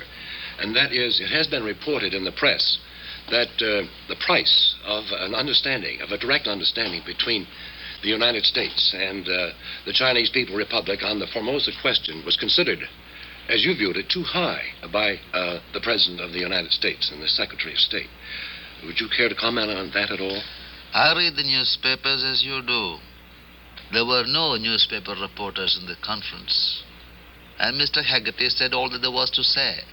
So you may take whatever you say as being speculation and endow it with whatever quality you wish. Mr. Shackford. Mr. Christian Menon, could I switch to another subject for a moment? In his Moscow speech, Mr. Nehru deplored as repulsive the rule of one country over another. And in your speech the other day, you too spoke of colonial peoples who are still under the rule of another country. Now, against the background of India's understandable abhorrence of colonialism, I'd like to ask what is India's attitude on a similar problem. Does India agree with Mr. Molotov's claim that the Eastern European satellites are free and independent countries, or with Mr. Dulles' statement that Czechoslovakia, Poland, and the other countries in Eastern Europe are in servitude and only satellites of Moscow?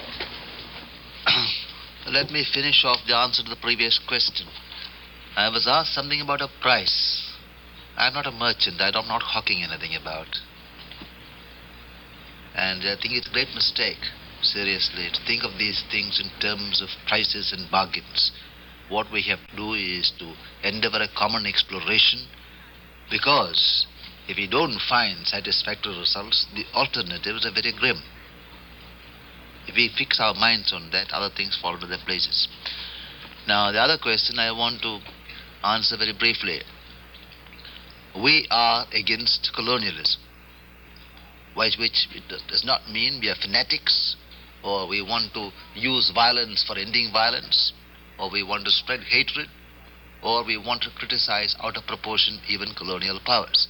But we stand with the peoples of the colonial countries who desire their national independence.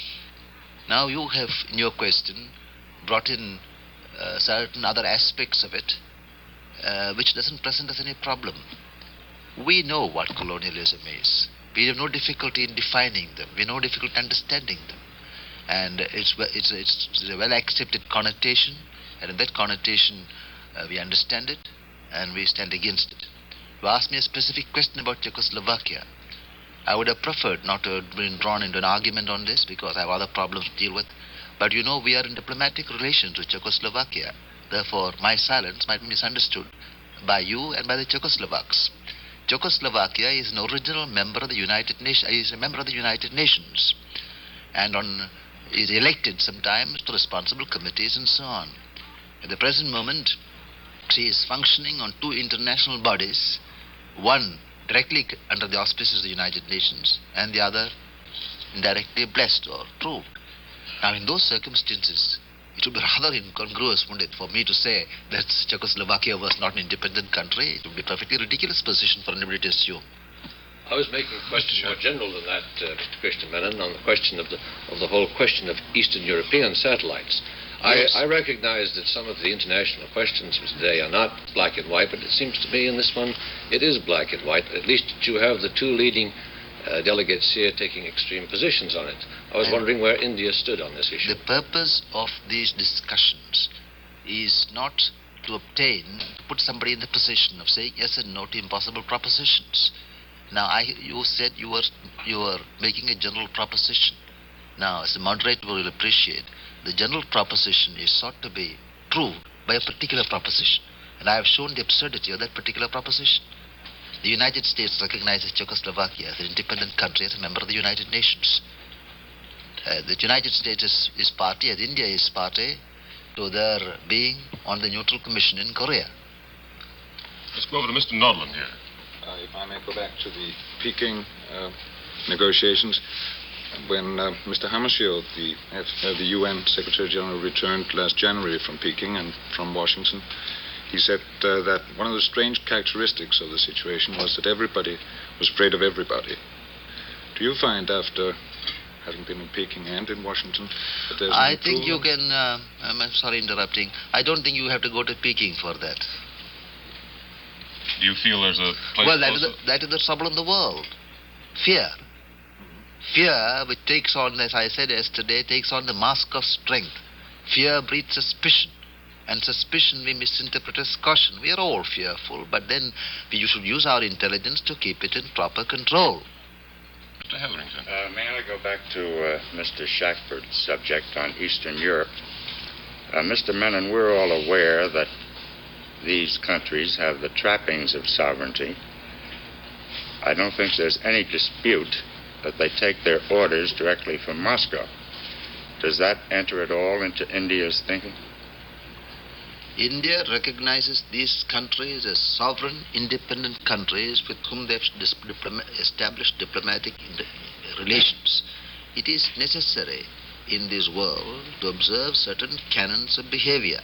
If you recognize a country as independent, then you behave towards them as they are independent. Now, if each country started looking into us and say, no, we don't approve of this and we don't agree with that, and therefore we're supposed to have a particular attitude separately, then international relations will become impossible.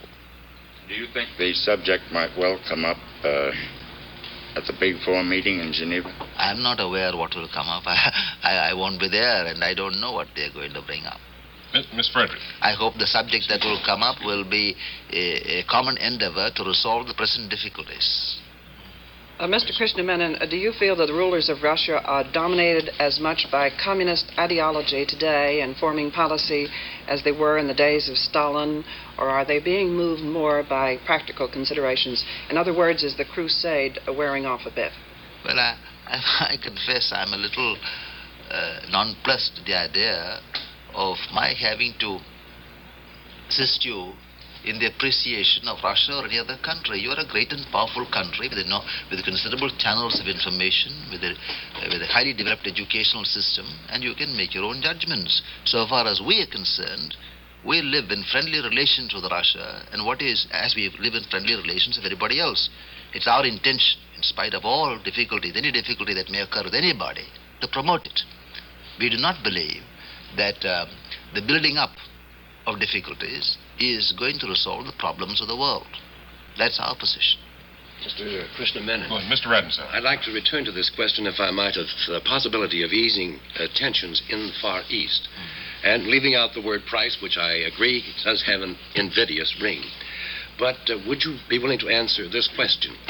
Do you think that as a result of your talks in Peking with Zhou Enlai and with Mr. Eisenhower and Mr. Dulles in Washington, as well as with the British, that any progress or that some progress has been made in bridging the great gap between the United States and the Chinese communists on the question of the Formosa crisis? I think it would be unrealistic and perhaps improper to say exactly at what stage these things stand. But I think the question is a fair one, and one expressed the concern of people. I believe that in the United States, certainly, and in China, my experience is that there's a desire to bring about peaceful settlements. There are barriers in the way, largely arising from the past, the fears, world circumstances, and so on. I believe the United Kingdom has been a moderating factor in these matters. And on the whole, the prospects, given a fair amount of favorable circumstances, towards an elevation of this tense situation is better now than it has been for a long time. You see, I put in a lot of adjectives because I've got to deal with people in a different context. I would like to add one point to that question, if I might. It was felt in some quarters here in San Francisco, and perhaps in Washington too, that the announcement by Premier Bulganian and Mr. Nehru in Moscow the other day that Formosa should pass peacefully to the hands of the Chinese People's Republic tended to make the possibility of negotiation and understanding more difficult. I know that you have disagreed with that point. I wonder if you would be willing here in this forum to state your view on that question. You see, first of all, you are speaking without the text of this note before you. Quite agree. It's quite understandable that your interpretation of what was said, why it was said, should be colored by your own approach to the problem, as it would be in my case. Now, the position of India with regard to to Taiwan, Formosa as you call it, is not new. We said that Taiwan was part of China when Chiang Kai-shek was ruler of China. We said that when Japan had conquered Taiwan and taken it away, that ought to go back to China. That has been our position. There has been no change about it. With Bulgaria, nothing new was said. What was said was that legitimate rights of China, whatever they were, should be brought about, should be resolved by peaceful means. The way to look at it is this: there was an agreement between these two people with an emphasis on peaceful means. And that's a game. Saluting the desired agreement desire to reach agreement on peaceful means, though, you do not think then, Mr. Krishna Menon, that the reaffirmation of that point of view at this time makes the chances of understanding or negotiation between the United States and China even dimmer? There has been no special reaffirmation. We have said this all along. It has been said in the Indian Parliament just when I was going to China. It is a great mistake not to be honest about one's views in these matters. We have honestly stated our position. The fact that we think something does not mean that it should be so, or it should not be so. That is not challenged. We are at the present moment only concerned, all of us are at the present moment only concerned about making a peaceful approach to the problem. When you make an approach to the problem, you cannot put the results of that approach beforehand. Ms. Frederick. Perhaps, I'm sorry. And I hope you won't think I'm being uncharitable in saying it would be a good thing if in all our comments in our respective countries we would think of the results we want to achieve sometimes about these men who are in prison and not try to make too many debating points in public. We have moved to a position when there was a total deadlock, when it has been eased. As I said in Delhi, the door has been opened. And I quoted Chu Enlai in saying that was a major change in the attitude of the Chinese government. And he told us that in response to our request, they were releasing these 4 men, and there was a first step. These talks and these approaches are continuing. We are not official mediators in this matter. No one has asked us to do anything. And my belief is that if nobody shuts the door, and nobody blasts a lot of strong winds through the door, then the door can be used. I was thinking particularly if it would aid in the release, if the families were permitted to go to Peking, or if something were said about the shooting down of the plane that was carrying Chinese officials to the Bandung conference. Let me take the second one first. I have seen these things in newspapers, and some of it is attributed to me. I have never said to anybody that the United States government had to do anything in the matter. That's a thing that has created a lot of feeling in China. It's under investigation, and we hope the people who committed this dastardly act will be brought to justice. And I have no doubt the British government, with their respect for law and their relations with us, will do everything they can. Now, with regard to the other, it would be improper for me to draw into discussion. I can only state facts. I think the families of these people are welcome in China, and there will be no need to be concerned about their safety or security. It could lead to a general relaxation of tension, but a mistake to regard that as a condition. As I told the previous questioner, I don't move in the context of bargains. Mr. Hetherington. May we discuss what seem to be two different attitudes that India has toward communism? Mr. Nehru is very firm with communists in India. Yet you have an agreement on coexistence, non-interference, and so forth with Red China and with Moscow. How do you rationalize those two? I could answer these questions by way of repartee, but I'm anxious to explain these things to you that you should understand how other people behave in certain circumstances. What do you mean by Nehru is very firm? We have a democratic government. Our government is firm or unfirm. There's not one individual in our country. But anyway, I imagine you take Nehru as the head of the government. Now, what's our position with regard to any ism? People can think, believe, practice anything they want to, so long as they do not break our law. That is to say, what we are firm against, whether it be communism or any other ism, and I say this deliberately, any other ism, which takes to violence, they will meet the rigors of the law. We are not firm in the sense that we suppress anybody. Communists fight elections. If they win, they will form governments. They sit in parliament. They can sit on committees. And if there are any matters on which the government, with its responsibilities, considers that it has to introduce any special measures, it will do so. But we don't behave in countries like ours with a parliamentary system of government. There is no ban on any kind of political thought. I didn't mean that, sir. Maybe this would explain it more closely.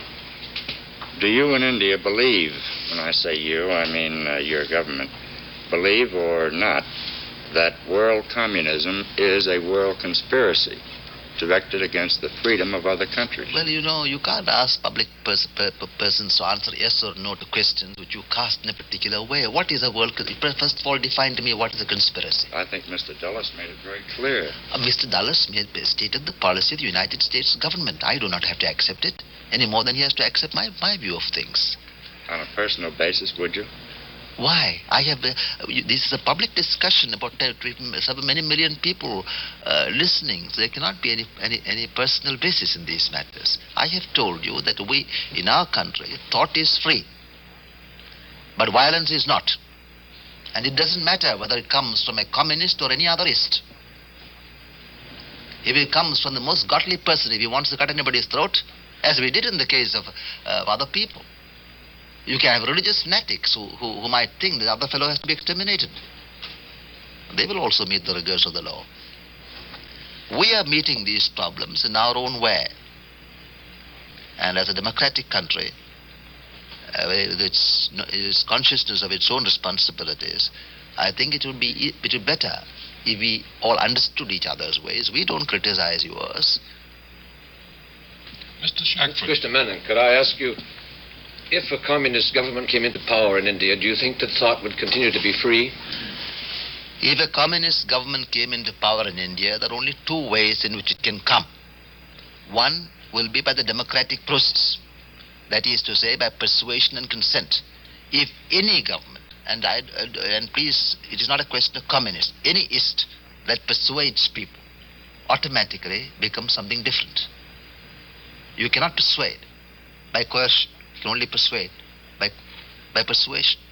On the other hand, if it came in some other way, then it would not be a democratic government and we are no longer bound by the rules. Have there been any other countries where communism has come into power by the consent of the people? Well, you see, we don't move in this line of obsession. It's far better to move in a positive way as regard to dealing with our problems and not think all the time about what somebody else is doing. Mr. Radenzel. A question then on understanding and Formosa. Don't you think it is possible that a de facto ceasefire or a de facto truce in the Formosa Strait is a much likelier possibility in the given circumstances and in the fact that there are so grave differences between the United States and Peking rather than a direct and negotiated understanding between the two countries? All sorts of things are possible. We'll have to see how things develop. Nobody is negotiating anything at the moment. They're only talking about negotiation. The Chinese have said they're willing to negotiate. The United States happily have said they're willing to negotiate. The willingness of negotiation on both sides. And it is for them to decide. Not for us. It's for the parties to decide on what basis they would negotiate, for what purpose. You speak of faith and peace very frequently, sir. Do you think there's any chance of a world rapprochement unless the Big Four can agree on disarmament and some form of atomic control? All these things are part of the settlement. All the progress towards a settlement. I don't see any reason why they shouldn't. They're all animated by the desire for peace. You believe we are making steps forward? Of course, forward? you heard your president's speech at the San Francisco Assembly, didn't you? Yes, sir. Mr. Nordland, do you think that direct negotiations on Formosa should be developed now? Mr. Dodder said recently that a de facto ceasefire seems to be covering the Formosa Strait also already, and he said that this might be one situation which is better left alone. Do you think it should be developed now? I haven't heard him say so. At the press conference, he said recently. I wasn't there. Miss Fredericks? Mr. Krishnamenon, what do you think the chances are of the Chinese Communists gaining representation in the United Nations General Assembly in September? I wouldn't like to speculate. It depends on the developments that take place. It's all part of the same problem. Mr. Shackford. Sir, you seem to indicate that there's been an improvement in the international atmosphere, as most of the other delegates here at San Francisco have. In that respect, is there anything new which you may get a settlement with, India may get a settlement with its neighbor Pakistan over the old problem of Kashmir? I haven't heard anybody saying that there was not an improvement. I said that there seemed to have been an improvement. Now, with regard to Pakistan and India, each day so many questions get resolved. There are permanent organizations as between the two countries resolving them. On Kashmir, talks go on between the two prime ministers. At any rate, there is no war going on there. And what is more, the cessation of fighting there was done on the initiative of the government of India and by the parties themselves. So that if we left alone, we deal with our problems as best as we can. Mr. Hetherington? Mr. Menon, Mr. Truman said that UN resistance to aggression in Korea gave new life to the UN Charter. Do you agree? Government of India voted for the resolution which declared North Korea an aggressor.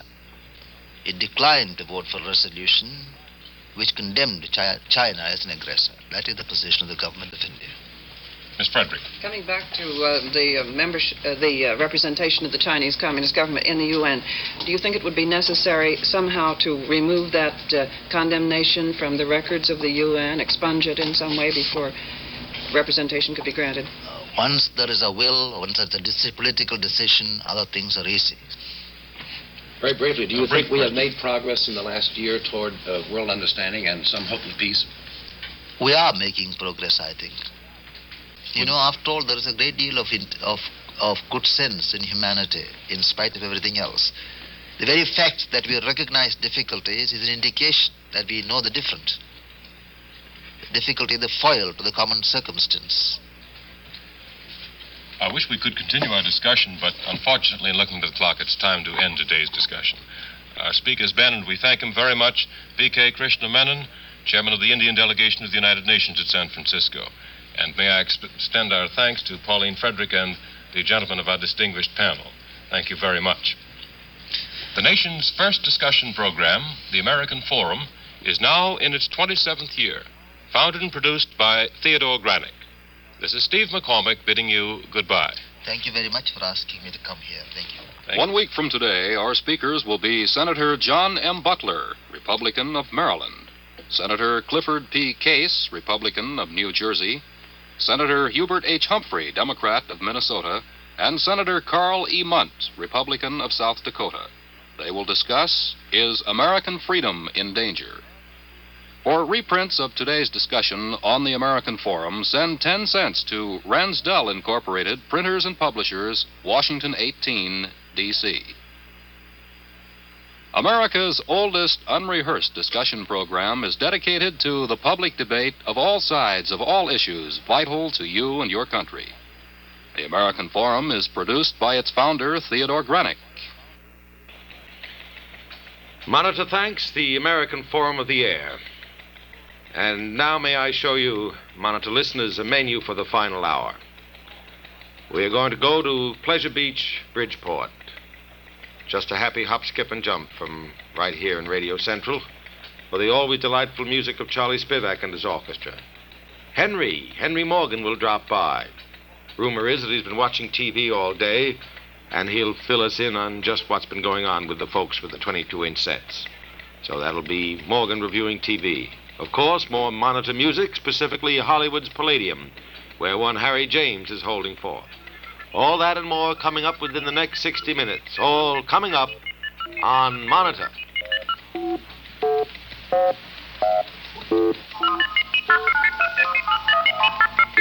This is Monitor, the new NBC radio service.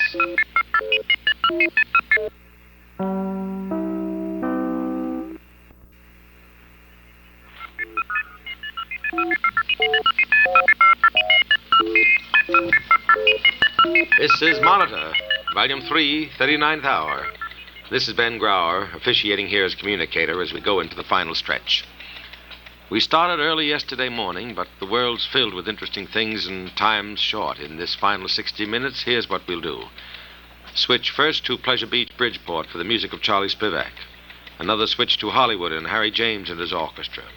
And we have a light in the window here for an old friend of all of us, Henry Morgan. Henry's our television editor. He's going to fill us in on what that medium's been doing this lovely summer day. We'll punctuate all this with some of that fine Monitor music.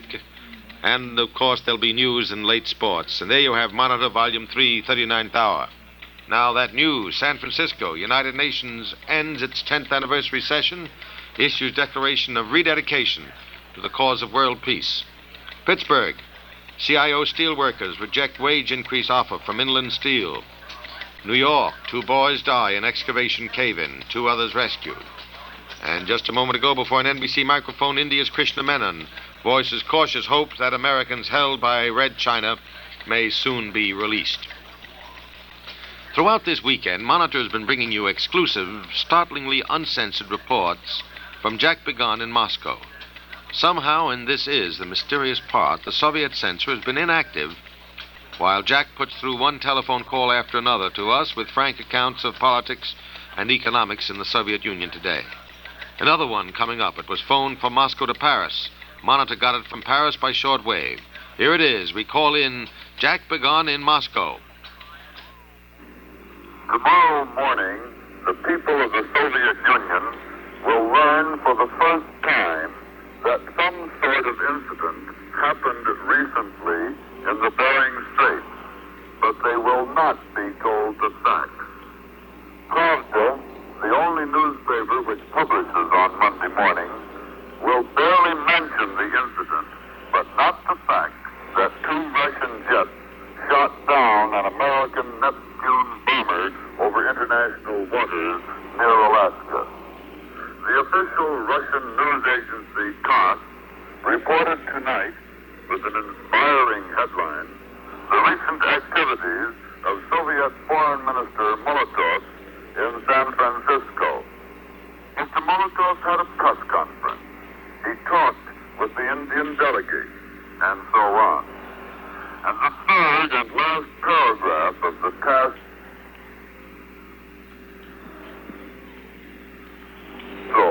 visited American Secretary of State Dulles. During the visit, according to TASS, Mr. Molotov and Mr. Dulles thrashed out the question concerning an American airplane in the Bering Strait. And that is all of the official Russian communique. The Russian people will not be told the facts, probably will never know the truth. In the morning, newspapers, they will learn only that an incident involving an American airplane in the Bering Strait has been settled by the great Mr. Molotov. That is how news is handled in the Soviet Union. This is Jack Begun with the late Monitor report from Moscow. Back in Radio Central in New York, and again our thanks to Monitor correspondent Jack Begun, and we'll be monitoring your further phone calls. Let's have the baseball roundup. In the American League, The New York Yankees split a doubleheader with the Cleveland Indians. The Tribe took the first game 5-0 on early win 3-hit pitching. The Yankees returned the compliment in the nightcap as left-hander Whitey Ford blanked Cleveland 2-0, allowing 4 hits.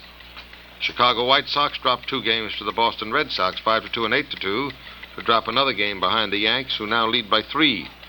Home runs by Boston's Gene Stevens and Norm Zalkin gave pitcher Willard Nixon just about all he needed in the first game. Loser was Virgil Trucks. Bob Keegan took the loss for Chicago in the nightcap, and Jackie Jensen's 15th homer helped winning pitcher Tom Brewer considerably. A brilliant one-hit pitching job by Alex Kellner of the Kansas City Athletics started the A's on a sweep of the twin bill from the Baltimore Orioles. Scores 1-0, 5-2. And the Detroit Tigers and the Washington Senators split a twin bill. The Tigers taking the first one 6-4 in 10 innings, the Senators snapping a 9-game losing streak in the nightcap by a score of 12-4. It's the American League roundup. Before we get to the National League, here's a late sports report from Portland, Oregon. Kerry Middlecoff of Memphis won the Western Open Golf Championship today. Middlecoff shot a 9-under par 63 on the final 18 holes. 9 under par, tied the course record. Middlecoff was 16 under par for the 4-day tournament. In the National League, the Brooklyn Dodgers finally dropped a game to the Milwaukee Braves by a score of 4-0, as Brave starter Bob Buell held the heavy-hitting league leaders to 5 hits. Eddie Matthews' 17th homer with 2 men on was the clincher. Meanwhile, the second-place Chicago Cubs just managed to stay there 1/2 game ahead of Milwaukee by splitting a doubleheader with the Pittsburgh Pirates. Buccaneers took the first game as starter Vern Law pitched and batted his way to a win. Law drove in 3 runs with a homer and a single. Chicago's Jim Davis got the loss. In the second game, young Lloyd Donoso allowed only 3 hits to rack up his first Major League victory. Donoso was Rookie of the Year in the Pacific Coast League last season. Cincinnati Reds took 2 from the Philadelphia Phils, 16-5 and 5-0, to move within a single percentage point of the 4th-place New York Giants. And those Giants continue to skid badly today, dropping 2 games to the St. Louis Cardinals.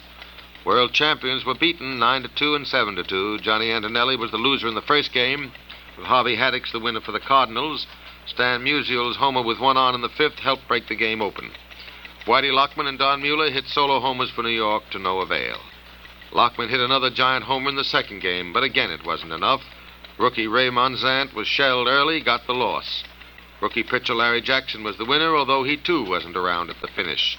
And for St. Louis, Red Schoendienst and Bill Verdon belted the 4 Masters. There's the baseball story, and this is Monitor.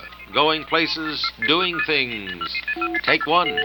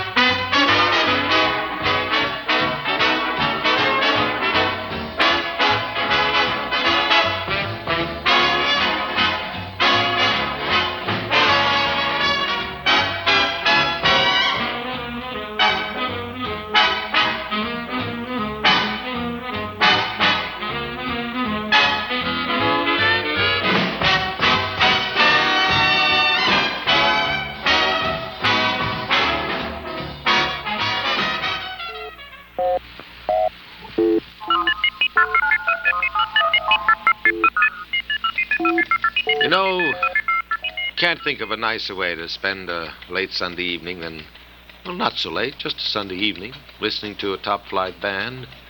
Al Collins and I were sitting here cutting a few touches a while ago with the Third Herd and Woody Herman. Of course, on Monitor, a wish is a command, so let's just wish ourselves to Pleasure Beach and the Monitor music of Charlie Spivak.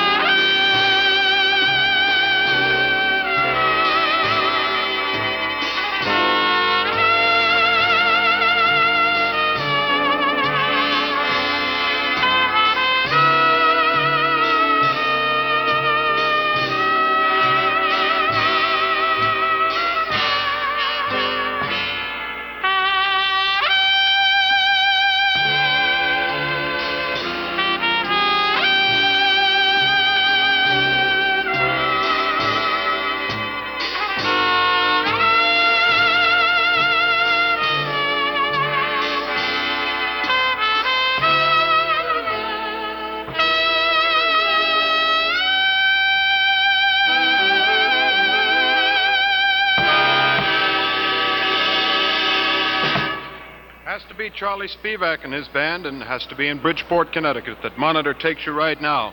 And getting set to start off things here from the Pleasure Beach Ballroom, Audrey Morris, latest thing they've recorded for RCA, right, Charlie? Right. Right. I'll Never Stop Loving You. Start now.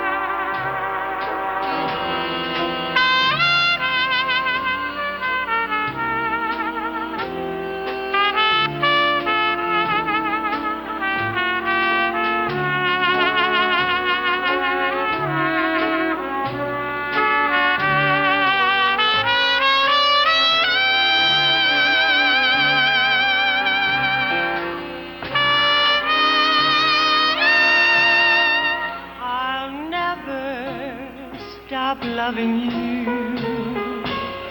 whatever else I may do, my love for you will live till time itself is through. I'll never stop wanting you, and when forever is through, my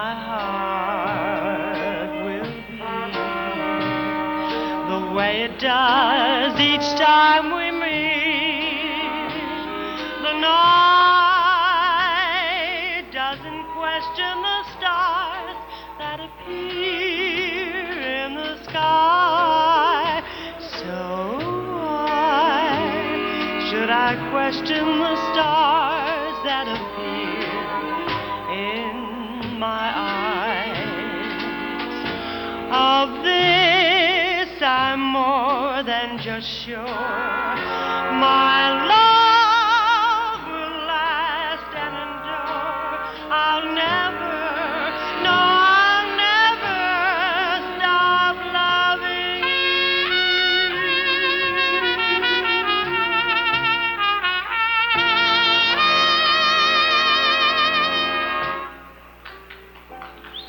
Very pretty indeed. Not only the ballad, but Audrey Morris herself. And too bad this isn't color radio. I think you might appreciate the beauty thereof a little more.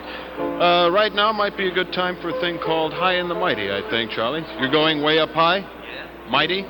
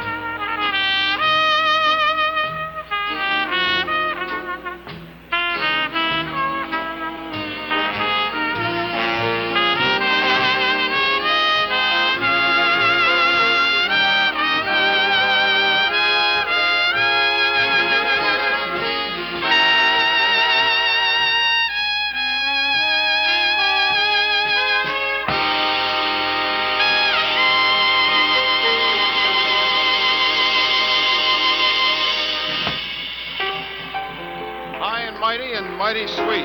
The music of Charlie Spivak and his orchestra coming to you from Pleasure Beach in Bridgeport. Charles, you look a little worn out after that one. Oh, no.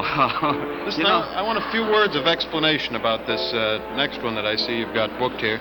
Thing called You Don't Say? It's just a little bit of an original tune that was cooked up by our arranger, Manny Album, and it's just a good little jump thing, and I think it makes for good dancing, and we'd like to do it. It has a message, though. You don't say.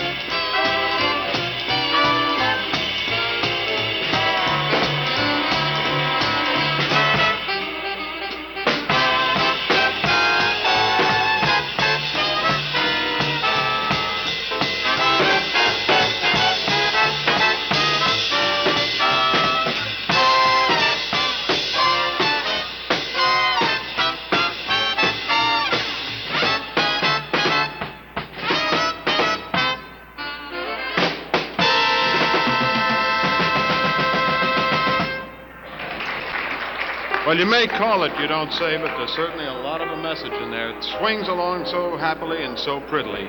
But of course, the thing Charlie and the band are perhaps most noted for, the sweeter things, things that crowd the floor here at Pleasure Beach and Bridgeport, and a lot of happy feet they are, too. And a ballad this time, with Audrey Morris again, A Blossom Fell.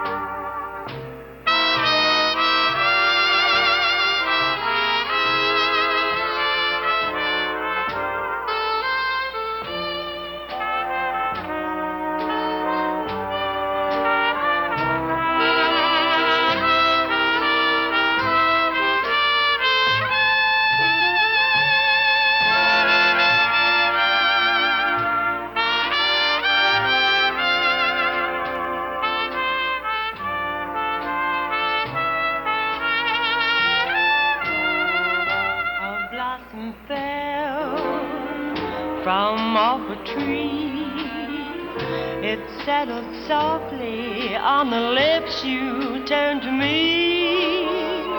The gypsies say, and I know why, a falling blossom only touches lips that lie. A blossom fell, and very soon I saw you kissing someone new beneath the moon.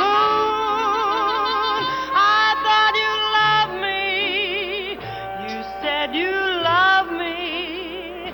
We planned together to dream forever.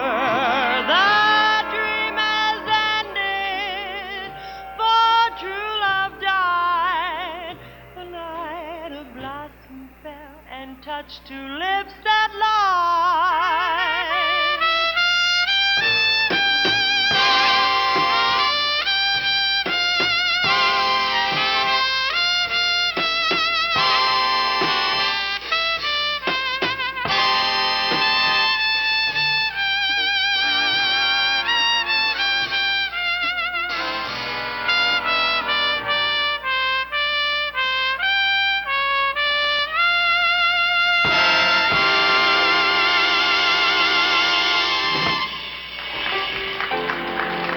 Very happy combination, a pretty ballad, a pretty girl, and a pretty nice night here in Bridgeport, and I hope the same exists wherever you happen to be along the Monitor routes. Right now, I see you're about to draft one of the boys, right, Charlie? Paul O'Connor? Right. Giving forth with the brief history of the birth of the blues? That's right. All right.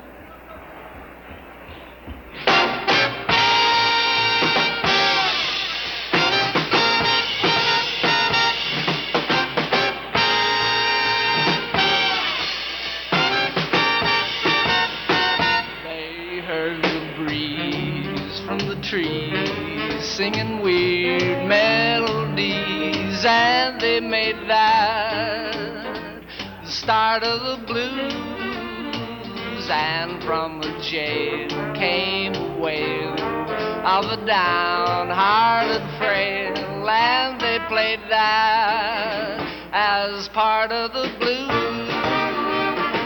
From a whippoorwill out on a hill, they took a new note, pushed it through a horn till it was worn into a blue note.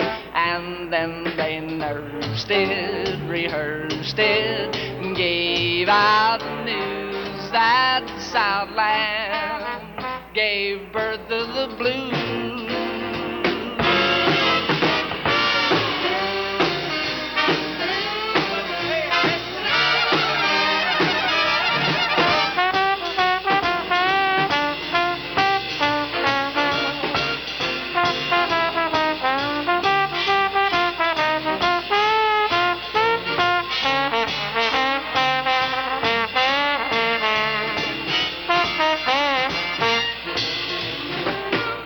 From a whippoorwill out on a hill, they took a new note, pushed it through a horn till it was worn into a blue note.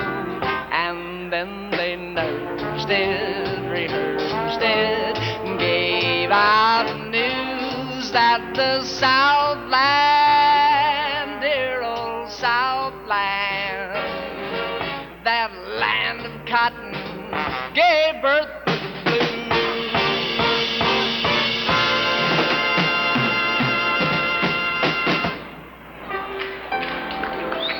Thank you, Paul, and thank you, Charles.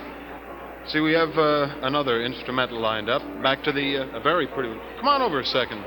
This is a beautiful thing, Dave. It's one that we always enjoy playing. As a matter of fact, earlier tonight I had a request for it, and I thought we'd include it on this Monitor show. Yeah. Well, we have you up here, and not with the horn up. You want to put in a few words in behalf of the new record? Well, this last number, the one that we recorded was on Camden, which is subsidiary of RCA Victor. And of course, The Blossom Fell and I'll Never Stop Loving You are those two that were just released a couple of days ago. And I hope the folks get along to some of the stores and at least give it a listen. Maybe they'll like it. Better yet, buy it. Well, that I would like to. Well, they've heard the preview on it. I certainly hope they do like it because it's Blossom Fell, of course, is a hit tune, and I also look forward to the fact that I'll Never Stop Loving You, which is from the picture Love Me or Leave Me, and I think that's destined to become one of the top tunes, too. It looks good right now. I hope so. So we take us a look at Love Walking In? Sure thing. Okay.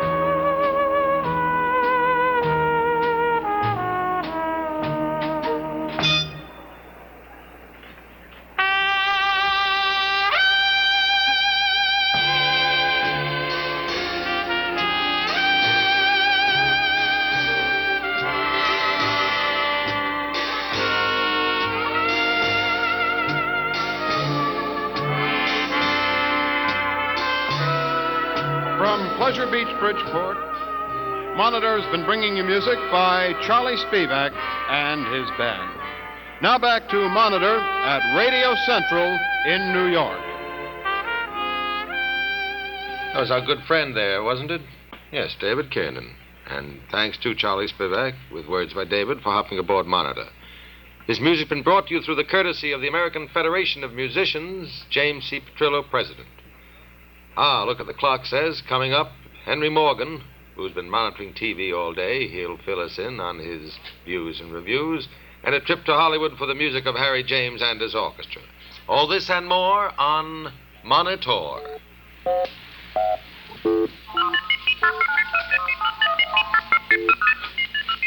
This is Monitor, the new NBC radio service.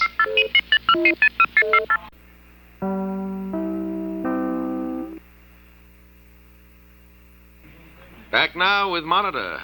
Music, anyone? Well, for a starter, how about Ella Mae Morse and Smack Dab in the Middle? Then we'll pick up Hugo Winterhalter, and I've heard that song before.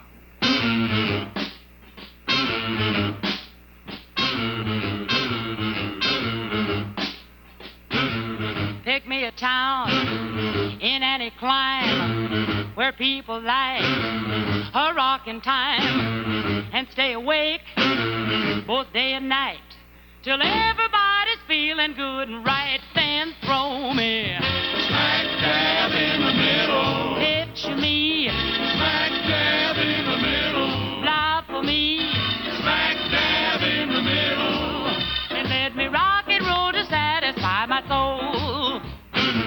10 Cadillacs, a money tree, 5,000 gowns just made for me, a 10-room house with Herman chairs, a standing army made of millionaires. Then throw me Smack dab in the middle. pearl of me, Smack dab in the middle. chunk of me, Smack dab in the middle.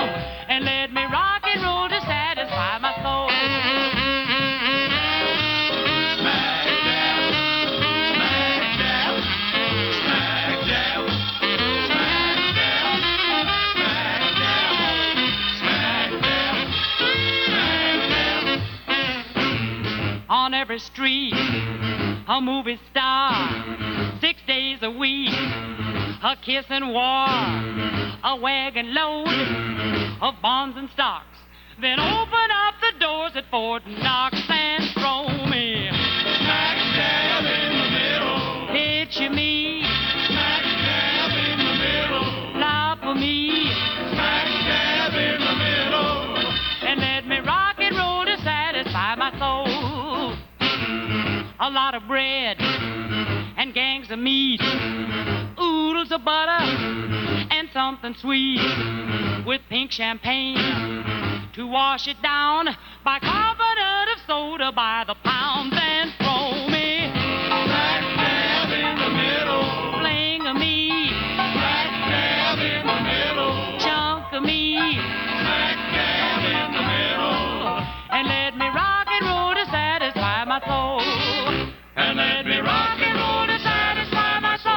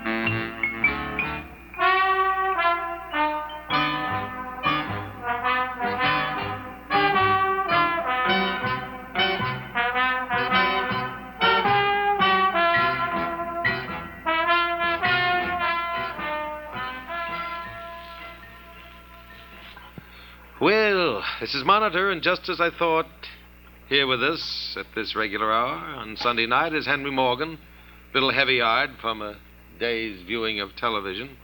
Henry's dropped in to keep us informed on just what TV had to offer this weekend. Henry, what are the facts along the coax? Well, Ben, first Yeah, it's this, Mike. I'll start again, shall I, with what I have written down? What are the coax along the fact? Henry? Well, Ben. Good evening, anybody. Here's Blinky with a brief rundown of what you may or may not have missed on TV today, or part of it. Now, the times mentioned are all Eastern Standard because that's where I live nowadays, in Eastern Standard, New York.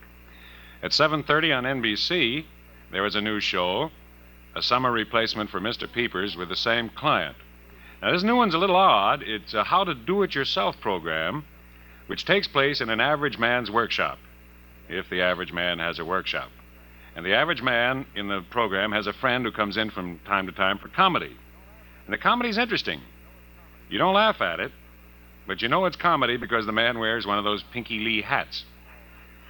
Now, I do small things around the house, so I was intrigued by the idea of a do-it-yourself program on television. I thought, that's for me.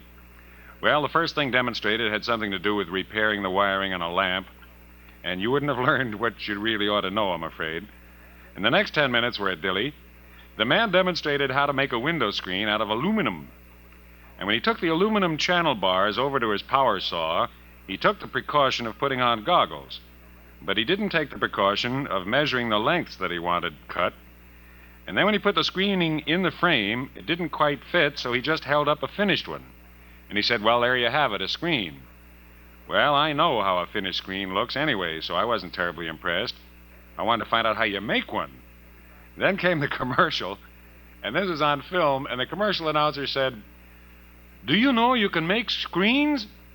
Of course, man had just demonstrated that for 10 minutes. Not very well, but he demonstrated. And then I realized that to replace Mr. Peepers for the summer, what they did, they took Peepers out, left the commercial in, and just expanded the commercial on both ends. It's a... And you had to miss it, you foolish thing, lying there on the beach in the sun. Now, they said on this program, the same show, that next week they'd show you how to get rid of insects on your patio. So those of us without patios will just have to skip next week, I guess. It's a very high-class show. You remember the old radio program called Vic and Sade? Were you around then? Well, a fellow in Chicago named Paul Reimer used to write Vic and Sade, and the jokes on the Do-It-Yourself program are Paul Reimer's old jokes. So I waited for the credit, and he's not the writer. 3 other guys are. So, fellas, remember, do it yourself. Then I watched Ed Sullivan's Toast of the Town for you, in case you missed it. Now, the program opened this way, and you have to believe me. Eddie Fisher, Julius LaRosa, Eartha Kitt, Victor Borga, Burl Ives, Phil Silvers, Johnny Ray, and Tony Bennett sang Happy Anniversary to You to Ed Sullivan, and they went away. That wasn't even the show. That was the opening. Then Ed introduced not 2 or 3 people in the audience, but about half of it, all of them named Ed Sullivan. It was very cute. Then the show started. And it was a review of vaudeville from way back, starting with old Joe Howard, who was nifty. And the next act, I sort of hope you saw this, was Bob Hope's original vaudeville act done by Bob Hope. And then Pearl Bailey did a couple of imitations, and they had Smith and Dale with the old Dr. Cronkite routine. And then Sullivan introduced Will Jordan, a mimic who does a very fine imitation of Sullivan. I'll tell you one of the jokes. At the end of the routine, Sullivan comes out as an imitation of Will Jordan, who is imitating Sullivan, and they jointly make this announcement by splitting it up between them. They say, I can't do the imitation, but the words went roughly like, next week, we will have 742 Polish dentists who will drill on our vast stage. Yeah, you should have seen it. It's no good this way.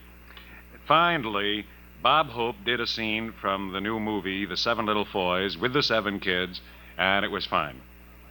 Now, during the course of the evening, I looked in on Life Begins at 80, and I got a sudden chill-like. I realized what's wrong with it. Everybody on it, I don't know if you've ever seen this, but if you have, maybe you'll know what I'm trying to explain if I ever get to the explanation. The old folks on it are playing old folks instead of just being natural and charming. They say things like, they had a man and wife on tonight, and the man would say, oh, that woman's been a millstone around my neck for 60 years. And she'd say, wait till I get you home, you old scarecrow. And it was like a sort of a cheesy vaudeville routine. And you know, they're very nice people. I don't know who puts them up to it. It's insulting like that is for Weisenheimer young fellas breaking into the business, not for nice old people. And they did the Jack Benny show again. Did you ever see that one, the one where he robs a bank and can't convince anybody he did it because they can't remember his face? Very good. So if you missed TV today, you missed some you could miss. That's the kind of day it has been. Morgan will be in the same corner in front of the cigar store again with the Great God next Saturday at whatever time this is. Good All night. right, Henry. Okay, fella. You can come back and use any mic we got. All right. Thanks, Ben. This is Monitor, going places and doing things. Take one.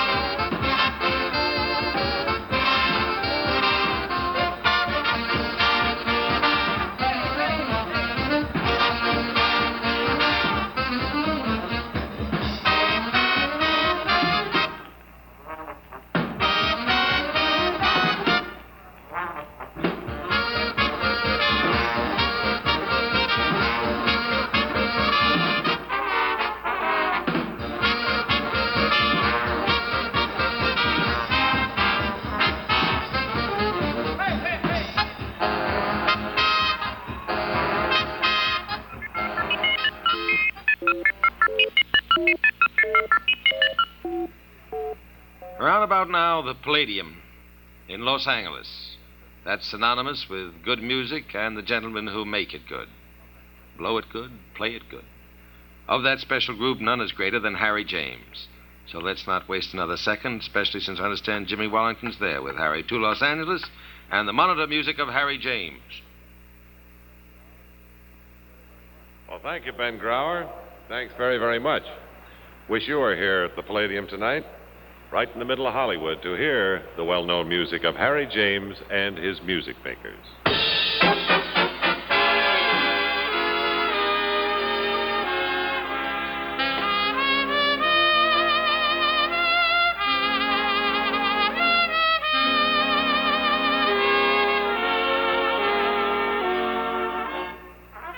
And there's the famous theme song of this equally famous orchestra. As the king of the trumpet, Harry James in person plays his silver tones for you.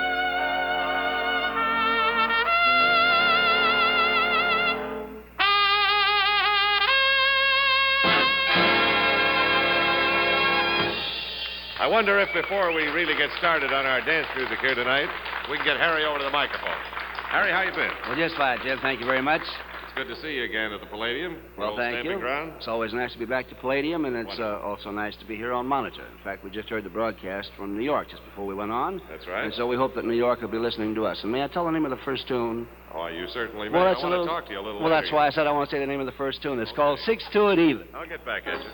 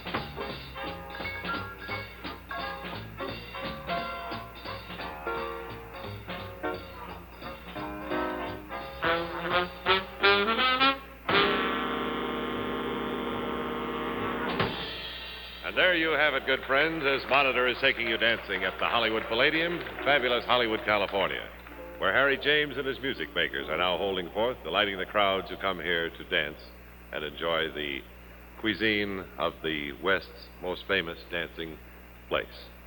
Now, I'm going to get Harry James over here again. I'll tell you how I'm going to do it. Harry is a motion picture actor, ladies and gentlemen. I understand he is playing the life of Tchaikovsky at MGM. Is there any truth to that? I knew he'd be over on that one because there's not a bit of truth in it. No, Jimmy, just standing in for Benny Goodman at Universal in the Goodman story. I know. Now that I've got you here, tell me, where have you been? Where have we been? Recently. Oh, we've been in the Palladium for the past week. Yes, I know that. And Very before well. that, we were doing one-night stands through Texas and up through the Northwest, and we did our Chrysler broadcast 2 weeks ago last Thursday. We finished the Palladium on July the 17th, and we will have 4 weeks vacation. And September the 10th, we start out with Judy Garland, and right now we'd like to play Symphony.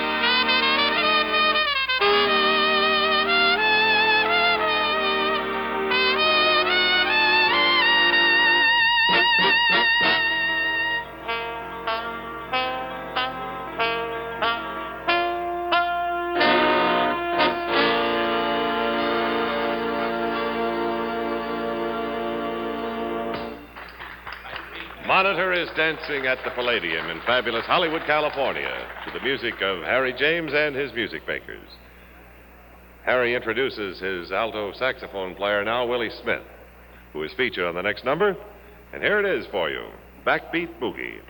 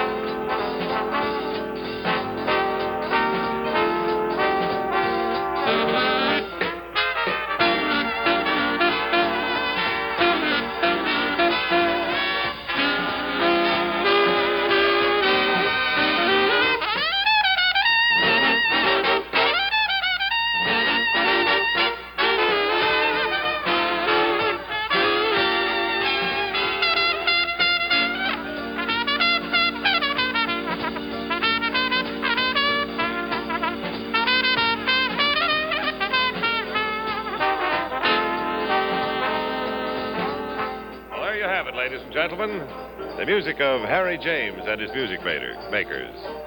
As Monitor has brought you dancing to the Palladium on Sunset Boulevard in Hollywood, California. Hope you liked it.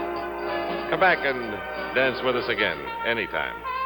And Ben Grauer, I understand, is standing by in New York with more show for you. Right now it's time for me to say that this is Jimmy Wallington, very happy to have been your host for this little 15-minute get-together at the Palladium. And now, back to Monitor in Radio Central in New York. That's one of the curious things of some years of broadcasting. You never get used to that sudden cut. One moment there's ex-musicians, very live, reeds and strings and brass, and then there's silence. That's only a small semicolon between now and next time we're with Harry James. And that music brought to you through the courtesy of the American Federation of Musicians, James C. Petrillo, President. We thank Harry and Jimmy for putting a nice little semicolon at the end of this audio essay that's been going on for some seconds short of 40 hours. I say semicolon because there's more to come next week. In the past 40 hours, we've not been idle. Monitor listeners heard this. Bob Hope making good as a communicator. Jackie Gleason, too, sounds great on radio, on Monitor, that is. We heard Marlon Brando in a special chat for Monitor listeners, and we were close enough to the Detroit Speedboat Regatta to get splashed. We went to London. Our own Dave G. talked to the world's own Marlena D. There were special news stories brought to us from their places of origin. That's the way Monitor goes places and does things. Moscow, London, Anchorage, Alaska. Yes, the world is your apple on Monitor. We heard the voice of Soviet Foreign Minister Molotov in the first broadcast of one of his press conferences, taking the memory of some of us back to 10 years ago when we were all in San Francisco and the UN was dawning. Then Monitor checked in on a swimming meet in Honolulu. And when we say Monitor music, we mean this. We've had actual live pickups of music as it's being played. The music of Woody Herman, of Earl Garner, Stan Kenton and Sarah Vaughan, Jimmy McPartland, and Harry James you've just heard, and more. Yes, there's always more on Monitor. Well, we'll be coming your way in, let me see now, a little limping arithmetic at this hour, and that would be exactly 128 hours from now, next weekend. Meanwhile, for all of us at Monitor, this is Ben Grauer, closing shop for now. Thanks for being with us, and be with us again.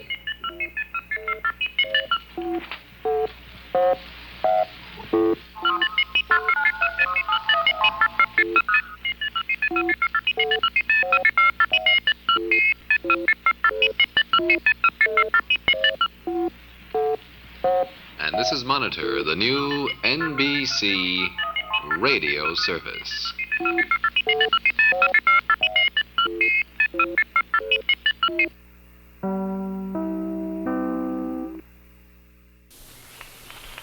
From Nashville, Tennessee, the folk music capital of the world, it's your Grand Ole Opry transcribed starring little Jimmy Dickens.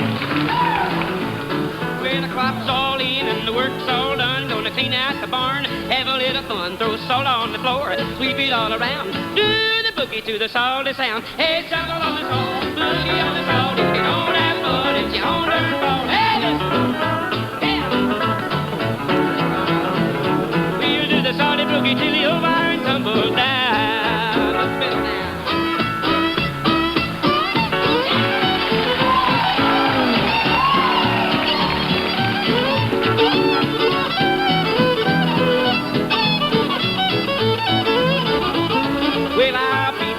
Sunday clothes, a cute little redhead freckle on the nose. The dance will be just a good excuse to turn my baby every way but loose. Hey, shuffle on the salt, boogie on the salt. If you don't have fun, it's your own darn fault. Hey, listen. We'll do the salty boogie till the old barn tumbles down. Twin guitar.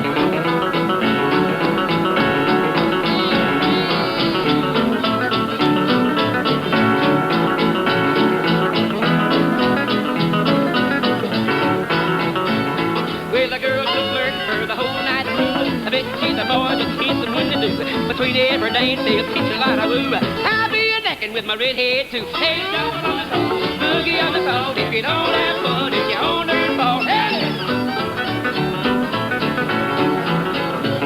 We'll do the salty boogie till your mind tumbles down. Boogie!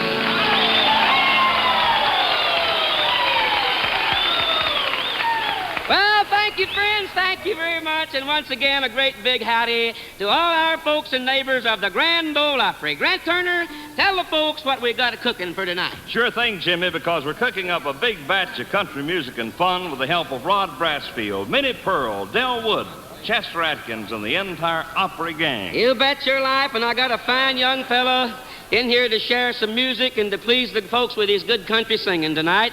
He's a new star in the country music field, the fella who started everybody to liking him with his brand fine new record of Cry, Cry, Darling. I'm speaking of Jimmy Newman, ladies and gentlemen. Well, sir, I told my friend Jimmy Newman to hold off for just a moment because first we got to get some foolishness underway and out of the way here. So that means only one thing, good folks. Here comes Hohenwald's Flash, Rod Brassfield.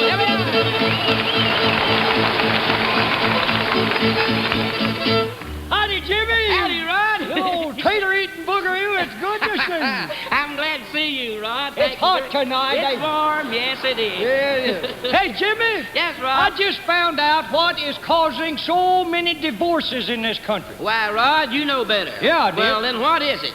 Marriage. Yeah.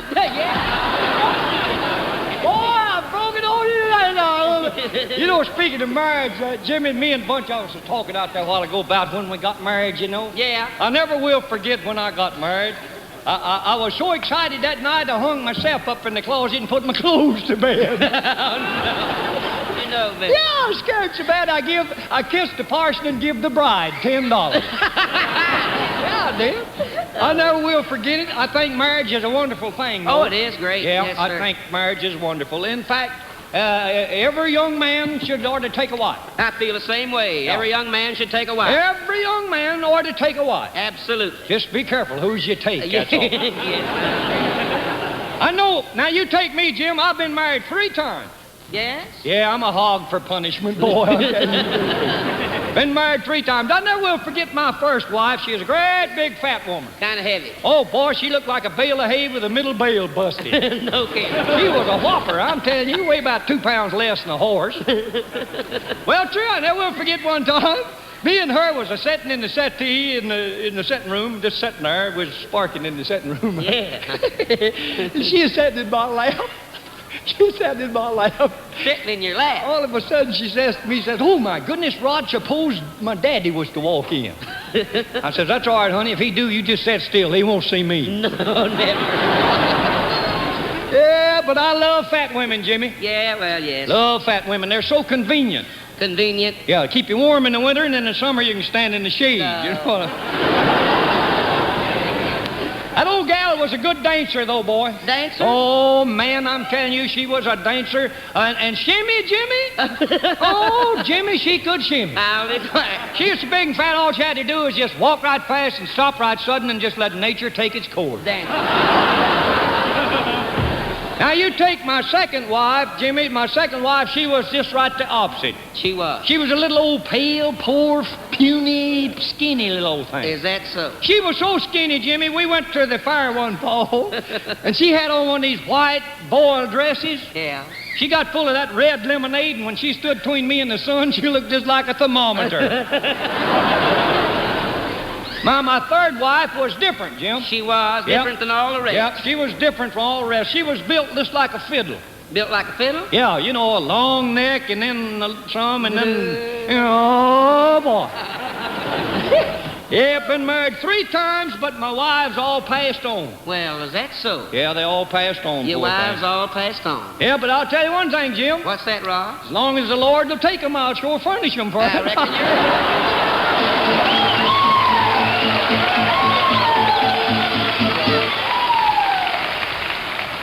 You know, Jimmy, this is a great time of year when nature and sunshine have busted everything out into bloom. Ah, it sure is, Grant, and that same nature and sunshine had a whole lot to do with the natural, and I mean natural, tobacco flavor you get in every pipe full of Prince Albert smoking tobacco. Nothing seasonal about that. The PA smokers know that nature, in her own sure way, put the flavor in PA. They get the same mild, tasty smoke all year round, every day. That's real true, Grant. Yes, due to Prince Albert's own special process, perfected over a period of nearly 50 years, PA actually holds and heightens nature's aged-in, mellow-ripe goodness.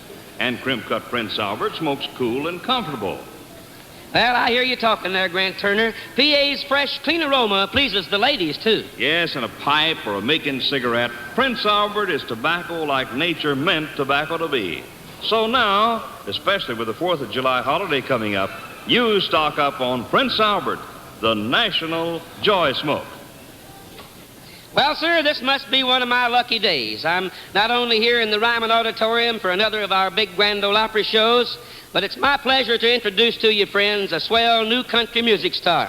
This is his first appearance on the Grand Ole Opry, and I just know that he'll be back to see us many, many times. He's the singing star of Dot Records, a great big old country boy from Louisiana, none other than Jimmy Newman. Let's give him a nice round.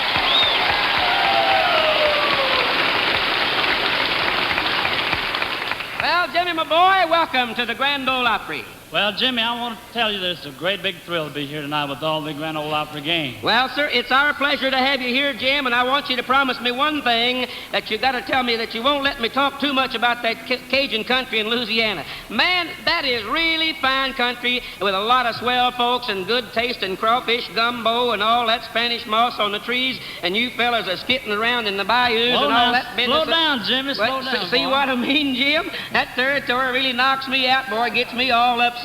Jimmy, let me ask you a real serious question right now. You write all the songs, or at least most of them, that you record for the Dot people, don't you? I write most of them, that's right, Jimmy. Well, how about treating us with one of them right now in good old Cajun style? Okay, Jimmy, here's Daydreaming.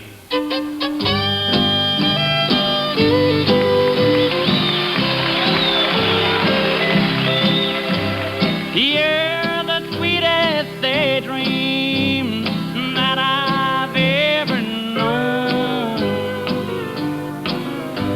I keep you on my mind the whole day through. If I can't hold you in my arms, I'll hold you in my heart until this lovely daydream can come true. Daydreaming with you on my mind, thinking about you, waiting for the time till my arms can hold you and I'll make you mine.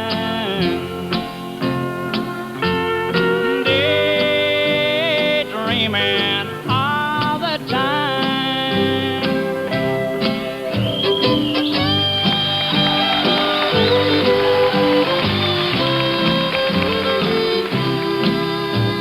I gaze into my daydreams, a picture came to me. No scene but color splendor could compare. You were nestled in my arms, a baby on the floor. Sweet music from heaven filled the air.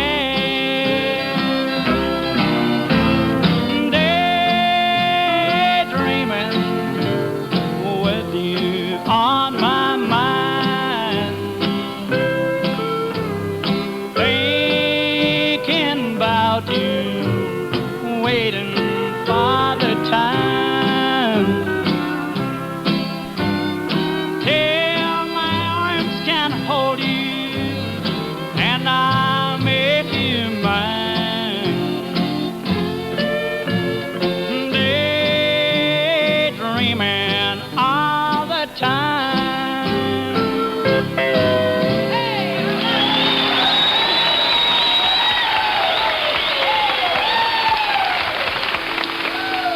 you, Jimmy Newman. Right now, friends, we'd like to settle down a bit and sing one of the sacred songs that have become such a part of our Grand Ole Opry and our Saturday night get-togethers with you across the country.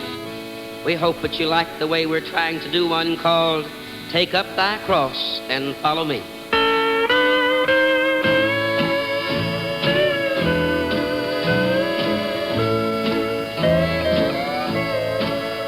I walked one day along a country road, and there a stranger journeyed to, bent low beneath the burden of his load. It was a cross I knew. Take up thy cross and follow me. I hear the blessed Savior call. How can I make a lesser sacrifice when Jesus paid his all?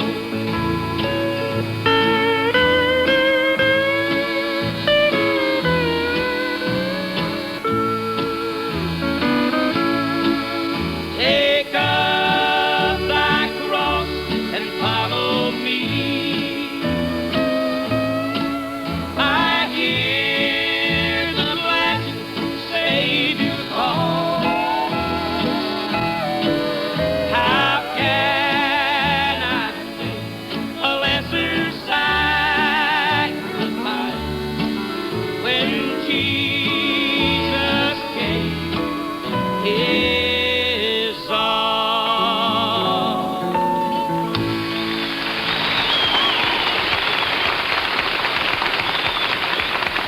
Thank you, friends. Thanks a lot. And here comes a fellow with something mighty important on his mind. Fellas, Prince Albert's got the makings of a great cigarette.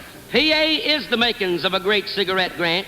You just don't know how all-fired easy it is to roll your own making cigarette till you've tried crimp-cut Prince Albert in an OCB paper. Man, what a good tasting smoke. Right, Jimmy. PA's own exclusive process, perfected over a period of nearly 50 years, holds and heightens the natural goodness of fine choice tobacco. Talk about a smooth, firm, long-burning cigarette. When you're rolling it, you see that crimp cut means PA don't blow around or dribble out the ends. And that natural mellow ripe tobacco flavor is always there, too. So you roll your next making cigarette with mild, tasty Prince Albert, America's largest selling smoking tobacco. Nature in her own sure way put the flavor in PA. Try Prince Albert, you'll agree. It's tobacco as nature meant tobacco to be.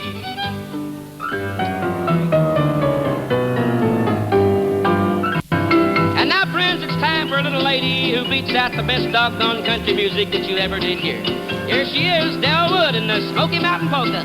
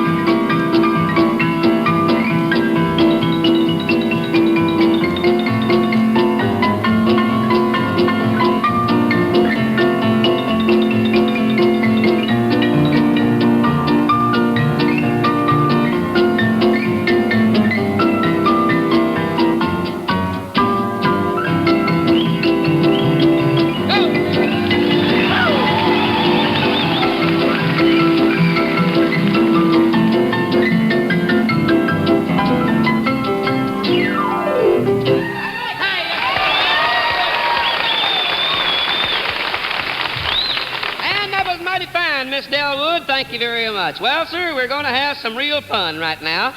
And we'll have it just listening to the latest gossip from Grinder Switch. And you know who we're talking about, Cousin Minnie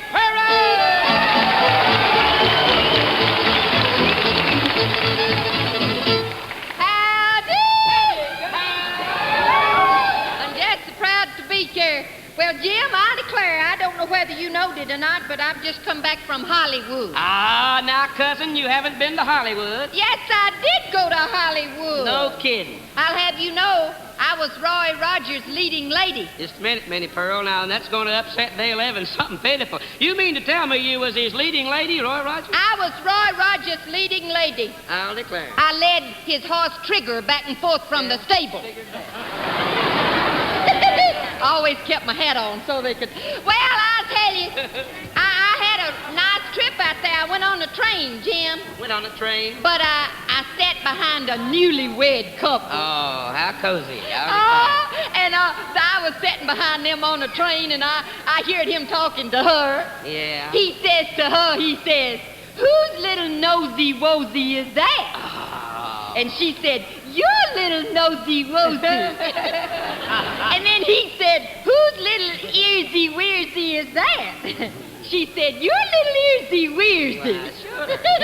Oh, they went on that way. Oh, I said, "When you get to that brown suitcase up there, that there's mine."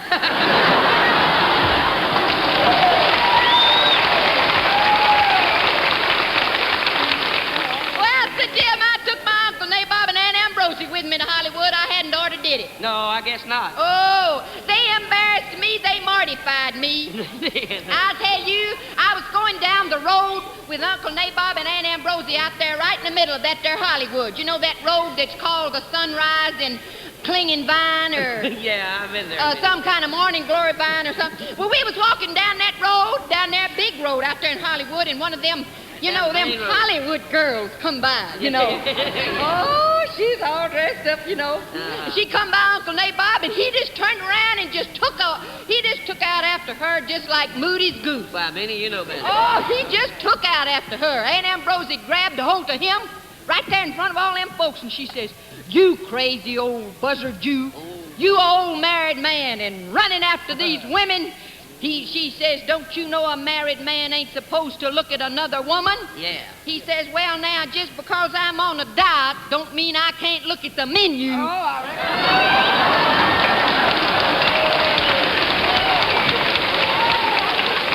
Well, Sir Jim, I tell you now, we had an exciting experience at Grinder Switch today it was. It was that so? Yes, sir. I just got home and this happened. What was it? Well, Miss Orson Tugwell, you know, her and Orson have got 10 children, you know. Yeah. And they've moved into a brand new house up there. Yeah. It's got all the modern conveniences. Oh, it's a fine house. Electricity and everything. Everything. And I want you to know that this morning, Miss Tugwell was bathing that littlest young'un of hers, you know. Meanest little young'un I ever seen in my life. Throw him in the water, he'd float upstream.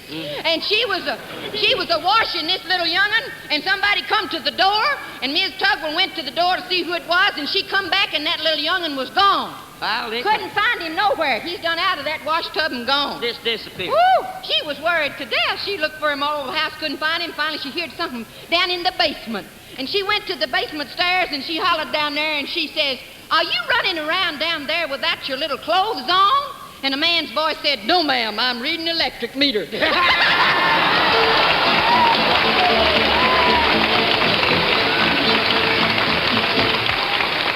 And that was our girl Saturday, Minnie Pearl, and there's just nobody like her, I don't reckon. Nobody liked this boy from the Cajun country either, friends. Everybody likes him. What do you say, folks? Another nice welcome for Jimmy Newman. Here he is. Well, that nice round of applause will sure get the job done there, Jimmy. How about doing your new release on Dot Records for us, one called Blue Darling? Sure will, Jimmy. Here it is. I was a fool, broke every rule, Blue Darling. Thought the tears take the place of your sweet smile. I played it smart. I broke your heart, Blue Darling, and lost the only love in life not worthwhile. So please, please forgive me. I'm sorry for the wrong that I've done. My heart would cry if ever I should lose you. Blue, darling, you're the only one.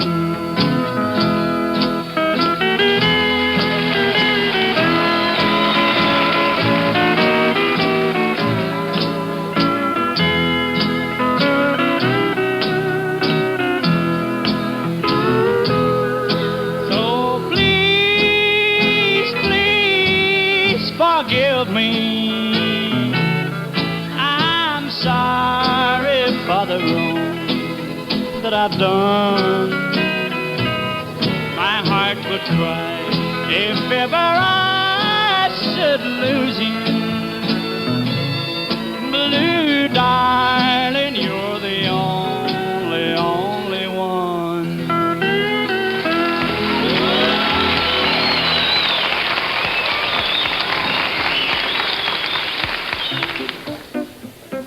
Well, sir, ain't nobody can pick an electric Gretsch guitar like my good friend Chester Atkins, and here he is now with a tune called My Old Kentucky Home.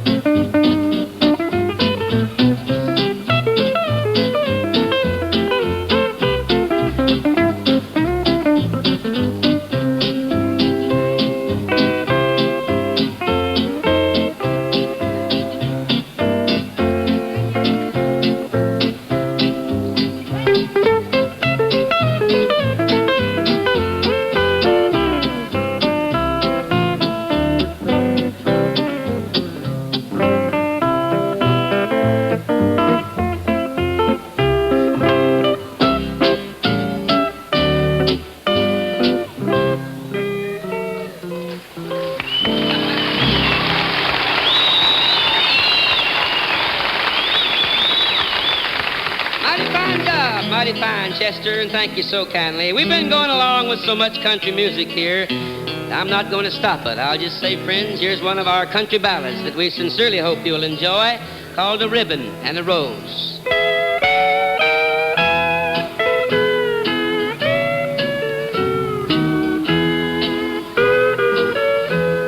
In the mail that came today was a rose from your bouquet, and a note said you were married yesterday.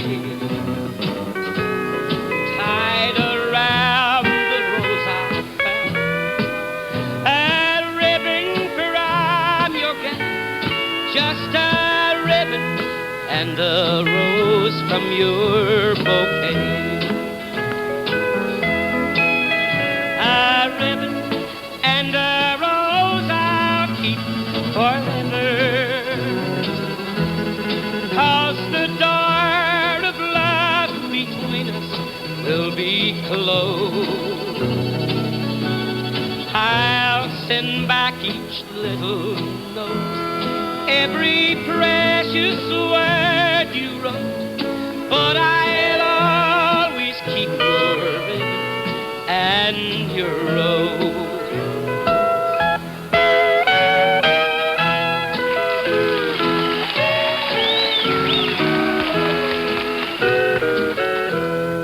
Then old memories I recall, and the teardrops start to fall. I'll remember all the things we used to do. then your ribbon island coat and your faded rose I'll hold, and I'll live again in hopes that I'll hold you. A ribbon and a rose I'll keep forever,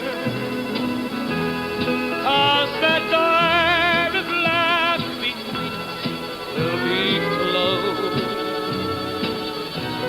I'll send back each little note, every precious word you wrote, but I'll always keep your ribbon and your rose.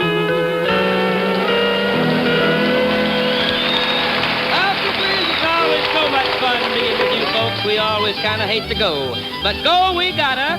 We'll be visiting with you again real soon. In fact, you'll be on hand next week. We'll be calling for you in the old buckboard, and the man in the driver's seat will be Perry Young with his pal Hawkshaw Hawkins right beside him. Till then, this is little Jimmy Dickens saying for all the folks, sincerely thank you for everything, and we'll see you next Saturday night at the Grand Ole Opry.